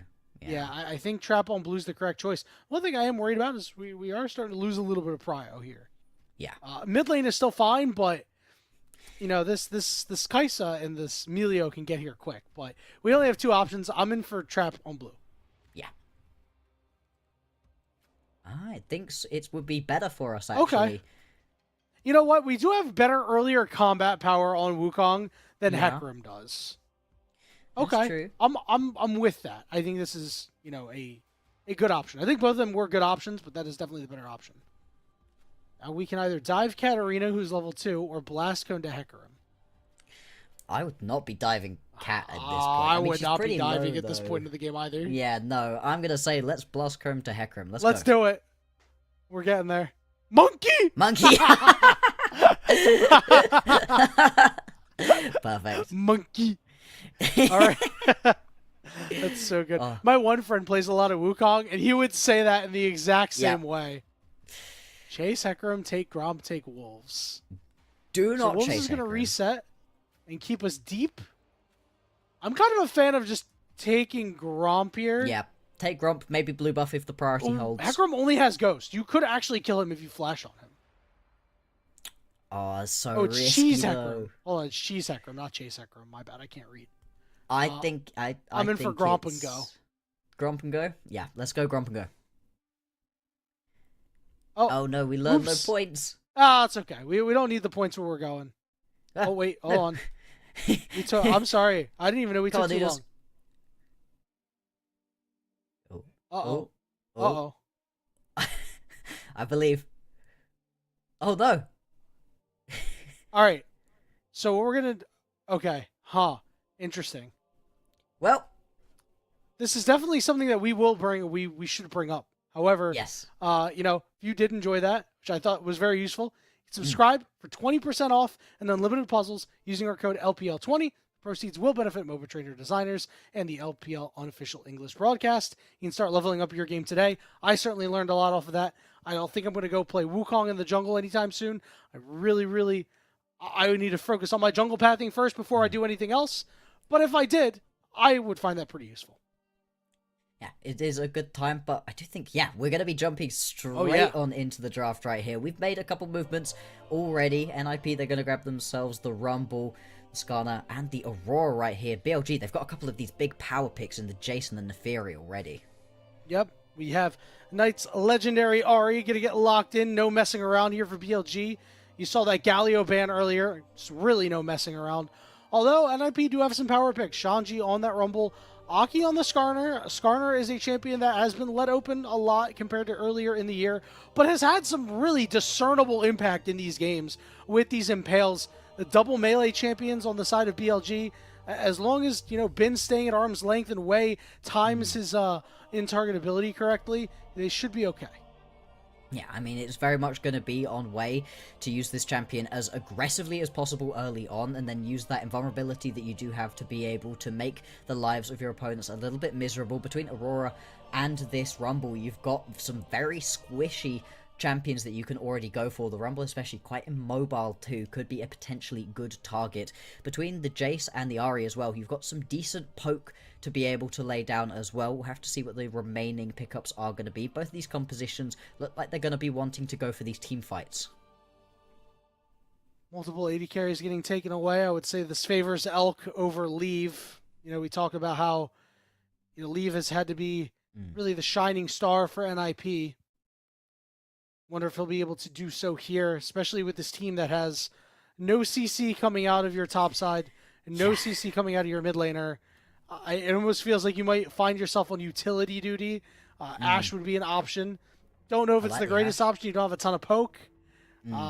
We'll see what the options are, as BLG will have the first option here as they split difference between supports and AD carries. Yeah, I mean, already there's quite a lot of those ADCs taken off of the board. Actually, they're just going to final pick ADC. We do not see that very often. It's going to be the Nico locked in right here for On. The Nico's been incredibly strong at the moment. He works into this composition pretty well. Lucianami, just slam it. Go. We just go again. Run it back. Yeah, honestly, GOAT status. Yeah. I don't see why you wouldn't. Run it back. And they will lock it in. It's going to be a much different composition than what we saw them succeed against top esports. That one. This time around, not as much utility coming out from your top and your mid, but you got a lot of damage. And Kalista was left open and available. You're going to be throwing Nikos around and getting a bunch of Pop Blossoms. I mean, I love this as a combo. Anytime I get to see the Nico and the Kalista on my screen, it is a good day. It just helps so much when you can either throw the Nico in for that engage, or because that makes it very telegraphed between the animation of that phase called and then pulling through with the ulti from the Nico. That takes quite a while. I prefer it when you just flash in, pop blossom, and then get yoinked out as the survivability option. Both of those are going to work. The thing is, though, usually you pick yourself up this Nico Kalista as a pretty aggressive bot lane that, you're trying to get some kills with. I don't think you can do that right here into the Lucianami. Lucianami has so much power in the 2v2. Does have a ton of power, but remember, Kalista does too. Kalista, one of the premier early game champions. If you land a Tangle Barbs onto this Nami as an example, could be really hard to land a bubble. Like, there is potential for death in this bottom lane. We could see really these guys elect to farm it up and go for skirmishes, or we could see the the Leave PP God combo versus Elk and On and really go at each other and maybe see some kills in the laning phase. That's what I'd be excited for, Blockster. Maybe want to see these junglers make an early impact in that lane too. Whoever blinks first will be at will not be at a advantage. They will be at a strong disadvantage, and the game could spiral out of control from there. Indeed, early game going to be incredibly important. As you highlighted, right, the last time that we got to see the Lucianami, it did win for NiP, but it was a 54-minute game. Leave had some mispositioning errors that sent it into the late stages of the game, and there was so much more setup for this guy. All of a sudden, you're trying to play this into a composition where really the only setup you've got for yourself is the Nami and the Skarner.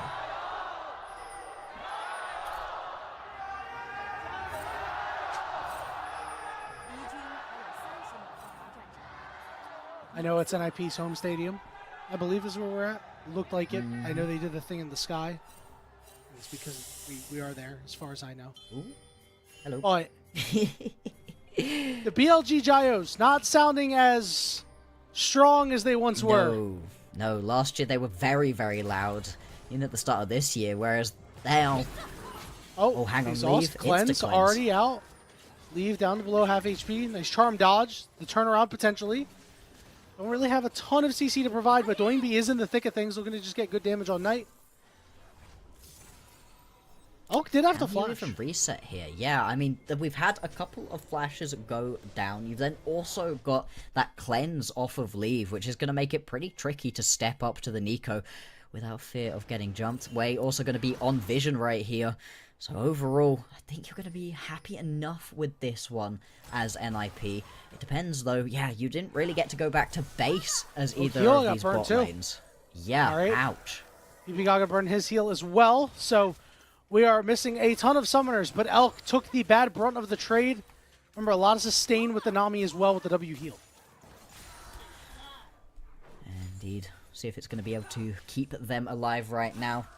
As these bot lanes could well be very explosive. We can see that the junglers are starting opposite sides of the map, working towards different places at the moment. You can gank a lot more effectively early on as the Skarner. At the same time, though, the Fury hasn't been having too many problems, especially once you hit level 6. That's where your skirmishing power and that gank potential really does come online. You're also pretty decent at going for tower dives. We'll see if we see something like that later on as well. Seeing Wei finish up his top side, head over to the bottom. Aki gonna head up to the top side. Ward getting put down by Bin, scouted out by Shanji, so we might not see anything too crazy in this early in between these junglers, as you noted. You know, once, unless you see an opportunity presented and NiP makes an error, Wei might just be chilling out until he hits level 6 and is able to dash on people. Exactly. At that point, very much the way that BLG are going to be looking to play out this game, right? Get Wei to there, couple of kills early on, hopefully, perhaps from ganks, perhaps from skirmishes, and then at that point, you're just trying to play as aggressively as possible. The thing is, though, I really can't draw my eye away from leave in this game. You have so much of your team on your back in so many of these games, and in this one, you don't even have the setup that you do usually. Yeah, it's going to be really, really tough. He's going to have to find a lot for himself. PP God is going to have to be on top of landing these bubbles. The tidal waves are going to have to be good. But yeah, not too much peel, right? But I think that's okay, because I think if BLG index a lot into leave, that means that Doinby and Shanji will go unchecked. Very true. And if you can allow Shoim and Shanji and Doinby to get ahead, they also do a lot. Problematic. Hang on. All right, we're going to try to get some damage on the key targets on Wise to steal the cannon. That means that leave will go down. It'll be first blood going over to Wei. As you don't take that increased damage when you are a minion. Meanwhile, in the mid lane, nice play there by Aki to come through. They take out Knight and get his flash. Yeah, well played. Not quite going to be able to pick up 2 kills down in this bottom side, but I love seeing the little bit of extra tech right there from On. Absorbs 1 million of those tower hits. Aki is going to be able to grab the Scuttle Crab in the bottom side of the map and that kill into the mid lane. We'll have a replay of what went down in the mid. Knight kind of just steps a little bit too far forwards. He doesn't even particularly get hit by anything. He tries to flash away, but it still doesn't work. Aki actually really showing up right there on the Skarner. Yeah, beautiful prediction. He's got Knight downloaded. Yeah. Yep. Teleport coming in. Oh, a mistimed charm by Knight. Oof. Very rare. Very disappointing to see out of one of the most legendary mid laners to play in the LPL. Oh, yeah. He's I guess he's on tilt. I don't know. He's got to sharpen up just a little bit this game. Yeah, it has been a couple of games, a couple of series in a row where Knight's been finding some decent success in some situations, but also maybe a little bit over-aggressive in others. In that one, just doesn't quite get the charm. All good. Not really going to change the landscape of this game too much. We've got a Mountain Drake up and available down in the bottom side of the map, but Aki could potentially be looking for another dive right here. Bin all by his lonesome. Oh my goodness, we have another teleport coming in. They're going to try to 4-man Bin. Did burn his flash. Aki tanking it up. Good bubble lands. He's going to tank one more and die for it. And Shanji will be able to walk out. He gets the kill, but Aki just, man, you can't do that. You got to know.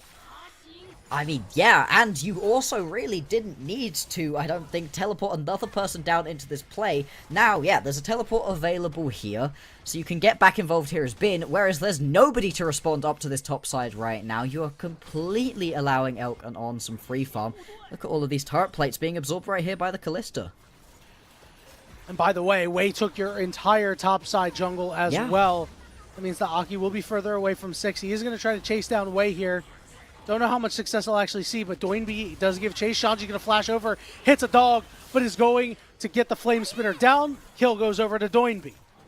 Hey, that's something back. Good job from NiP to be able to turn that one around. Now they're going to continue pushing on forwards, on taking some decent burn damage, but still, you're well aware of your opponents being here right now. Elkanon going to play respectfully enough, and this is again opening up more time down in the bottom side right here for Bin to be able to just free hit onto this tower.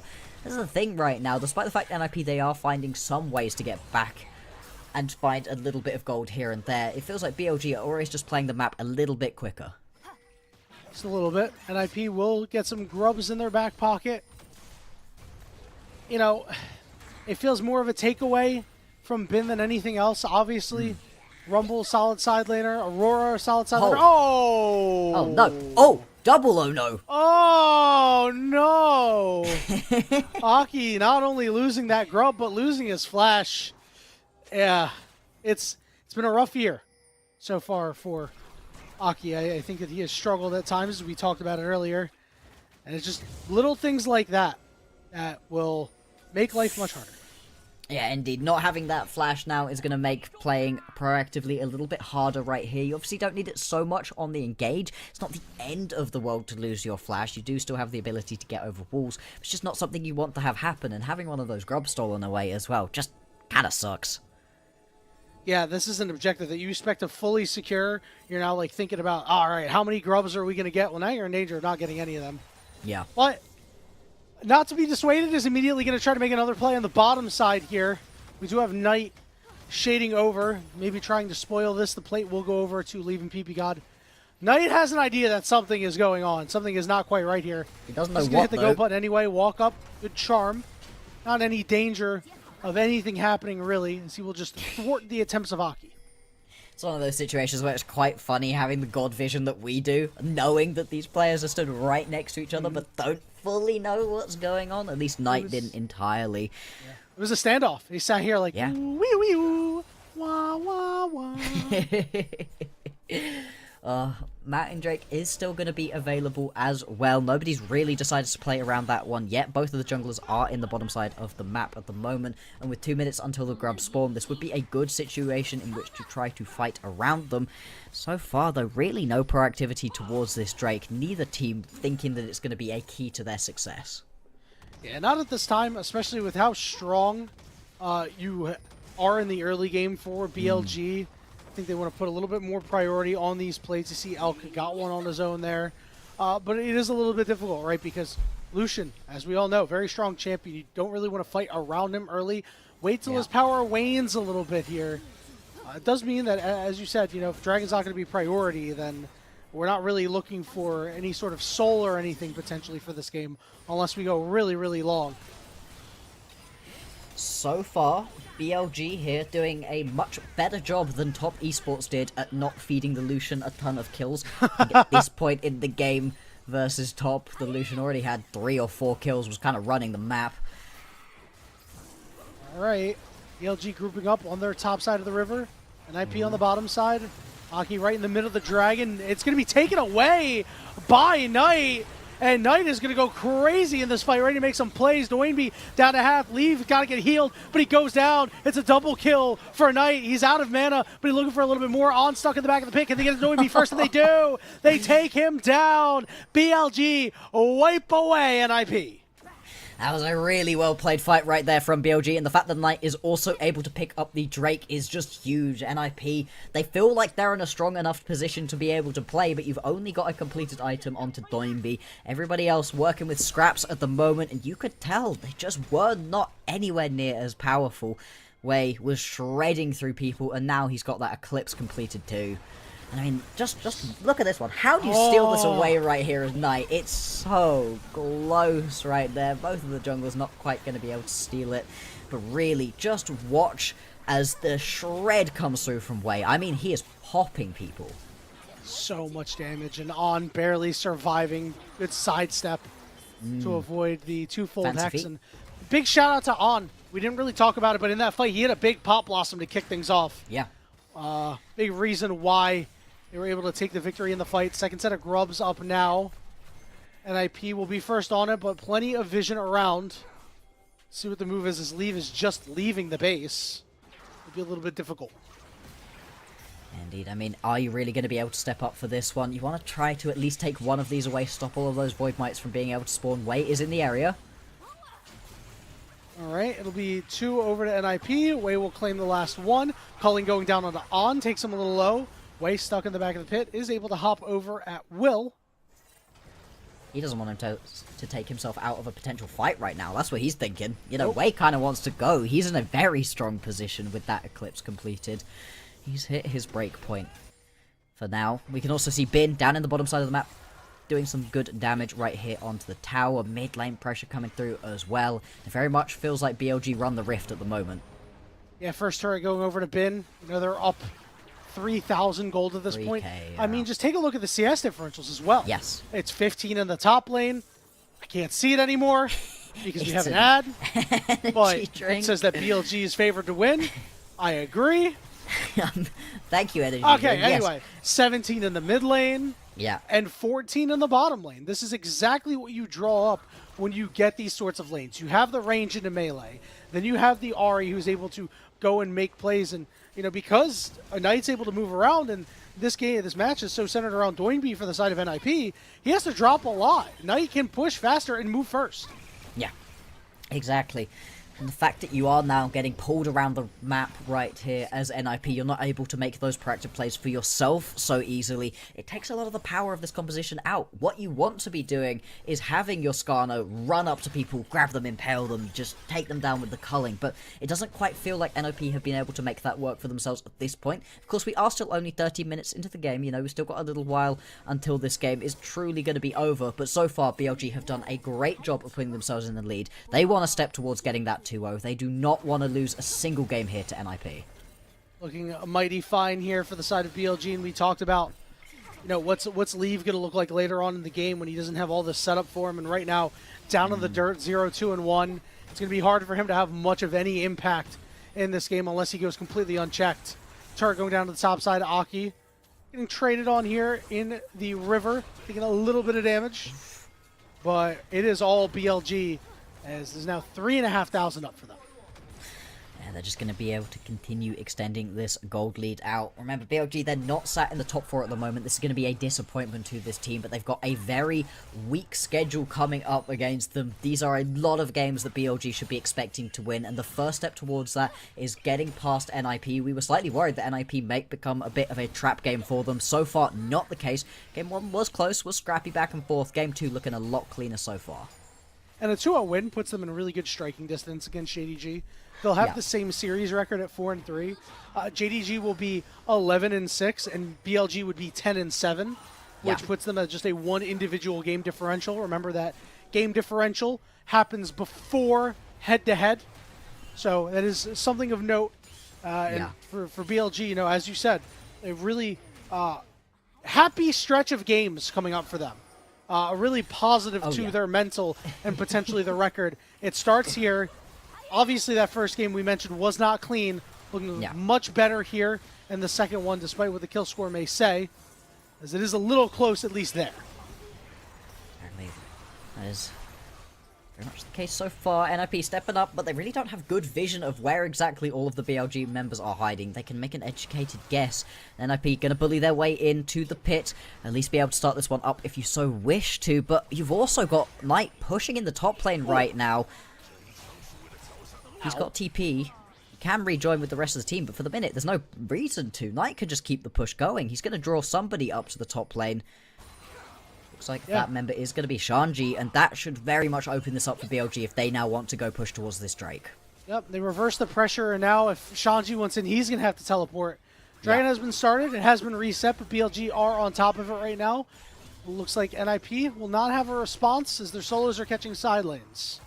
Indeed, it is just going to be this Drake picked up right here for BLG. Their second of the game. Now they can compete for Soul Point on the next set.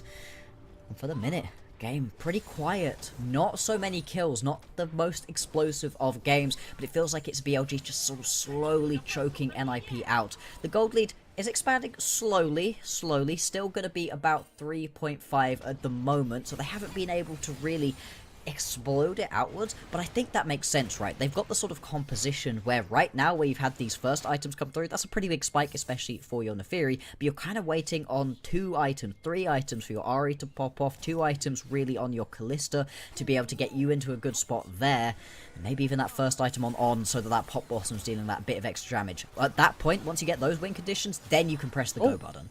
Oh my. Way got taken down to half HP. Yeah. Just a simple combo of PP God and Leave. You know, Leave certainly to be very dangerous in this game, regardless of the fact that the game hasn't gone so hot. Swift Charles has been started up on the top side. 5,000 HP. Teleport coming in from Knight. Going to be matched by Doinby.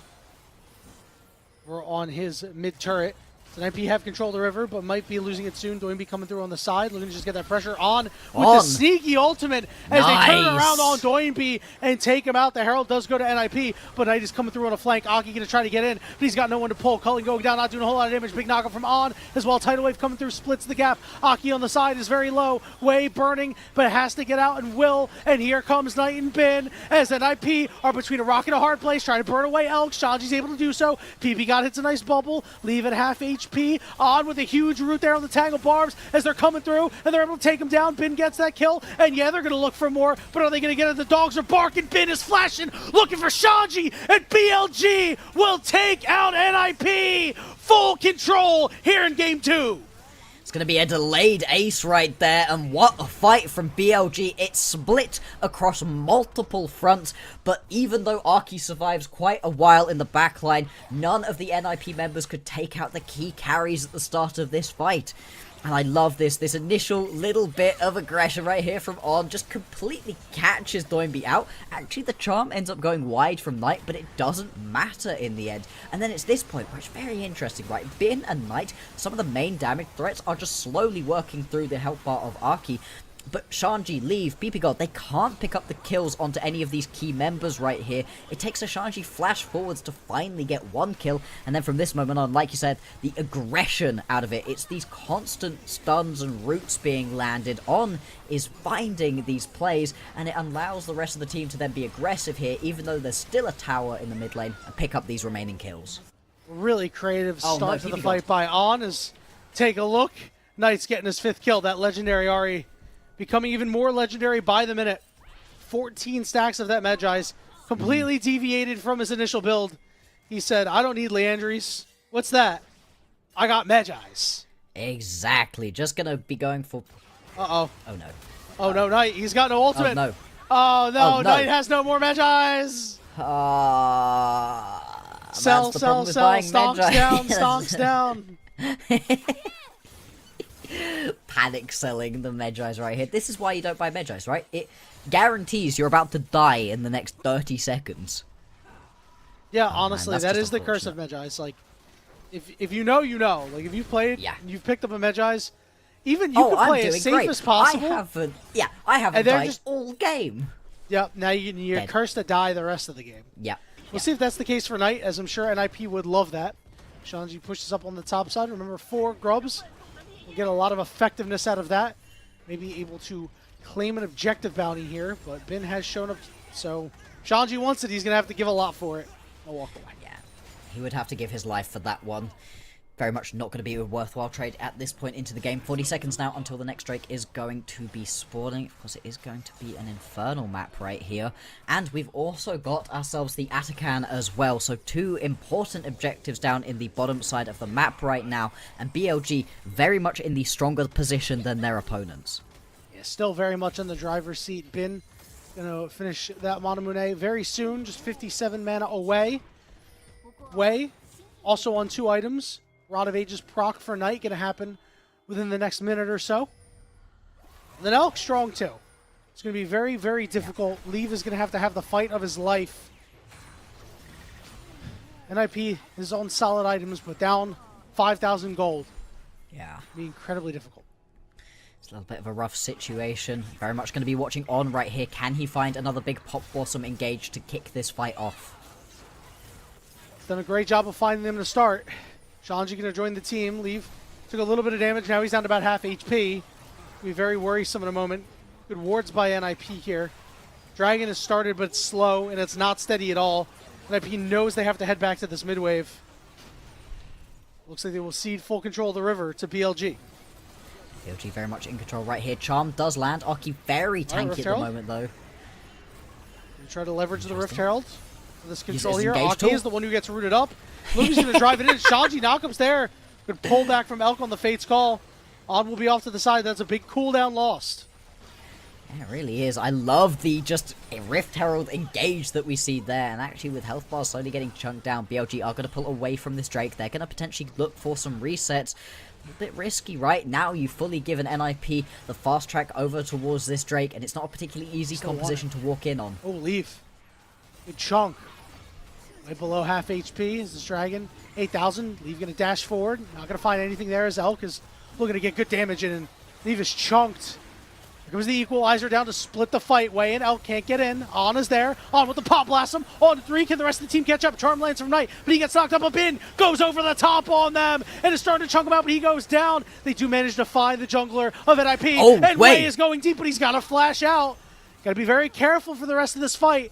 NiP, though, is in enemy territory and quickly running out of room. Gonna get to the blast code. Charm. Shanji gonna be able to do over on the side. PP guy gets picked off. Leave gets exhausted. He's too tired. Shanji trying to burn him away. Elk will flash and die, but they will still find the top laner of NiP. That is an ace for BLG once again.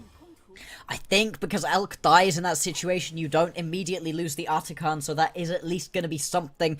But that's now multiple fights in a row where Way and Knight are able to pull the team through and get themselves big gold, big kills right here. Initially, this is looking pretty good for NiP. You managed to get your way into the pit. This is a great equalizer out of Shanji to stop any possibility of Way from being able to get involved. And actually, he takes a ton of damage from this as well. Once Pop Blossom onto 3 members is decent, but there's no real follow-up in this situation, and he has to turn tail and run. And then from this moment on, it's messy, but in these big, messy team fights, I'm just constantly watching what it is that Knight is able to do. And what he does is find this charm right here onto PP God that kills out the Nami. And once the Nami is gone, it means that there's no more of this healing and speed ups and bubbles to try to play around. And it means it's go time for the rest of BLG. He was just so split off. It was so doomed for NiP. It was doomed from the moment that On was able to get back in that fight. 1-0-10. His Pop Blossoms have been sublime. He's played a really, really good game.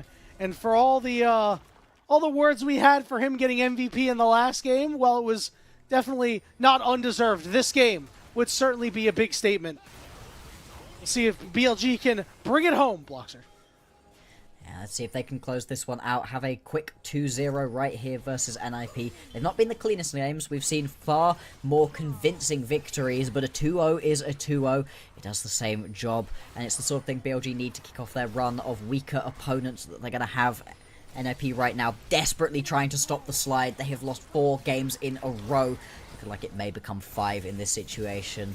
Another Okay. engage there. Good tangle barbs too as they find Doinby. On is caught, but nice job Elk getting him out of trouble and also saving his own skin as Shanji will go down. Double kill for Elk as Leave looking for more on the Knight. Here comes the culling. He's got a cleanse. Knight will flash away. Meanwhile, Way is continuing to put pressure down onto Aki. Bin showing up, chunks out and takes out Leave as BLG win yet another fight.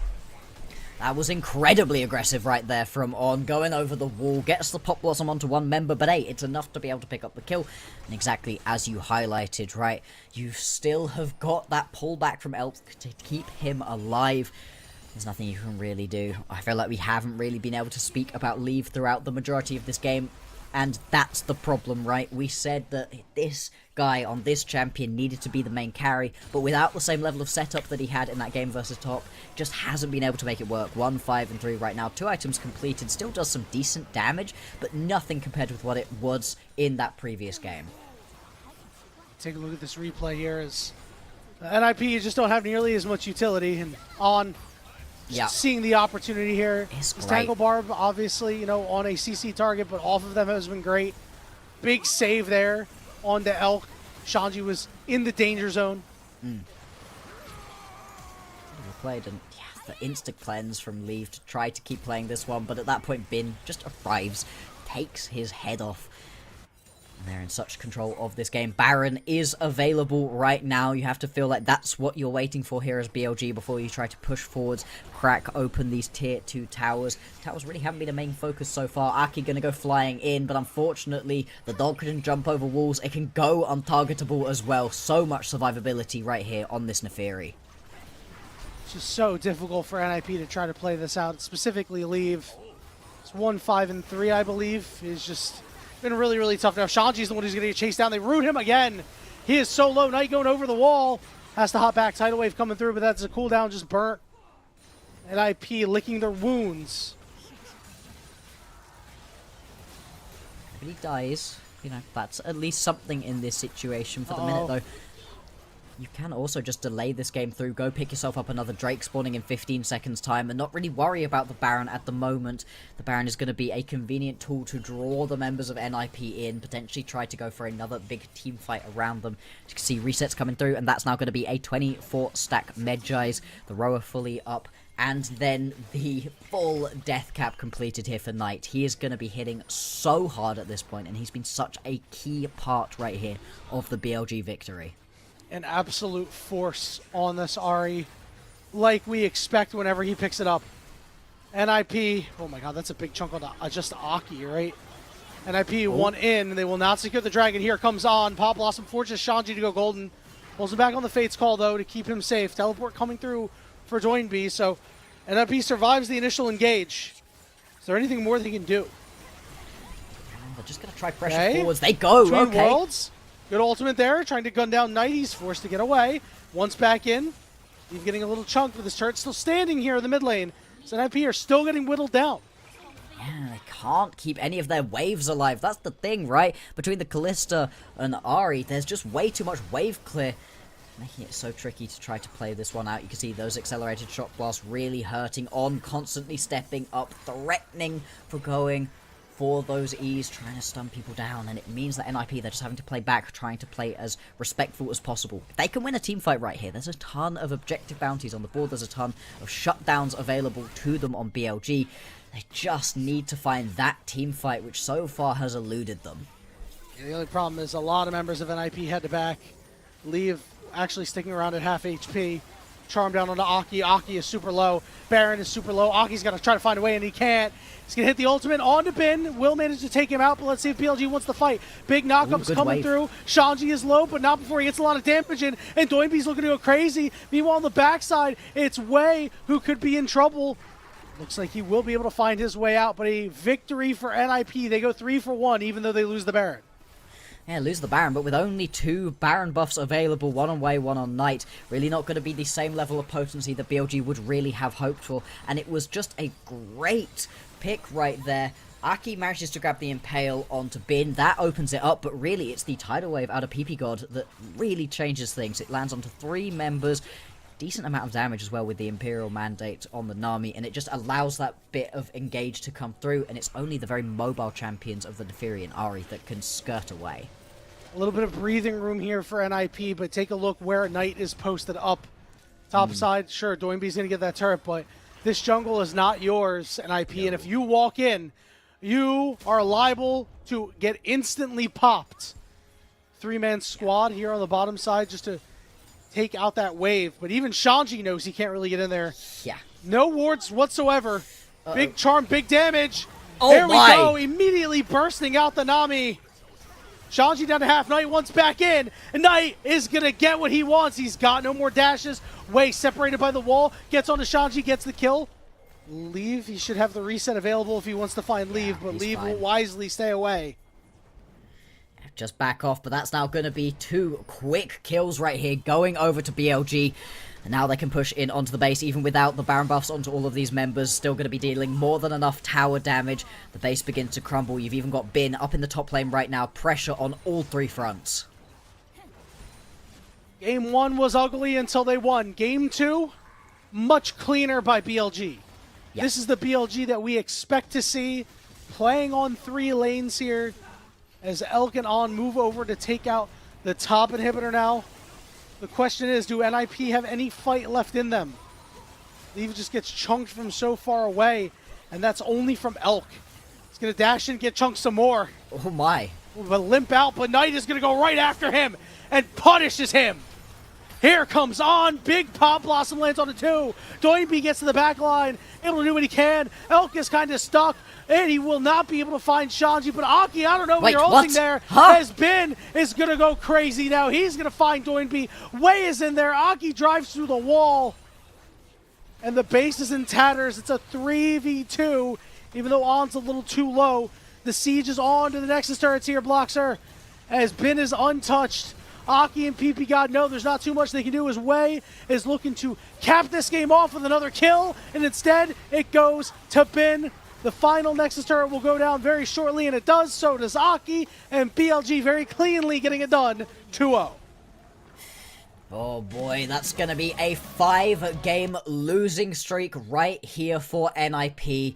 It just has not been working out for that squad in any way at the moment. BLG picking this one up, moving themselves to 4-3. Like you said, drawing themselves level with some of the other teams in the top of the standings right now. A crucial win here for BLG.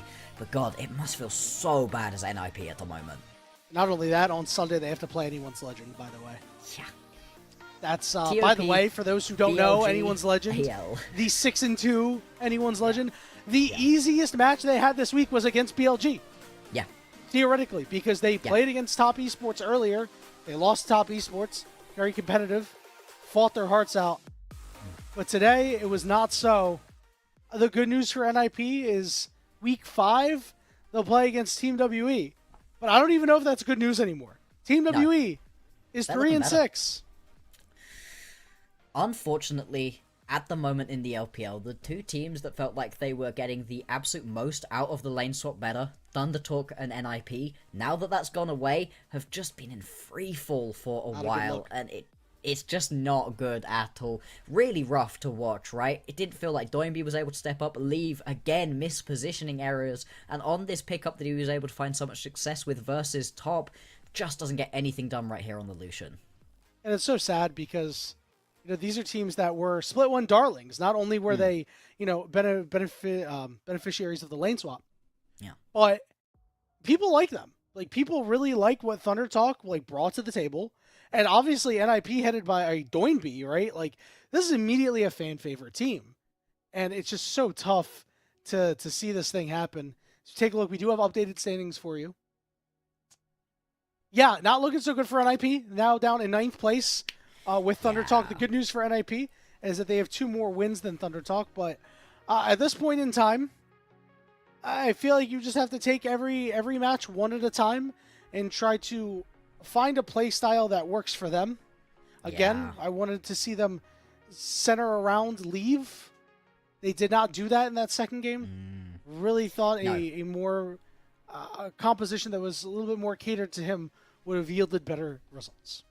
Yeah, I mean, what we saw in that top matchup was where you've got yourself a Scion and a Galio, and then you got Lucian Nami, and you're just fully thinking about this Lucian. Hey, how can we make Lee feel as comfortable as possible, buy him as much space to be able to do his thing? And he paid it back in that one. But also, it was good right here out of BLG to grab themselves an almost equally as aggressive bot lane, and then play around it early on as well. You didn't end up seeing the same level of just domination from the Lucian Nami, because between Kalista and Nico, especially if you get some jungle intervention, then you've got a decent 2v2 matchup that can really go toe-to-toe, and just was way more effective throughout the entirety of this game. There was one good tidal wave, there was one okay culling that I saw out of NiP's bot lane, but to be honest, they were pretty irrelevant throughout the entirety of that game, not in the same way that we saw from BLG.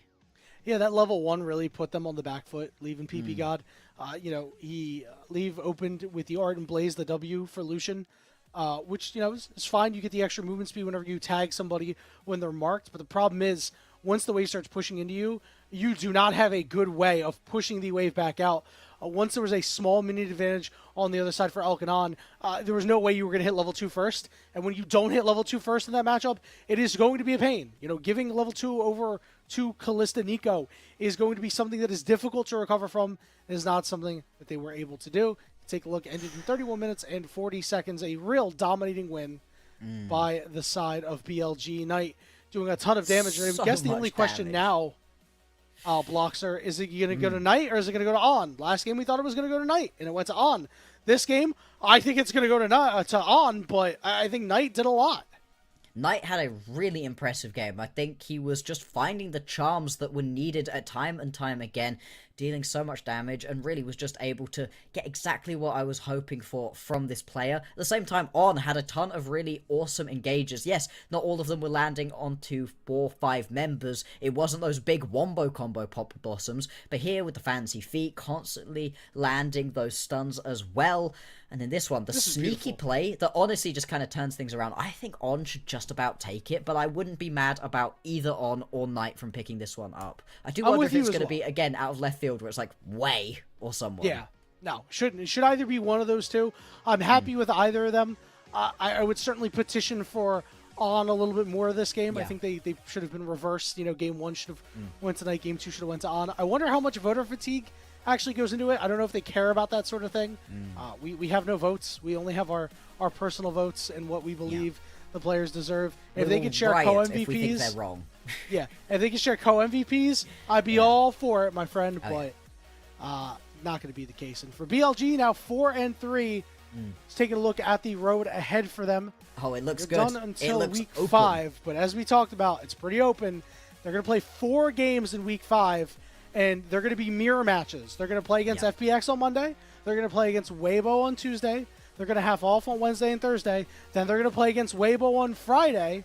And then FPX on Saturday. So now we're starting to get to the second part of the double round robin where teams are starting to play each other for the second time. So something to keep an eye out for as we start to wrap up this week, as we do have 2 more days on the horizon. Of course, because here in the LPL, we got games every day.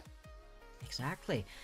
This is a very interesting time right now for BLG, where they play up against FPX and Weibo, and FPX and Weibo, and then Thundertalk, and then that's pretty much until the next time they play up against NiP. All of their easy, and of course we've had a real circle of suck in the LPL this split. Yes. So easy is hard to say here, but that looks like it should be the easiest stretch of games that they are going to have. This is part of why we thought BLG were looking like one of the best teams, because right at the start of the split, they were picking up some wins against some of the weaker teams. We were like, okay, look at this, looking good. And then all of a sudden, playing up against these stronger opponents, it just hasn't felt like the BLG of old.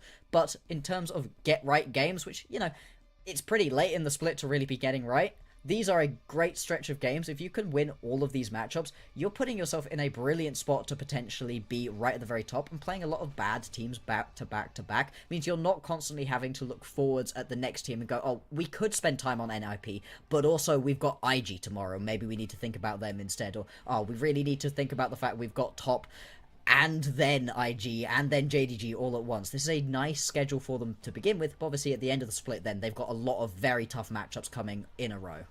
Yeah, they're going to be contending with JDG probably for that last spot. Is On will get the MVP, well-deserved. Thought this dude played a bonkers game and really came up strong. Obviously, Knight also would have deserved it, but I think you have to give it to On because the car doesn't get started without him, right? He's the one who put the key in the ignition. He's the engine that fired things up. But then once everything was running smooth, it was all Knight. Exactly. When you pick yourself the Neferi as the jungler, you are very much reliant on either your very engaged heavy top laner, it's a Jace, that's not happening, or your support to be that bit of engage.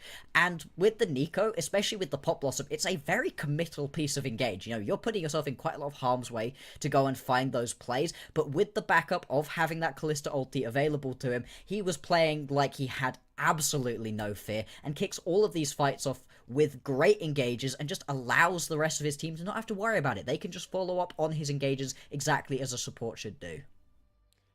Well said, Bloxer. Well said. We're going to get ready to wrap it up here, but before we do, we want a big shout out to our coffee supporters, our elite ones specifically. Aaron Soup, Meng, and Forrest without the Twitter MVP.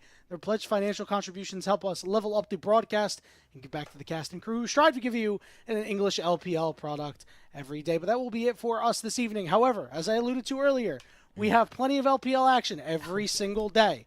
we got coming up. We're going to take a little trip to Nirvana for the first game of tomorrow, EDG versus Ultra Prime. I'll be on the call with Rudude, and then Mazel will be there for the second half. It'll be JDG versus Thunder Talk Gaming. On behalf of myself, Bloxer, Mandem, and the entire LPL English crew, thank you so much for watching. We hope to see you tomorrow night for some more games.